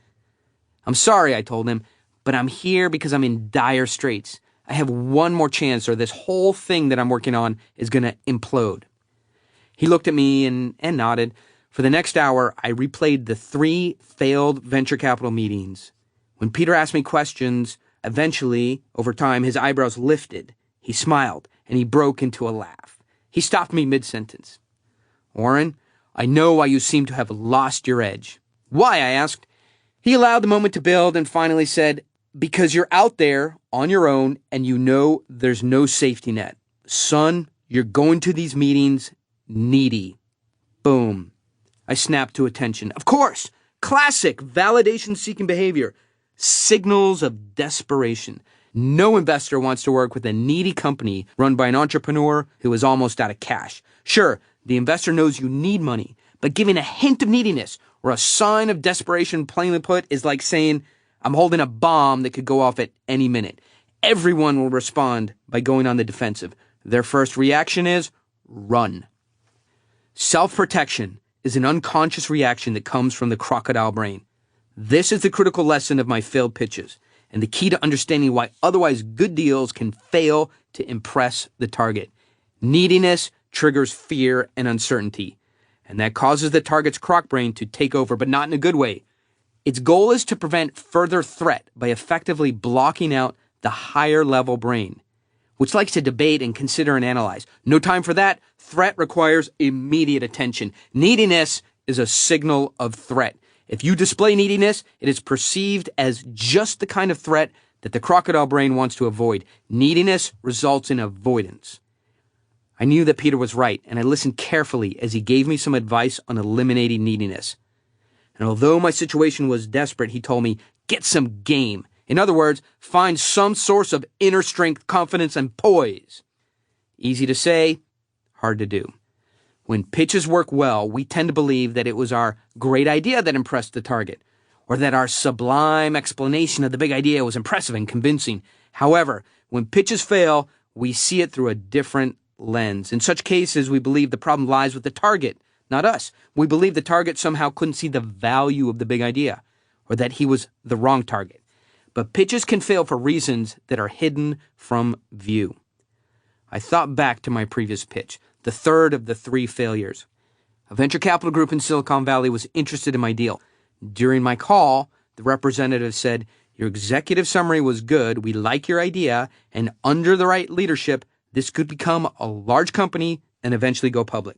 We'd like you to come up on Tuesday to pitch the partnership." I had made plans to fly north and thought This was my big break. When we got there, though, the circumstances felt very familiar. I'd been in this position before. It was just another 1-hour meeting in an anonymous office building overlooking a freeway. The conference room looked virtually the same as any other one I'd pitched in: black leather chairs, a long conference table, a whiteboard at the end, and an easel in the corner. Thinking back on those days, if there's anything that reminds me of deal making, it's the whiff of dry erase markers. In 1999, no deal could be pitched properly without the extensive and highly abstract whiteboard diagrams. Now, when I was pitching, I spoke clearly and made my points elegantly. I maintained eye contact with the targets, as you're supposed to do, exuding calm confidence. My voice rose and fell with a dramatic tone as I drew a chart on their whiteboard so artistic that if it had been preserved at that time, it would today be hanging in the Modern Art Hall of the Getty Museum. So before I knew it, 30 minutes had gone by. Although I felt that there was so much more to say, the targets were glancing at their watches. I knew it was time to wrap up, and with nearly perfect comedic timing, I delivered a joke, and laughter filled the room. I'd nailed the pitch. Now, I found myself in that awkward 2-minute period that every presenter must face after finishing his pitch. This is a dangerous beta trap and the easiest time to screw things up. Here's where small mistakes are amplified into deal killers. Slight missteps can erase all the good work you've done in the last 20 minutes. And it's unnerving because there's always an unspoken directive. You need something from the target. Usually it's money. So, during the end of that third pitch, in front of some of the best venture capitalists in Silicon Valley, I became anxious and needy while I explained, we need a lot of your money, and we need it fast. And at that point, I realized how high the stakes were. If these people said no, it would be my third rejection in a row, and the company would have almost no options left. I felt scared and anxious, and I said things like this. So, do you think it's a good deal? Guys, so what do you think? We can sign a deal right away if you want us to. These things, the way I said them, were the purest form of validation seeking and the most lethal form of neediness. And that was the end of that opportunity. Just that fast. The target's excitement turned to fear and anxiety, and of course, I failed to get a term sheet or an investment offer. Now, why it's important to eradicate neediness. Plain and simple, neediness equals weakness. Broadcasting weakness by seeking validation is often a death sentence for a deal. This may sound harsh, but it's true.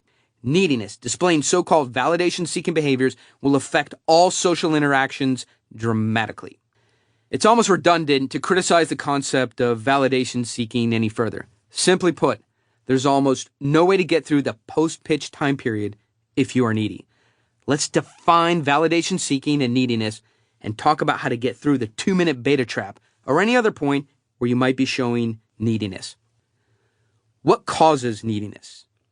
You can tell when you're losing your audience because their growing discomfort is easy to read. They glance at their watches. They turn their bodies away from you. They cough nervously and they close their folder and stop leafing through materials. There are a lot of outward signs. When you notice audience members are uncomfortable, you feel yourself losing the deal. Your anxiety and insecurity start turning into fear, and you begin falling into acceptance-seeking behaviors. The experience of feeling disappointment creates problems that need to be considered carefully. When we feel even a touch of disappointment, our first reflexive reaction is to cure it by seeking validation, which of course broadcasts neediness to the audience. Now our brain is subconsciously thinking, if I can just get them to agree to do a deal with me, everything will be okay. This is what our brain wants to relieve the stress and fear caused by rejection. If we are lucky and the target decides to give us the deal, all is well again. We instantly feel better, our anxiety fades, our heart rate returns to normal, and we feel in control. However, in the panic moment caused by that flash of disappointment, we couldn't help but signal neediness to our target. Chances are good that he noticed it and will not respond by giving us what we want. What happens then? Further rejection poses the threat for an emotional catastrophe. In practice, here's how we fall into validation-seeking behaviors. Number one, when we want something that only the target can give us, money, an order, a job, we set the stage for neediness. Number two, When we need cooperation from the target and can't get it, it's frustrating and it causes us anxiety. And audiences, at some point, always become uncooperative. Audience members turn their attention elsewhere, usually by texting, scanning an email, or taking phone calls. They allow interruptions by people coming in and out of the meeting room, or they cut us short before we've made our key points. Number 3, neediness is created inside of us when we firmly believe that the target can make us feel good by accepting our pitch and saying yes. When we set ourselves up to need the target to accept us, we have trapped ourselves. The more we want the target's desired behavior to occur, the more neediness we broadcast, and the less likely the target is to give us what we want. It's a downward spiral. And number 4, finally, validation-seeking behaviors are triggered in us when the target seems uninterested in our pitch, and he begins to withdraw or shifts his or her attention to something else. At that moment, we have a natural fear response, and the potential for an involuntary expression of neediness is high. Fear and anxiety are emotions that are both natural and reflexive, and they are very difficult to manage. Even the most common social rituals are loaded with situations that can trip us up, so you really need to pay attention to avoid outward signs of neediness, a reaction that surrenders your status and frame dominance. How to counteract your validation-seeking behaviors. One dramatic way to eradicate neediness involves going into every social interaction with a strong time frame that you're prepared to use at any moment. This frame communicates loudly and clearly that you are needed somewhere else. But this is just part of a broader, more comprehensive solution to eradicating neediness. Here's the basic formula. Number 1, want nothing. Number 2, focus on things you do really well. And number 3, announce your intention to leave the social encounter. Executing these 3 steps will calm down the fear circuitry in your own brain. Your increased heart rate, perspiration, rapid breathing, and anxiety will subside slowly. Once under control, you'll impress others and make them actually come after you. Most important, the willingness to withdraw demonstrates a self-control, strength, and confidence that most targets will greatly admire. To better appreciate the importance of controlling validation-seeking behaviors, let's take a closer look at the way others have solved this problem. In the great film The Tao of Steve, the lead character, Dex, also employs the withdrawal technique to maintain high status in social situations. The technique is part of a larger Taoist philosophy that Dex uses to guide his life. Dex is an elementary school teacher assistant who lives in Santa Fe, New Mexico, with several roommates. He has a huge belly, he smokes pot, and his wild, unkempt look is the opposite of Madison Avenue's image of the American male. Looking at Dex from the outside, you'd assume he is not a social success. But surprisingly, the opposite is true. Dex is a practitioner of the Taoist philosophy, but with an ingenious twist, which I'll explain in a moment. Taoism is an Eastern philosophical and religious tradition that originated in China around 500 BC. It is based on the writings of the philosopher Lao Tzu. As in Buddhism, there's a heavy emphasis on connecting with the universe and controlling your desires.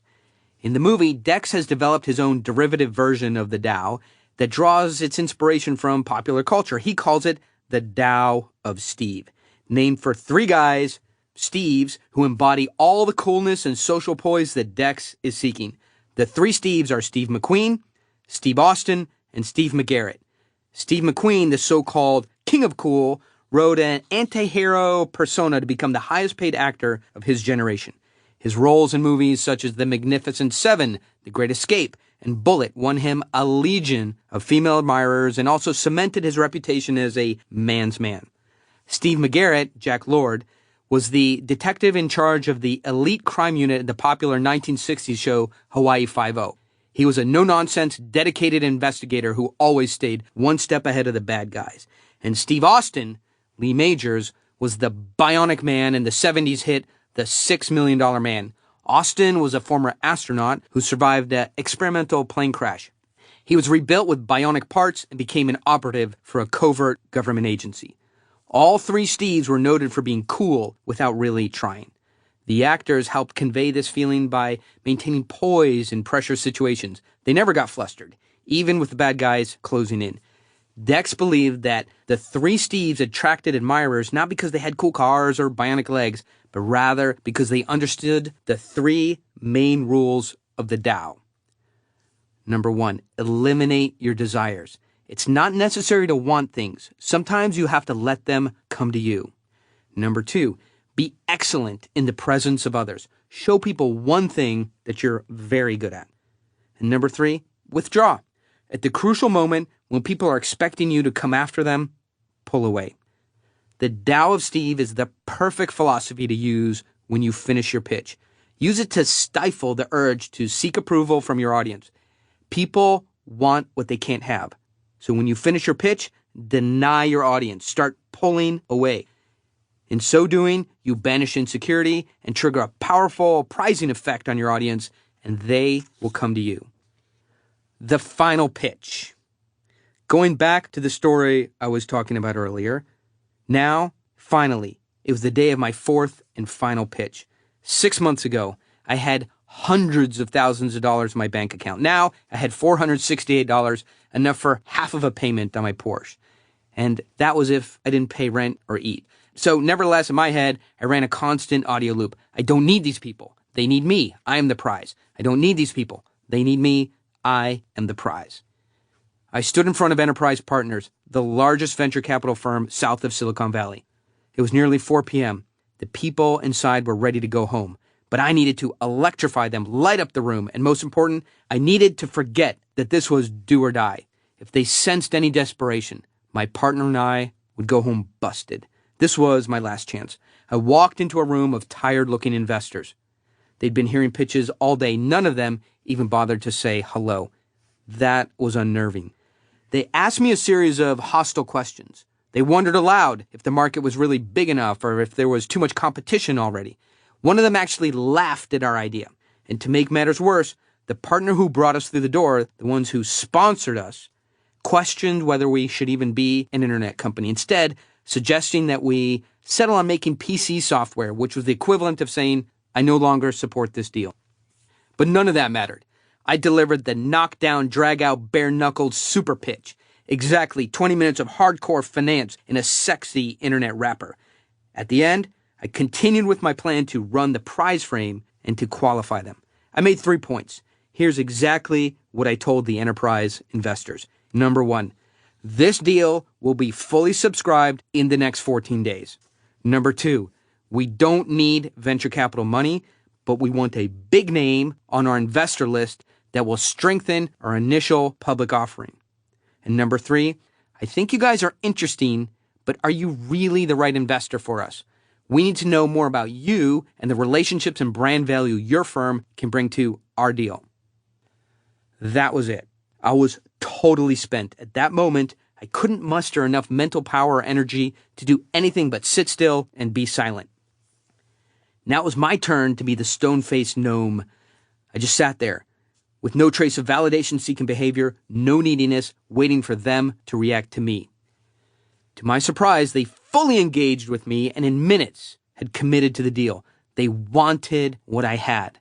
I'd redeemed myself with a great opening and finished the pitch with confidence and poise, and the whole thing came together perfectly. We sat in the room for another hour and discussed all the variables. We came up with a huge $14 million valuation, $6 million more than I expected.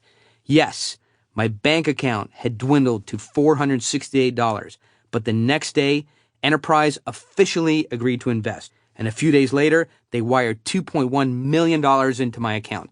I remember going to the ATM and getting a balance slip so that I could see the $2.1 million printed on it. 30 days later, Enterprise completed the financing with an additional $4 million. Despite the difficulties and the hard work, going after a deal is a thrill. Sure, I do it because I want the results, the loan, the job, the money, the deal, whatever, but that's not the only reason. I chase these things because the adventure excites me. All deal makers know there's a king of the world moment when we close a deal, and that is never forgotten. It's the satisfaction of preparing for a high-stakes meeting, giving a mouth-watering pitch, and with a chest full of confidence, getting the deal. Over time, I would have had many fewer of these moments if I had not learned never be needy. Chapter 7, Case Study, The Airport Deal. This is a story of a pitch so massive and so high stakes that in order to tell it properly, I need to tell you what happened in the months leading up to the day of the pitch. There's perhaps no other single deal I've ever been involved with that better demonstrates the ideas at the core of my method and why it works. If you find that this story borders on the cinematic at times, well, that's what it was like to be there. And that's what it's like when you're playing with hundreds of millions of dollars and there's so much at stake. Let's begin. I was 100 miles away from Los Angeles and in no hurry to return to the city. I had a good reason too. Business was dead. The collapse of the U.S. economy had seized the credit markets, freezing deals for more than a year. After pitching nearly nonstop for more than 5 years, I found myself with nothing to pitch. Literally nothing. This lack of action was frustrating because at the heart, I like the adrenaline rush that comes with playing this game. That's why I do it. I get the same adrenaline rush from action sports as I do in the boardroom, where I've raised more than $400 million. Then it all went away, poof, as the economy soured and the deal window shut. It was clear after a full year that it wasn't going to return to normal for a long time.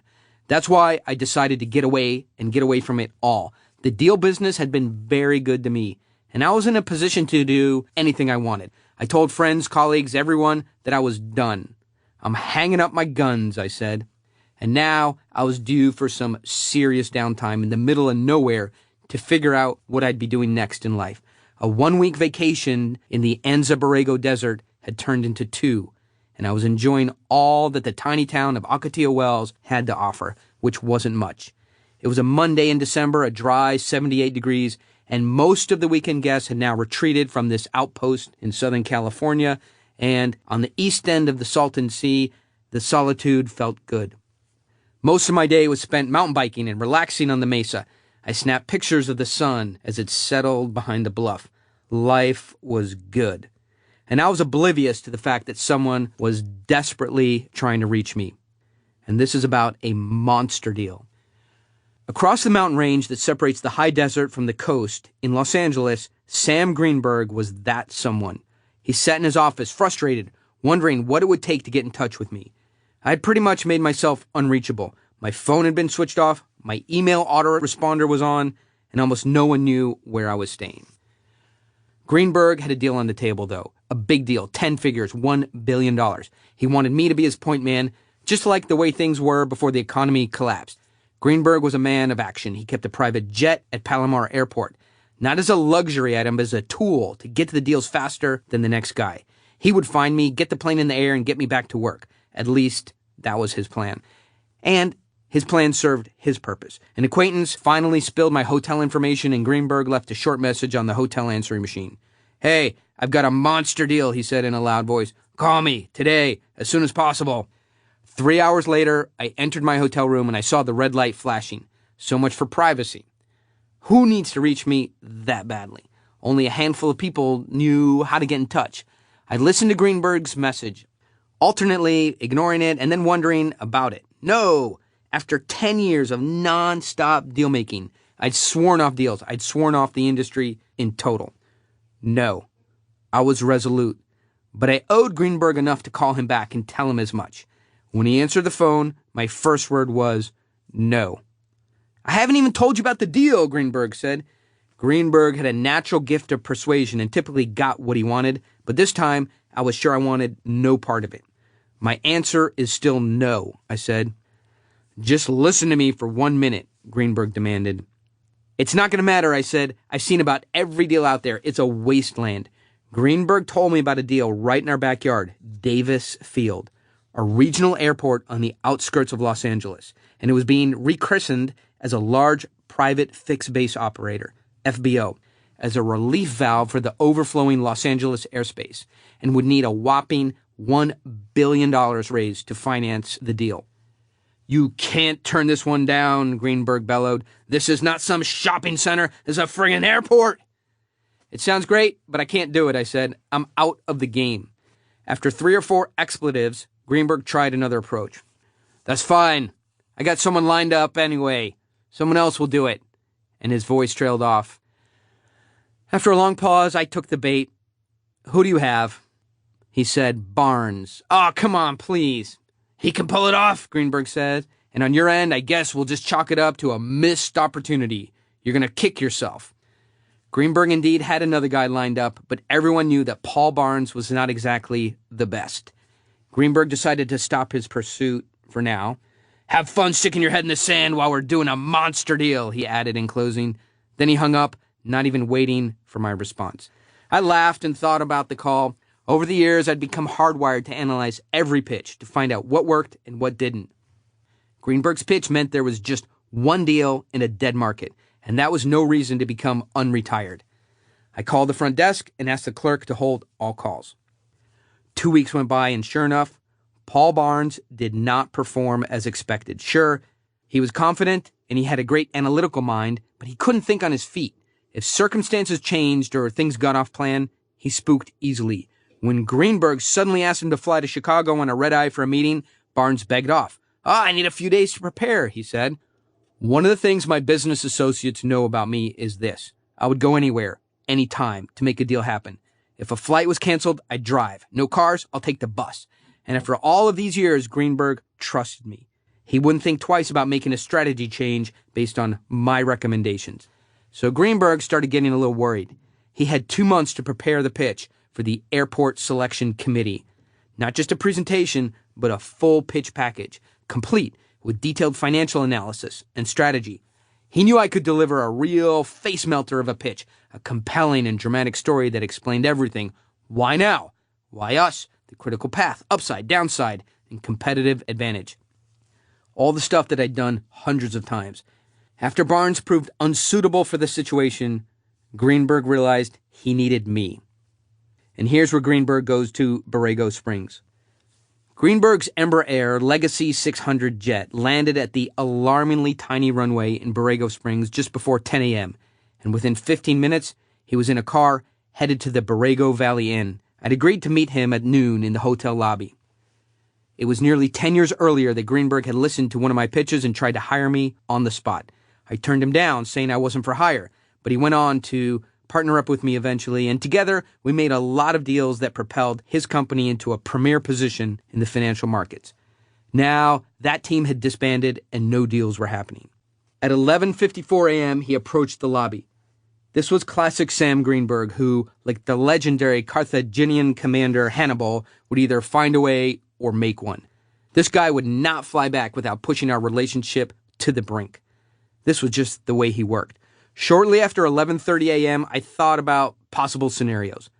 Was there anything Sam could say to sway me? No, not likely. Was the deal economy coming back anytime soon? No, also not likely. There was a certain peace I had now away from the rat race, not tied down to any phones and emails. I didn't miss the grind, not at all. It was getting close to noon, and I headed to the lobby. Sam was there, dressed casually, sitting on a blue vinyl couch. Both of us were uncomfortable at first, as if meeting for the first time. We both had our game faces on. I can't let the plane idle on the runway for too long, so pack it up and let's just head back to L.A., Greenberg said with a straight face. Aha, the time frame. It would need to be dealt with soon. Hey, look, at this altitude, after your 25-minute short hop, that jet can idle for 3.5 hours in 98-degree heat with a half tank of fuel, I said, cracking Greenberg's power frame in half with the stronger expert frame. I know about these planes. And I'm hungry. It's your turn to buy me lunch. Greenberg countered the expert frame with a prize frame. You've never made as much money as you have working with me, he calmly replied. Look at you. You're leaning forward, hanging on every word that I say. You're practically drooling about my deal. That's how much you want it. It's almost sad. You're throwing the prize frame at me. I taught you way too much, I said, easily handing Greenberg's reframe. Look, we could do this all afternoon. Forget it. Let's just go eat. You're still buying. Follow me. On the way to the sandwich shop, we continued to frame and reframe and deframe about who would buy a $20 lunch, even though Greenberg's fueled, piloted, and fully staffed jet was on the runway burning $8,400 an hour. Let's get back to doing what we always do, Greenberg said, continuing the conversation at the restaurant. Market says it's a bad idea, I replied. This was probably an anticipated objection, and he decided to challenge me, chide me a bit. Oren, why exactly did you come here? He asked. You just ran away. You left because you lost your edge, Greenberg continued. There was a point when I thought you might be one of the best, he said. Now the only thing next to your name will be quitter. Well, that made my teeth clench. I stood up and gave him a long stare. I was ready to walk right away, right there. You're mad because I'm right, he said. Maybe you'll come back with me and prove me wrong. You can't hang out and be a hippie or whatever you call this for the rest of your life. I could feel his neediness, and it was clear that I had the upper hand for the moment. But you never have that upper hand long with Sam Greenberg. Give me a minute to think about it, I told him. The $1 billion figure for this deal was off the charts. I'd been accustomed to pitching deals in the $30 million range. This would be the biggest deal I'd ever put together. And it was only falling into my wheelhouse because the bad economy had sent everyone else scrambling. The fact that Greenberg had flown out to the middle of the desert also gave me a sense of importance and a notion that loyalty still existed in the cutthroat world of investment banking. Let's talk about this, I said, finally, looking at Greenberg. What exactly are you offering if I do get back into the game? Well, Greenberg's eyes lit up. The bullying he had done had worked. He now had a hook point. It was time for him to take advantage. For the next 15 minutes, he explained the deal, pitched it actually, and laid out my role in the big picture. Then he closed the deal and sealed it, giving me some reasonable terms and a rare handshake. Little did I know that Greenberg had withheld a key piece of information. There was a competitor in this pitch, and a big competitor. Preparing the big pitch. The next day back in Los Angeles, Greenberg and I got together at his office, a high-rise office in the middle of downtown, to discuss an action plan. It was Wednesday. Greenberg came to the meeting knowing that he'd have to mention the competitor, but he waited until the end of the meeting and then sprung it on me. Did I mention that Goldhammer is pitching the deal too? Greenberg asked. I almost spit up my coffee. What? Yeah, they have a team on it, Greenberg said. Relax, it's nobody that we can't take down. You knew that when you flew out and you didn't tell me?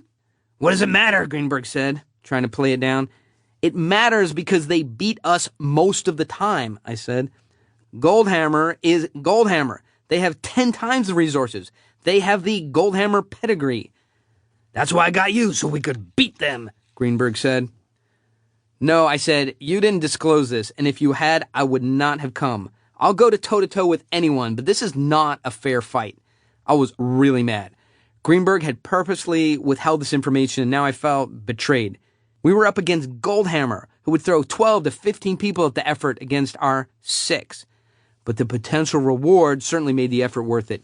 If we won the pitch and actually raised the $1 billion for the airport over a period of 5 years, Greenberg Capital would reap more than $25 million in fees. Of that, I would take 30%. So I had a lot to prove, a lot at stake, and a lot to gain. All I had to do was take down Goldhammer and my old arch-rival, Timothy Chance. Meanwhile, at Goldhammer, the Goldhammer office in Los Angeles occupies the entire 12th floor of a gorgeous downtown skyscraper with a view all the way across Hollywood to the Pacific Ocean.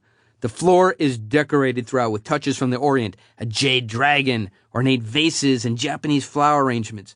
I'd tangled with Goldhammer before, so I've been in that office. I could picture in my head exactly how the company's planning session against my team was going. This is how I envisioned it. Inside the main conference room, 7 people would be gathered to discuss a big deal, a monster deal, the airport deal. The discussion would be led by Bill Miner, a second-generation investment banker who had been handpicked by Goldhammer Corporate to lead the Los Angeles office. It was Miner who had chosen the Far East motif of that office, and Miner often quoted his favorite book, Sun Tzu's Art of War. After briefing everyone on the background of the airport, he would turn his attention to the competitors. That's us. There are 3 or 4 of the usual suspects involved, he would say, but the wild card is Greenberg Capital. The name would be familiar to all of them. We were local, and occasionally Goldhammer and Greenberg would cross paths. Goldhammer's top pitch guy, Timothy Chance, would be quietly listening. He knew us, and he had worked with me a few months in the 90s, and since then, we had clashed several times. 3 years ago at a funding conference, Chance and I had exchanged words and had to be separated physically. In the end, I imagined Chance and Miner would look at each other, both knowing that this was the biggest pitch of the year, the one that bonuses would rest on, and it would be the one deal that would let the industry know who was the best. Strategy sessions and research. The first meeting at Greenberg Capital was a strategy session. Sam Greenberg, Rob McFarlane, and I sat in a conference room, and Greenberg delegated the various responsibilities. The pitch was a risk for all parties. The legal fees alone would be nearly $40,000, and the final bill for all the soft costs would be close to $100,000. McFarlane and I began the long and arduous task of running numbers on the deal. McFarlane was a quantitative analyst, and he knew the types of financial models that were needed. I had the role of putting together the big picture and the storyline, and I would be the one to actually make the presentation. Greenberg would pay the bills and make sure that everything was tracking to his liking.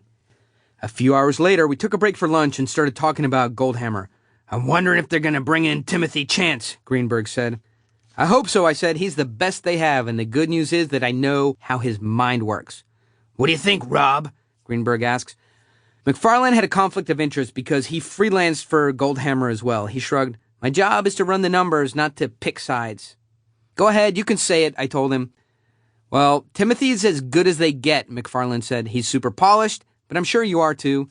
Greenberg watched me wince and smiled to himself. I taught him frame control, and now he was using it on me. Nice. This was typical Greenberg, always playing the game, trying to get people to work beyond their limits. "You know what I think," I said. "If they do bring in Timothy, it will make things difficult. He's good." We were making progress on the financing structure of the deal. We'd done research on comparable deals worldwide and felt that we had a good finance strategy in place with a track record to back it up. We also confirmed that, indeed, Timothy Chance would be making the pitch on behalf of Goldhammer. This provided a jolt of adrenaline to help me through the late nights of preparation. Over the years, I'd been obsessed with putting together a method to the madness of presenting and closing deals. I developed the concept of neurofinance, perused scholarly journals, interviewed professors and researchers, and even set up experiments with executives to gauge their reactions to various pitching styles. However, all this research, as well as the 10,000 hours I'd spent on the subject, would do nobody any good unless it really worked. And it was clear that this $1 billion airport pitch would be the ultimate test of what I'd learned, and if Greenberg Capital won, the ultimate confirmation of my methods. Let me take you to the middle of January. The daily rhythm of work, the rhapsody of ticking things off the to-do list, the grind of crunching numbers. These things were giving me a sense of purpose and a daily jolt of exhilaration.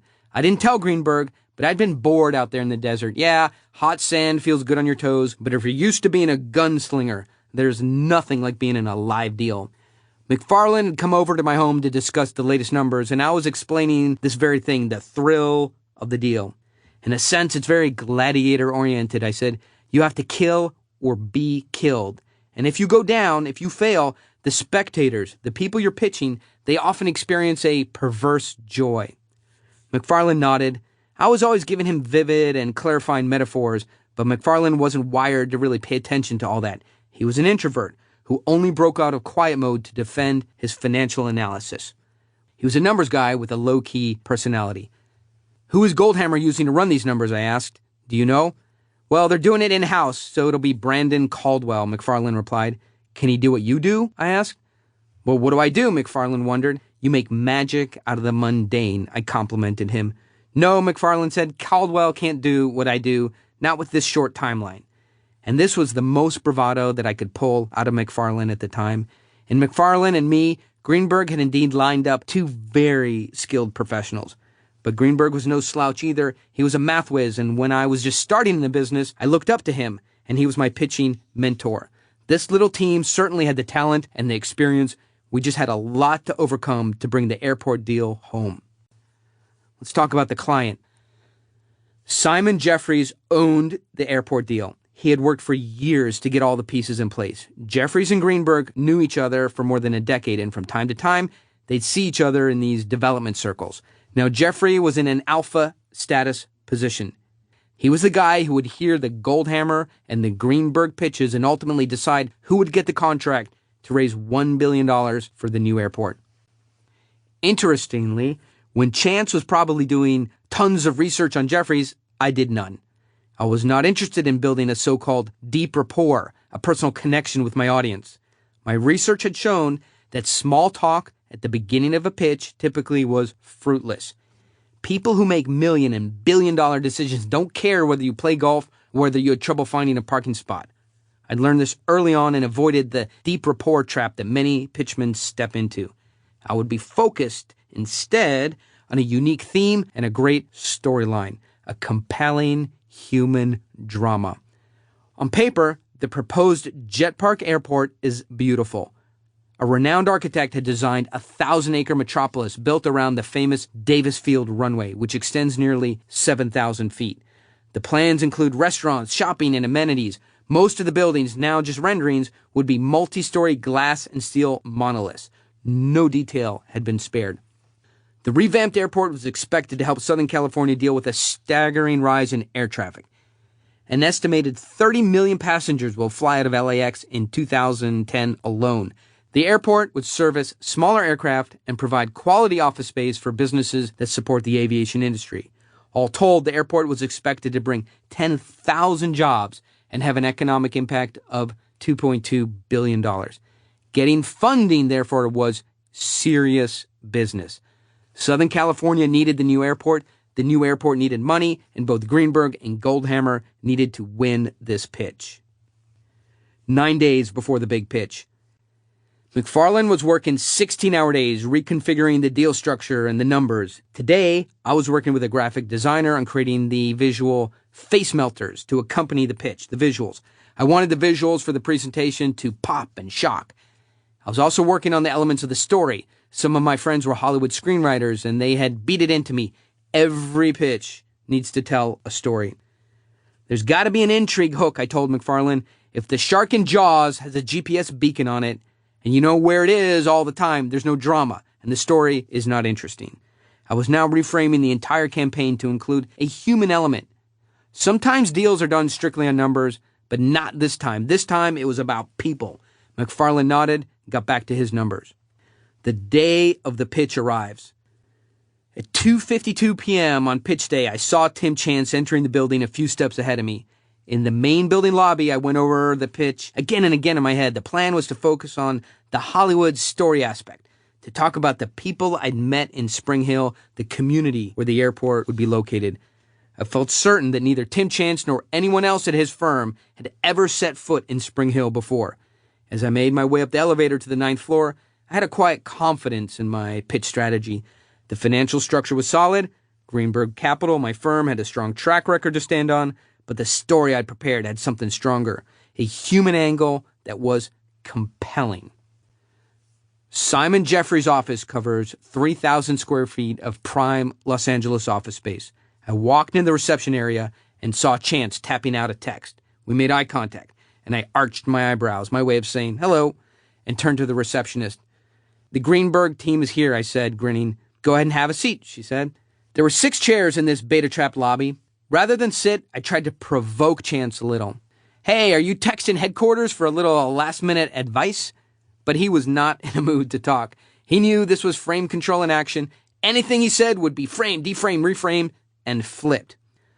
Good luck, Chance said, and he looked back down at his iPhone.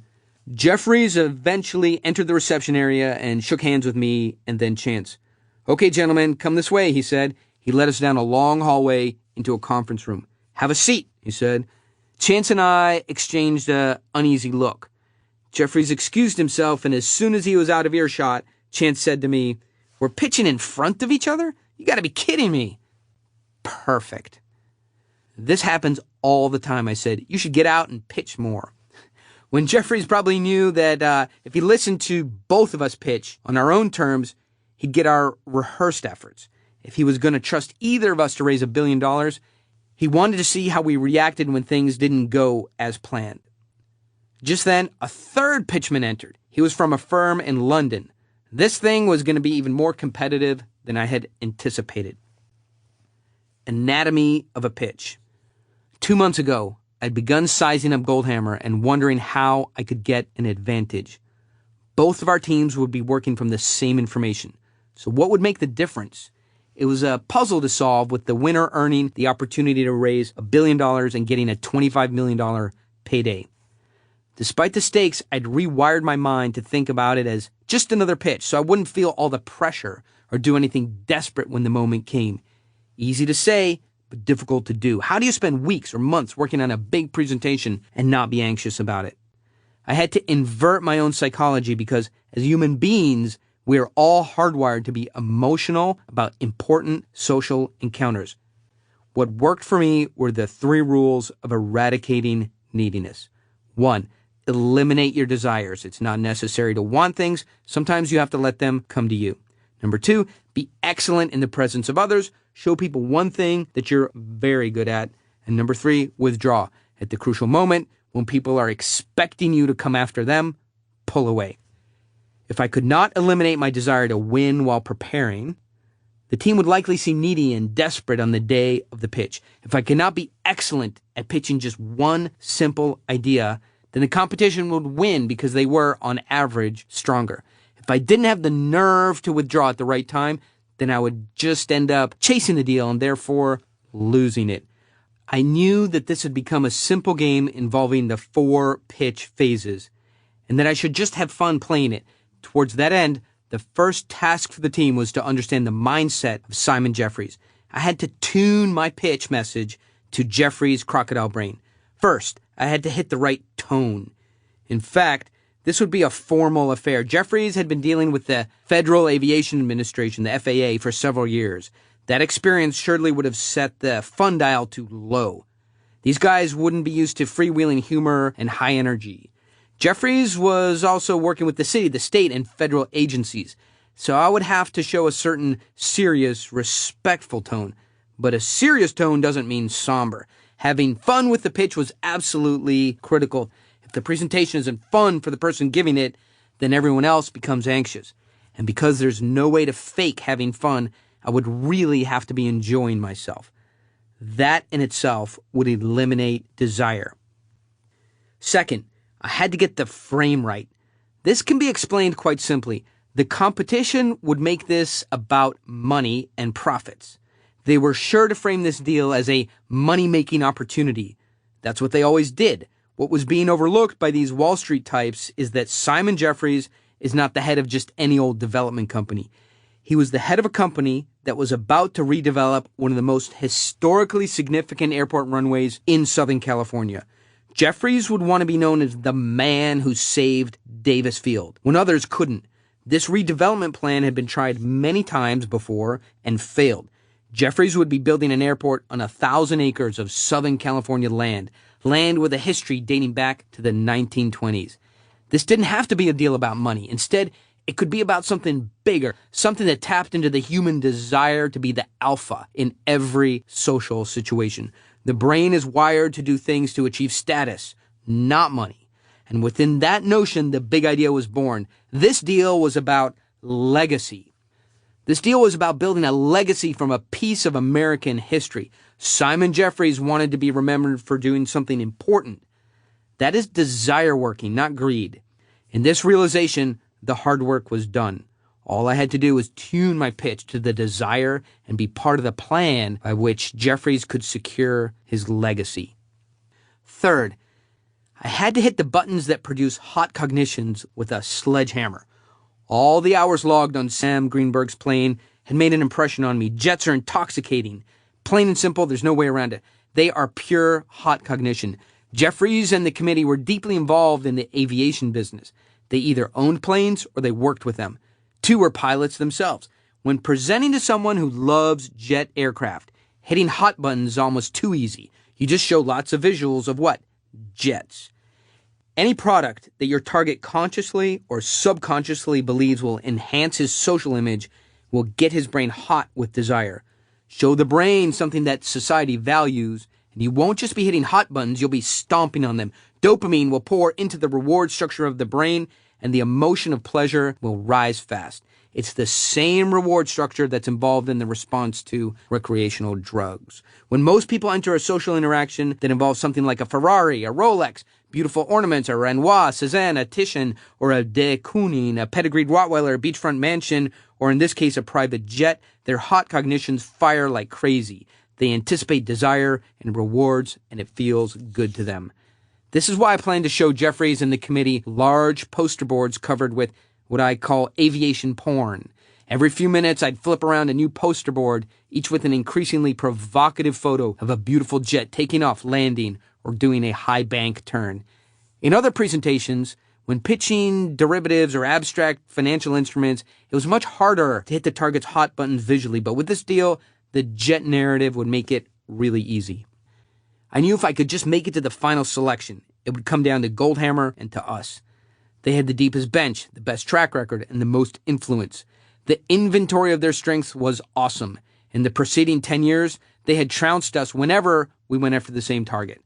There is no doubt that they would be discounting us because of our small size. I personally raised a couple $100 million, but those guys, Goldhammer was doing billions. As the presentation began to take shape, I built it around 4 phases. Phase 1, frame control, grab status, introduce the big idea. Phase 2, explain the problem, solution, and our special advantage. Phase 3, offer the deal. And Phase 4, stack frames for hot cognition. There was a deeper problem than just the competition. Simon Jeffries and the committee were natural alphas. During the pitch, they would be vocal, disruptive, and distracting. If I didn't see status and control the frame, these guys certainly would. At any point, if my pitch slowed to a crawl, they would jump in and try to assert their alpha status. They'd demand to know, how do you plan to do it specifically? Or where did you get those figures? Or how much will such and such cost? To keep them out of this detective mode, I would need to constantly deploy push-pulls. This would keep them either rocked back on their heels or leaning forward and intrigued to know more. They wouldn't have time to become cold and analytical. They wouldn't be able to disrupt the frame. They would always be in my frame reacting to me.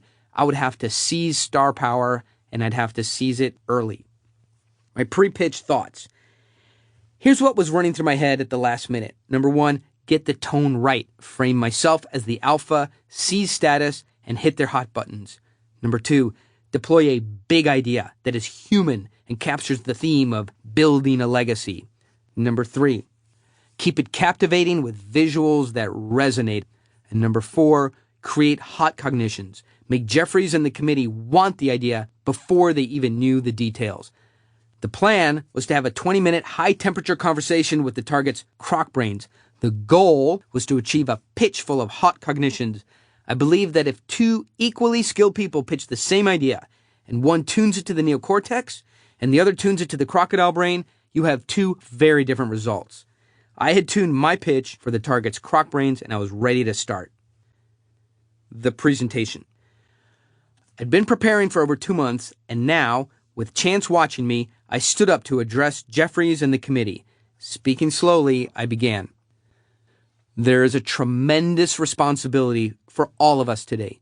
This is a decision not about who is the most charming or who's the most skilled in finance, but instead about who has the right ideas that can raise $1 billion for Davis Field.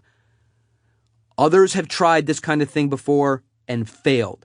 So it's not that the best man should win or that the best team should win, but instead the best ideas should triumph today. This runway has served the United States of America in World War II and hosted squadrons of B-17 bombers and other fighter planes, and they all took part in the Pacific campaigns. Today, we are not talking about building a shopping center or a strip mall or a motel. We're building an airport, and we are doing it on hallowed ground. This has to be done right. It was critical to get the frame right at the beginning, and because Goldhammer definitely would open by highlighting their size, their experience, and their track record, I had to pick a frame that minimized their strengths and focused the lens of attention on our strengths. This is why I chose the best idea frame. In other words, I was telling the targets they should forget about picking a bidder with size and power. Instead, they should focus on the quality of ideas. We could not compete on size and power against the others. But if I changed the frame, if my big idea frame was stronger than Goldhammer's, then we could still win. I'd also cranked up the tension, injecting norepinephrine into their brains by saying, this is hallowed ground. In other words, a screw-up would have serious consequences. If I'd hit the tone just right, then a strong frame would be in place, and the next task was to reframe the competition. I continued. We are honored to be competing against 2 other great firms today. I know each of them could serve you well because they have large teams, multiple offices, legions of young, energetic researchers, and the best paid analysts in the world.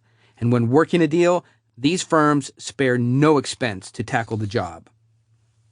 This was my way of saying that Goldhammer and the group from London were big, bloated corporations with too many people and many of them young and inexperienced. With this statement, I had reframed the competition as young, overstaffed, worried about their fees, and generally overweight. This fit the general image that dogged Wall Street banks in the media and would be an easy idea to convey. I knew that Goldhammer's Tim Chance would have to invest much of his precious time digging his company out of that frame. Chance recognized what I'd done, and it's no wonder he was scowling. Things had started well for us. Simon, I continued, the vast majority of people you have met in the last 3 months have told you that the market is flat and that nothing has changed for some time. But if you start challenging the way those folks are thinking, you can start to see this market through a different lens, the lens we use. Let me explain. 3 market forces that we follow very carefully have formed an important market window that we can step through if we time it right together. We don't think the window stays open for long, but if we do this now, we can go get $1 billion from investors faster than any other deal out there. Here's our analysis on the way the markets are moving. Here are the social factors. Everyone is tired of investment bankers getting fat off these deals with no risk, so we have to be more transparent on our fees. And the economic factors. For deals that are transparent, where the bankers and the consultants are willing to risk alongside investors, there's a ton of investor money in the market, $5 billion more than even last quarter. And the technology factors. If we go green and make the buildings in this airport rebuild LEED certified, I know a government agency that will get us 10% reduction in taxes. That's a lot. I know this is news to you, but this is how the market is moving, and these 3 forces are important to our strategy. Again, we have a short market window to step through. If we fight against these forces, we will struggle. But if we hit it right, we'll be one of the few deals that gets through this small market window and succeeds. This was a 3 market forces pattern that I had long endorsed. Simple and straightforward. I wasn't going to start selling and promoting before I was done framing. That would be a mistake. By doing it this way, I would show the targets how the market was moving. This would work because the mind is not a camera. It's a machine dedicated to observing motion and predicting what will happen next. I continued. Before going into my plan in detail, let me tell you what we recognized some time ago. This project is more than an airport upgrade or an airport relaunch. It is a legacy that you will leave behind. You will have your names written in history, and you will be judged by generations to come by what you build right here. I had issued a challenge to the committee. Done this way, it creates a dopamine and neuroepinephrine kick at the same time. In other words, they would feel the twin pole of desire and tension. Simon, Jeff, Jim, I addressed the committee by their first names. I know you need to find investors for this airport as fast as possible, and I appreciate how questioning conventional wisdom is hard to do when the time is tight. But today we're going to ask you to question how things have always been done, because lately the usual way of doing these deals turns out to be wrong or wide off the mark or both. There are too many similar Me Too deals in this market. Right now, unless you are different in your approach from all the others, you will be wasting time and you will be wasting money. That's why our big idea is different from all the other plans you're going to see. I flipped around a few big poster boards with the theme and the logo type boldly printed on them. As you can see, our theme is Invest in an American Legacy. Our plan gives plenty of profit to investors, but also gives them a chance to be part of an amazing story. Unlike the other bidders here today, my competitors, who will just be telling the potential investors a profit and loss story, we plan to tell the investors a wonderful story about an airport that has a rich aviation history. The combination of the American legacy theme with our financial plan will work best in this market. Our approach will raise $1 billion faster and more easily. Our big idea delivers a better velocity of capital and more certainty that you will get the money you need. We're going to set our sights high to literally become heroes by protecting and not destroying a piece of aviation history and get $1 billion at the same time. This was my classic big idea introduction pattern. Why would this kind of introduction for the big idea work here?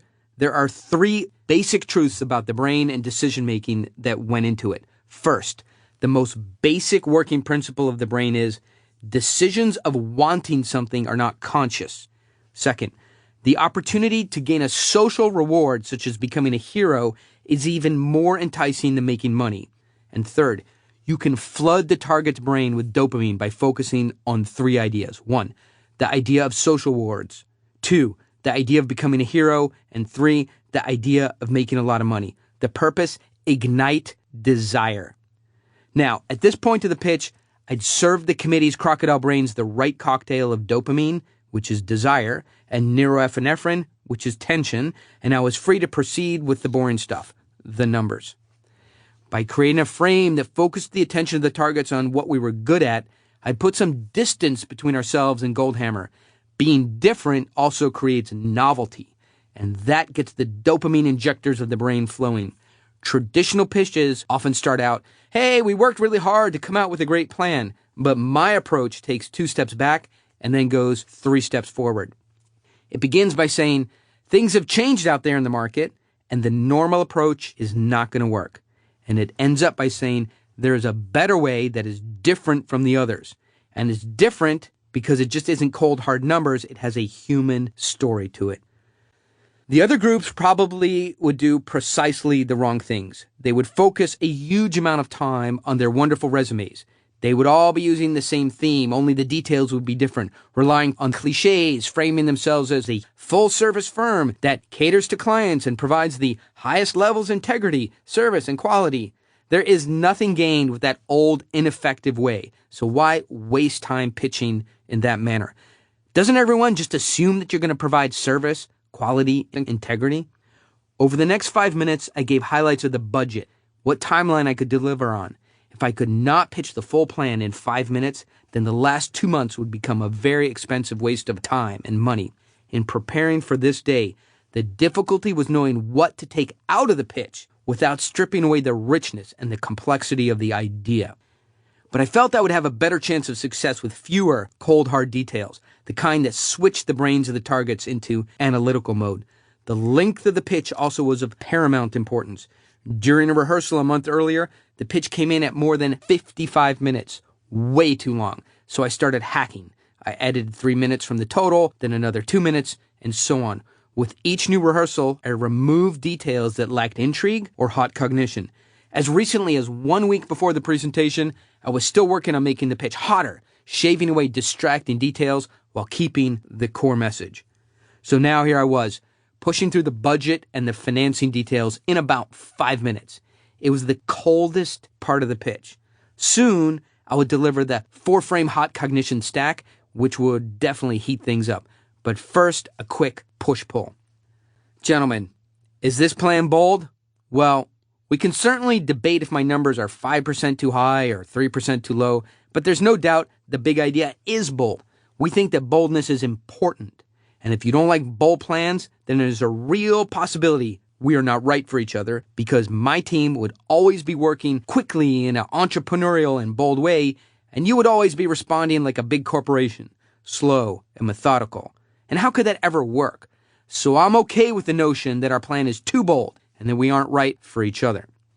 Here, I was employing the classic push part of the push-pull pattern, which challenged the targets and amplified tension. Now it was time to back off. I had a lot going on here, drawn on the techniques and research that had consumed me for more than a decade. No matter what kind of soft touch I had, there was still a form of selling involved. I was trying to get the targets to decide in my favor, trying to take control. And to my targets, this was a form of stress and pressure. Humans behave a certain way when they're put under this kind of pressure. At a basic level, in the target's croc brain, there's a feeling that you're taking away his or her autonomy. A threat response could be triggered. The push would counter this problem, giving the targets the opportunity to make a pressure-free decision. Because the human brain evolved in response to stressors over thousands of years, humans are constantly attuned at the level of the croc brain to the ways social encounters threaten their capacity for choice. This is one of my guiding theories. the slightest perception that you are taking away free will, scientists call this reducing the autonomy of choice, will trigger a threat response. After letting the croc brain know that it didn't have its back against the wall, it was time to complete the other half of the push-pull pattern. But then again, gentlemen, if this did work out, our forces could combine to become something great. Imagine your aviation experience and passion combined with our strategy and financial know-how, almost like some kind of superpower. When we focus our gaze on any individual investor, he would just explode with desire. I then returned to the idea of status. The brain is always assessing how social encounters either enhance or diminish its status. Yet at this point, all the competitors had higher global status than we did. There was no way around that. They had more wealth, more popularity, and more power. That's the three measures of status. So I needed some local star power, and I needed it fast. Look, in all seriousness, we loved this project. I started flipping over heavy poster boards that were set around the room. These were big, physical, real-world boards about a half-inch thick each. Unlike a PowerPoint slide, which would just disappear when I was done with it, these would remain, adding a certain concrete feeling of reality to the whole pitch. And I know how difficult it is not to choose Goldhammer or the London team sitting here with us today. How great are those guys? Is there anything they can't do with all that youthful energy and those amazing bespoke suits they're wearing? But one thing I would have to ask them, how much do they know about Spring Hill pickup football? This was a novelty play that would keep attention high, but it was risky because if you're going to go off on a tangent, it had better be good. There's a reason I ask, because the full story of Davis Field and why the previous attempts to build a new airport here have failed cannot be fully told until you meet Joe Ramirez. I had indeed met an auto mechanic named Joe Ramirez while doing my research on the airport deal. He was tall with wavy hair and a prematurely graying goatee. Now, here he was, striding across the room, dressed as if he was going to church. You can imagine how a mechanic would have been received by the committee in the middle of a pitch for $1 billion contract. Nobody expected this. Clearly, he was not here to explain the financial plans or the flight intervals. I urged him to take his time and speak from the heart. The clock was ticking, but this moment was too rich to be rushed. Joe moved in front of the lectern and pulled from his pocket a folded piece of notebook paper. He read aloud his prepared comments. I grew up in Spring Hill. It has been my home since my father came here from Dallas, Texas. As a kid, there wasn't much to do. We didn't have the mall and the theaters and the skateboard park as it is now. But what we did have is a football field. It was at the airport here, and he pointed to a place on the map just adjacent to the runway. Every Saturday and Sunday, we played football there. 2 or 3 games would be going all at the same time. This place was easy for everyone to get to, and some of my best memories growing up happened right here. But in 1997, and nobody knows why, the city paved the field over. It's been an empty parking lot since that day. If there's anything you can do. You could clearly see the emotion in Joe's face. You'd have to either been a robot from an alien planet, not to have been moved yourself. When Joe said that the city had paved the football field into an unused parking lot, there was a certain heaviness in the room. Heightened states of emotion create strong memories. Where were you when such and such famous person died? It's easy to remember. The parts of the brain where memories are stored needs to distinguish between significant experiences and those which carry less importance. This was one such moment. While it's hard to define emotion specifically, what is not hard is to show its effect on cognition and decision-making. Emotions are how we encode things of value and how we link events to our memory. If it is true that emotional intensity creates a moment where attention is high and encoding is high and where desire could be created, I would not get a better opportunity to create wanting from this committee. I thanked Joe Ramirez and stepped back in front of the room. Simon, committee, you see, we can look at the numbers behind this deal all day long. 24% of this, 15% of that, $100 million for solar panels, $100 million for construction of just one terminal, $1 billion. It's all just numbers.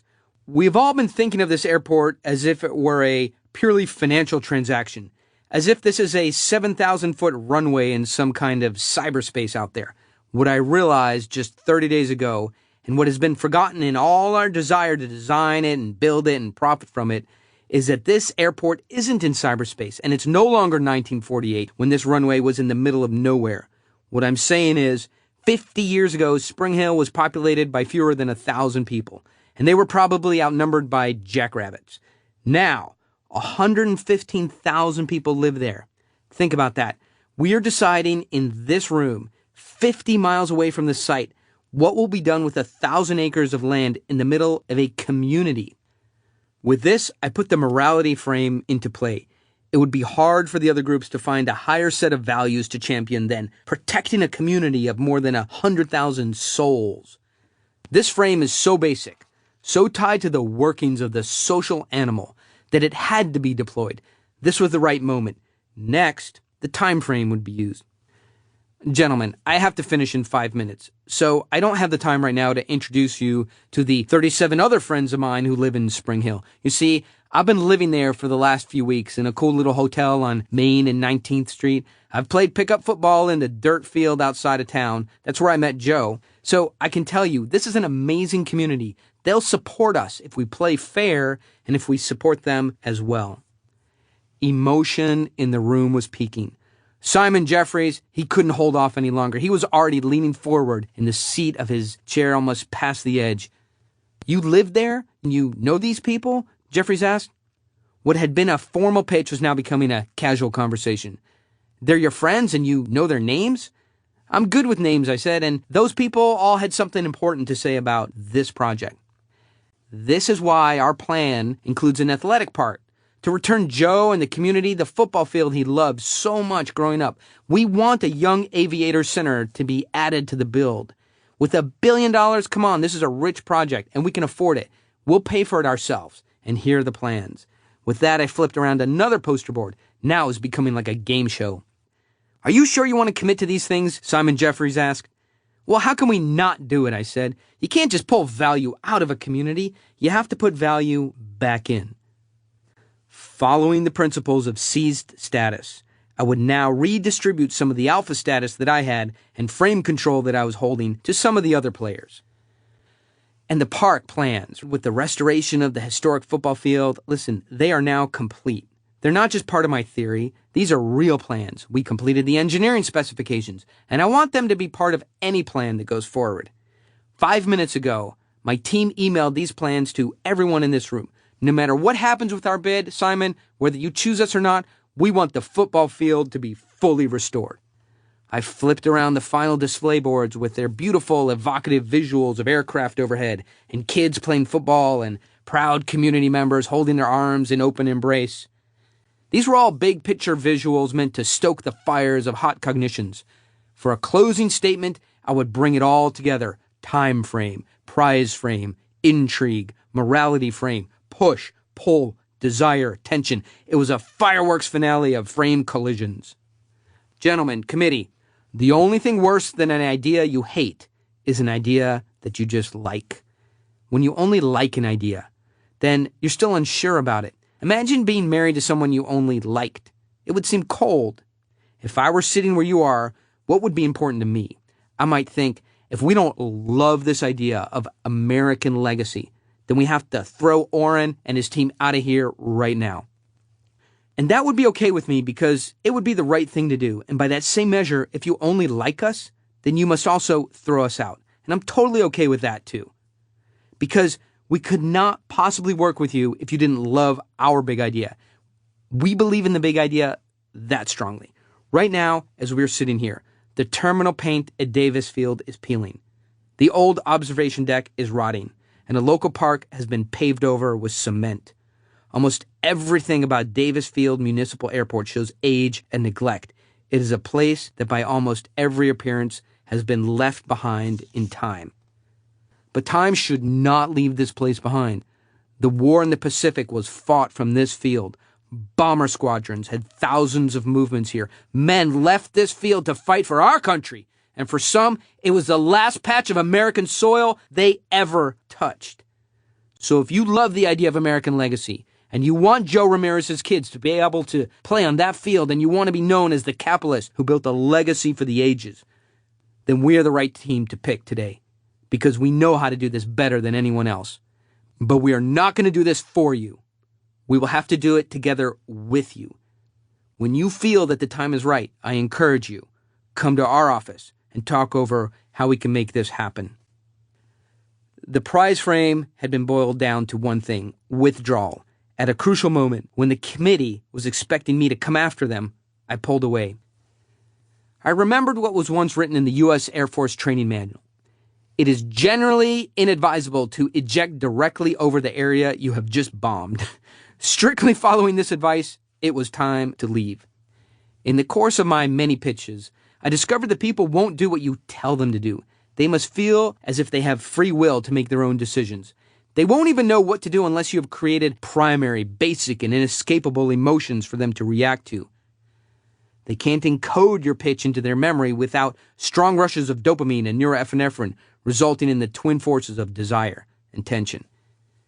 In that moment, everyone realized that Greenberg's little company of 6 people, plus 7 consultants, had a chance to win against the biggest and best in the financial industry. I had built from scratch a pitch that worked in a market where nothing worked. That's when I realized that this was the most exciting 20 minutes in my career of pitching deals. The competition strikes back. Tim Chance was up next, and as expected, his presentation was polished, practiced, and predictable. He opened with a long explanation of the many large deals his firm, Goldhammer, had done in recent years, the amazing capabilities of his organization and the respected name it held. The logo on his business card was known around the world, and he was using it to his best advantage. There was a moment of unintentional comedy right away. While Tim was making his opening remarks, his team was fumbling with the laptop they had brought, trying to connect it to the conference room projector. Although we've all seen this happen before, it still makes me laugh. With all that at stake, how could they burn 5 minutes trying to set up a projector? We had worked for 2 days to cut just 3 minutes from our presentation. My question was soon answered. As his slide deck came into focus on the screen, I and several others in the room noticed a little number in the lower right-hand corner of the screen. 42.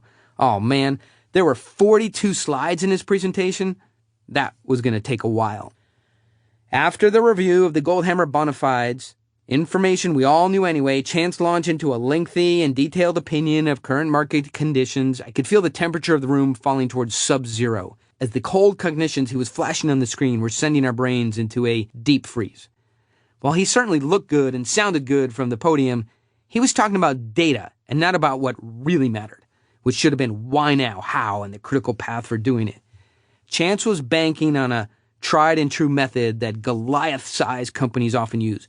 Because they're big and successful, they think it implies that they are also capable, and therefore they often do not speak directly to how they will accomplish an objective. They believe that their audience assumes it will get done. But will it really? We are left to wonder. In large companies, dealmakers like Chance are rewarded for the business they bring to the firms, not necessarily the results.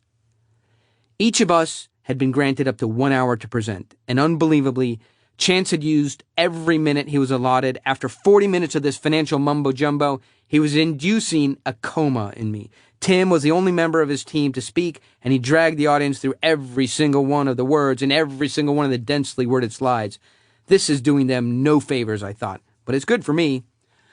Next up was a team from London who mercifully did not speak for an hour. On the contrary, their presentation was the model of European efficiency, clean, slick, and heavy with emphasis on financial models. This team had the wow factor on their side too, using an animated 3-dimensional digital presentation of their previous aviation projects. I was impressed. They had more experience in aviation than the rest of us combined. Like Goldhammer, they eventually succumbed to the temptation every presenter faces, taking a deep dive into complicated financial figures. And as their team commented on how they would manage the deal, it became clear that this was merely production work to them, no different than any other airport project they've ever worked on. If awarded, they'd stamp this project out like a cookie-cutter style. They'd express no interest in the local community, and they seemed to have no concern with the economic impact. They focused only on the project funding, how quickly they could get it, get in, get it done, and get out. I could not help but be impressed by their confidence and felt certain that they could do this deal and do a great job. These guys could win easily. As they finished with their rich European flourish, puffed chests, thick Oxford accents, and broad smiles, the last thing they said was, "So, we would be proud to work on this prestigious project, and we will eagerly wait to hear your decision. Ha! Beta trap! After all that work, showing neediness was the wrong move. Simon Jeffries approached the podium to make some final remarks to all of us. And this guy, Simon, he's a class act. He graciously thanked the teams for their presentations, described the week-long deliberation process he would now preside over, and he quickly brought the meeting to a close. The hour of judgment. After it was all said and done, I sat there looking out the window at Greenberg's Los Angeles office. There were 5 others with me waiting for a phone call, the phone call. Jeffries, meanwhile, had gathered several members of his selection committee at his office, presumably to discuss last-minute details. As I looked out at Los Angeles, I reflected on the last few months, this pitch and its repercussions. I'd boiled down 2 months of work into a lean and elegant pitch lasting 20 minutes and 52 seconds. Now it would all come down to this call, this moment, the decision. The phone rang. I sat down at the table in the conference room, and Simon Jeffries was put on the speaker. Jeffries began, "If you go down to Davis Field right now, as you pointed out to me, the terminal paint has worn off, and the old observation deck is just rotting away. Almost everything has a hole in it, including important parts of the runway. Who would want to land a jet there, have it serviced there, or take a meeting there? Nobody." Well, this was becoming melodramatic. We just wanted the decision. Jeffries continued. "This is why I'm so passionate about the new Davis Field and excited about building a new entrance to the airport and all the new facilities. This can be one of the best private airports in the world, but I have to pick the right team. The Greenberg team, you guys, were fantastic in last week's pitch. There were some things we felt you didn't get right, but we really enjoyed it. This is a hard decision, of course. I'm sorry, we can only pick one winner." Jeffries let the moment linger for a torturous amount of time. And then he cleared his throat, and he said one word. "Congratulations!" Our office erupted into celebration, and for me, the journey back from the desert was complete, and my methods were validated. They weren't just a personal collection of pitching notes stuffed in my notebooks. It wasn't just thousands of index cards in my office. It wasn't just a bunch of academic notions or theories, and it wasn't just a checklist of do's and don'ts. Much of the way that calculus is a system for solving math problems, or that civil engineering is a system for building bridges, my strong method was now a system to get deals done, especially when the stakes are high. It works. Chapter 8, Get in the Game. Learning to manage social dynamics is not an intuitive undertaking. 10 years ago, I found myself in many situations where I was the beta. I thought I had to accept this low social status, and I thought that there was almost nothing I could do to control the frame. I didn't even know what a frame was, and I cannot rationally describe to you why in those early days I disliked or even hated traditional sales techniques. I just knew what I wanted. A method that requires no blunt force trauma on my customers. No beggar bash modalities that aggravate people and make them regret doing business with you. I wanted nothing to do with the anxiety and the fear that accompany those beta-trapped, pushy methods. Beta methods do not exist in my approach for the simple reason that you're not pushing. You are interacting with people using basic rules of social dynamics. For years, I've been doing this stuff around the country and the world, and part of what I learned is that the crocodile brain is the same everywhere. There aren't New York croc brains and California editions and special French ones. Every croc brain responds the same. When something is boring, ignore it. When something seems dangerous, fight or run. When something is complicated, radically summarize, causing information loss, and pass it on in a severely truncated form. With my approach, you are respecting the croc brain by introducing a game, and you are inviting others to play with you. It will feel new and different to everyone involved because it is. Instead of flogging people with canned responses and pressure tactics, frame-based interactions excite the senses and engage people in a much more social way. In a world of robotic sameness, this approach will distinguish you from all the others. I learned this stuff alone, and it took me more than 10,000 hours of trial and error and many patient and forgiving clients to get it right. In the beginning, I seriously screwed up some important deals, and I should have worked with a partner or a small group, but everyone I talked to about my method was afraid of it. Most thought it was chaotic and unpredictable because I didn't have a model worked out at that point.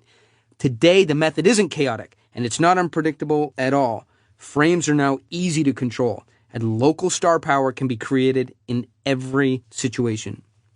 In the most basic sense, what are the frames I've been talking about here? Frames are psychological referencing systems that all people use to gain a perspective and relevance on issues.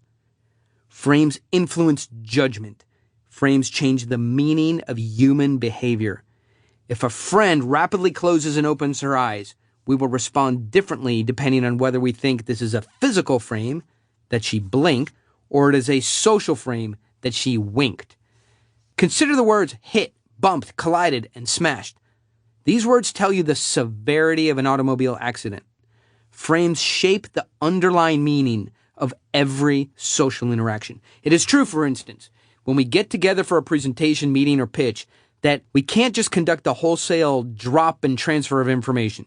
You don't send a cargo transfer container full of information to your customers or potential investors and say, here, look through this stuff, see what you can make of it. They can't absorb it, and if they could, they don't have the time. This is a part of the presenter's problem. Deciding what to pitch and how is not like a math or an engineering problem that can be worked out by having more and more information.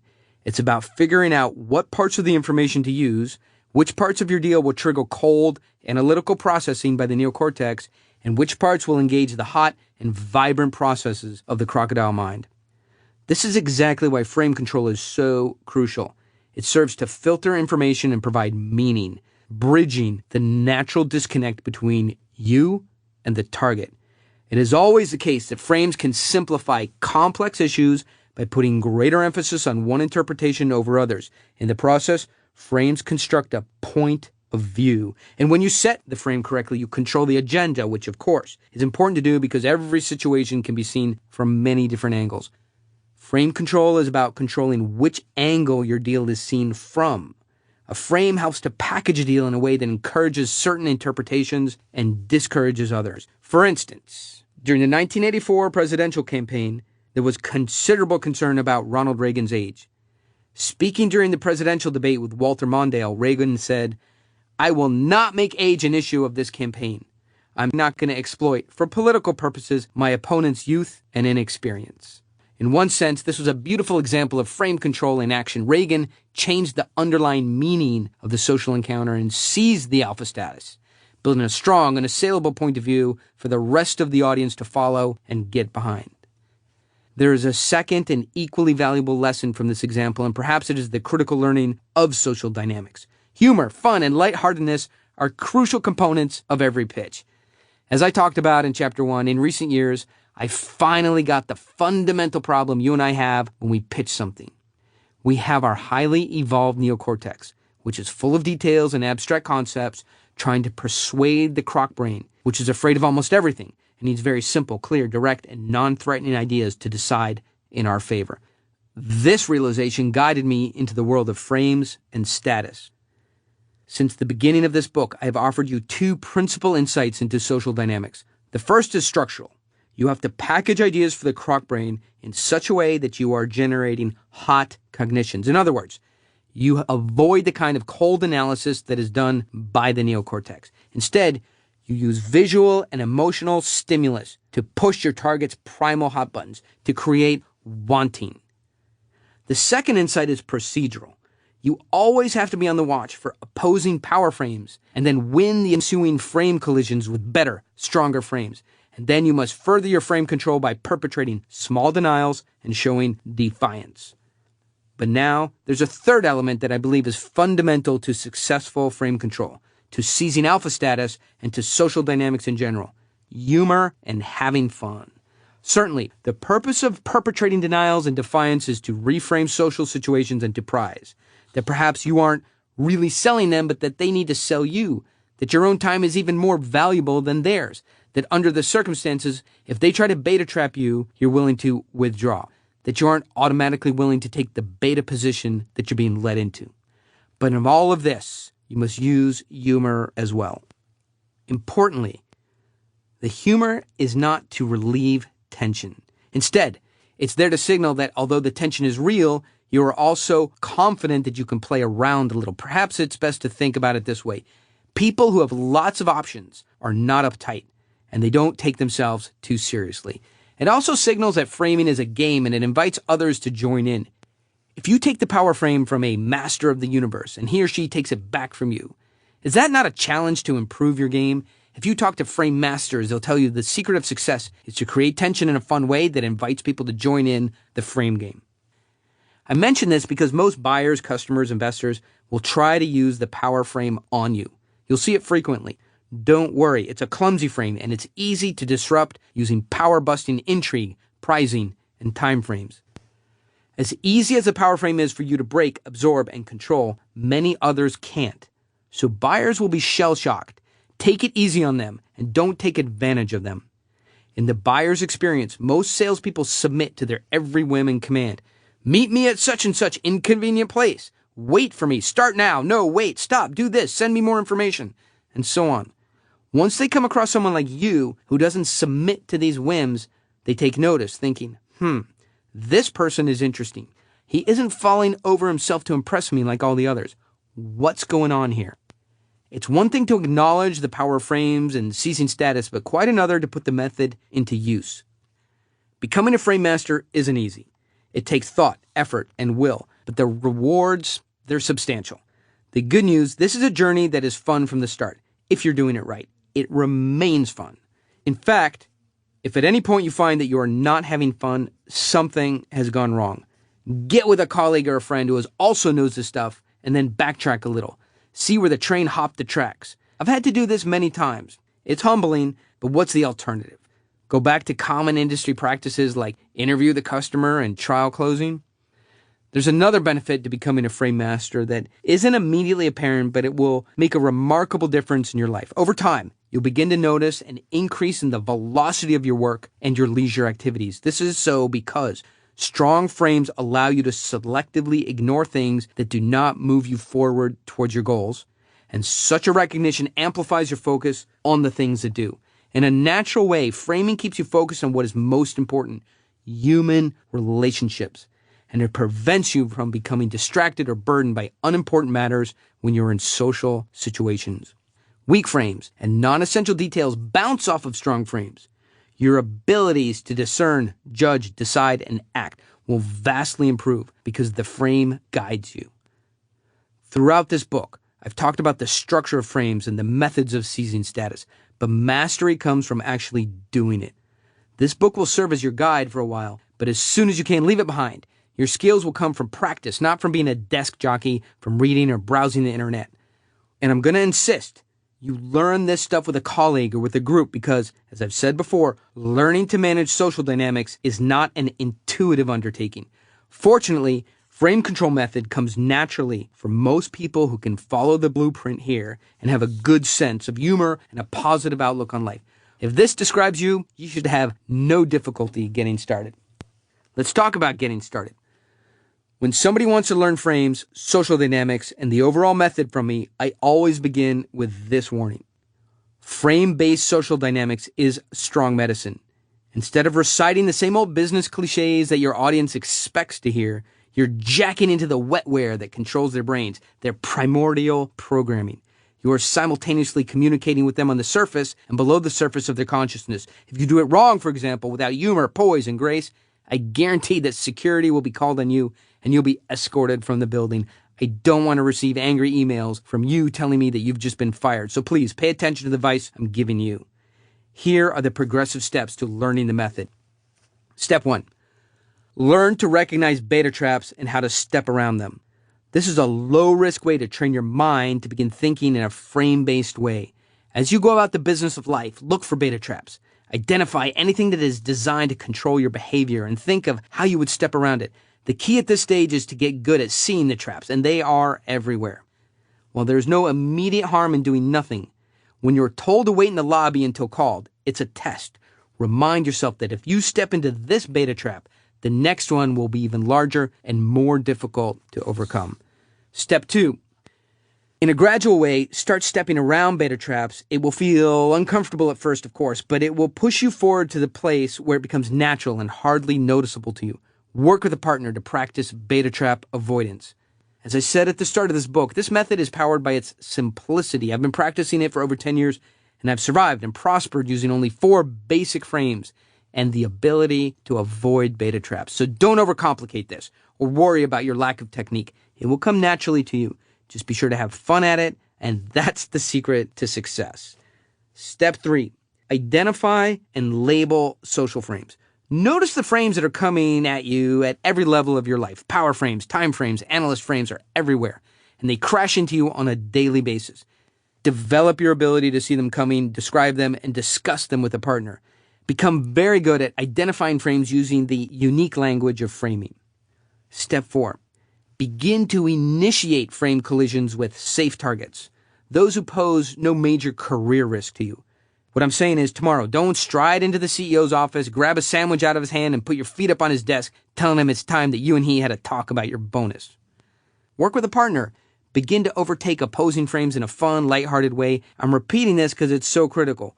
Remember that humor and soft touch are absolutely necessary. Without it, you will appear rude and arrogant, and you'll trigger croc-brain defense responses instead of engaging your target in a fun and spirited social exchange.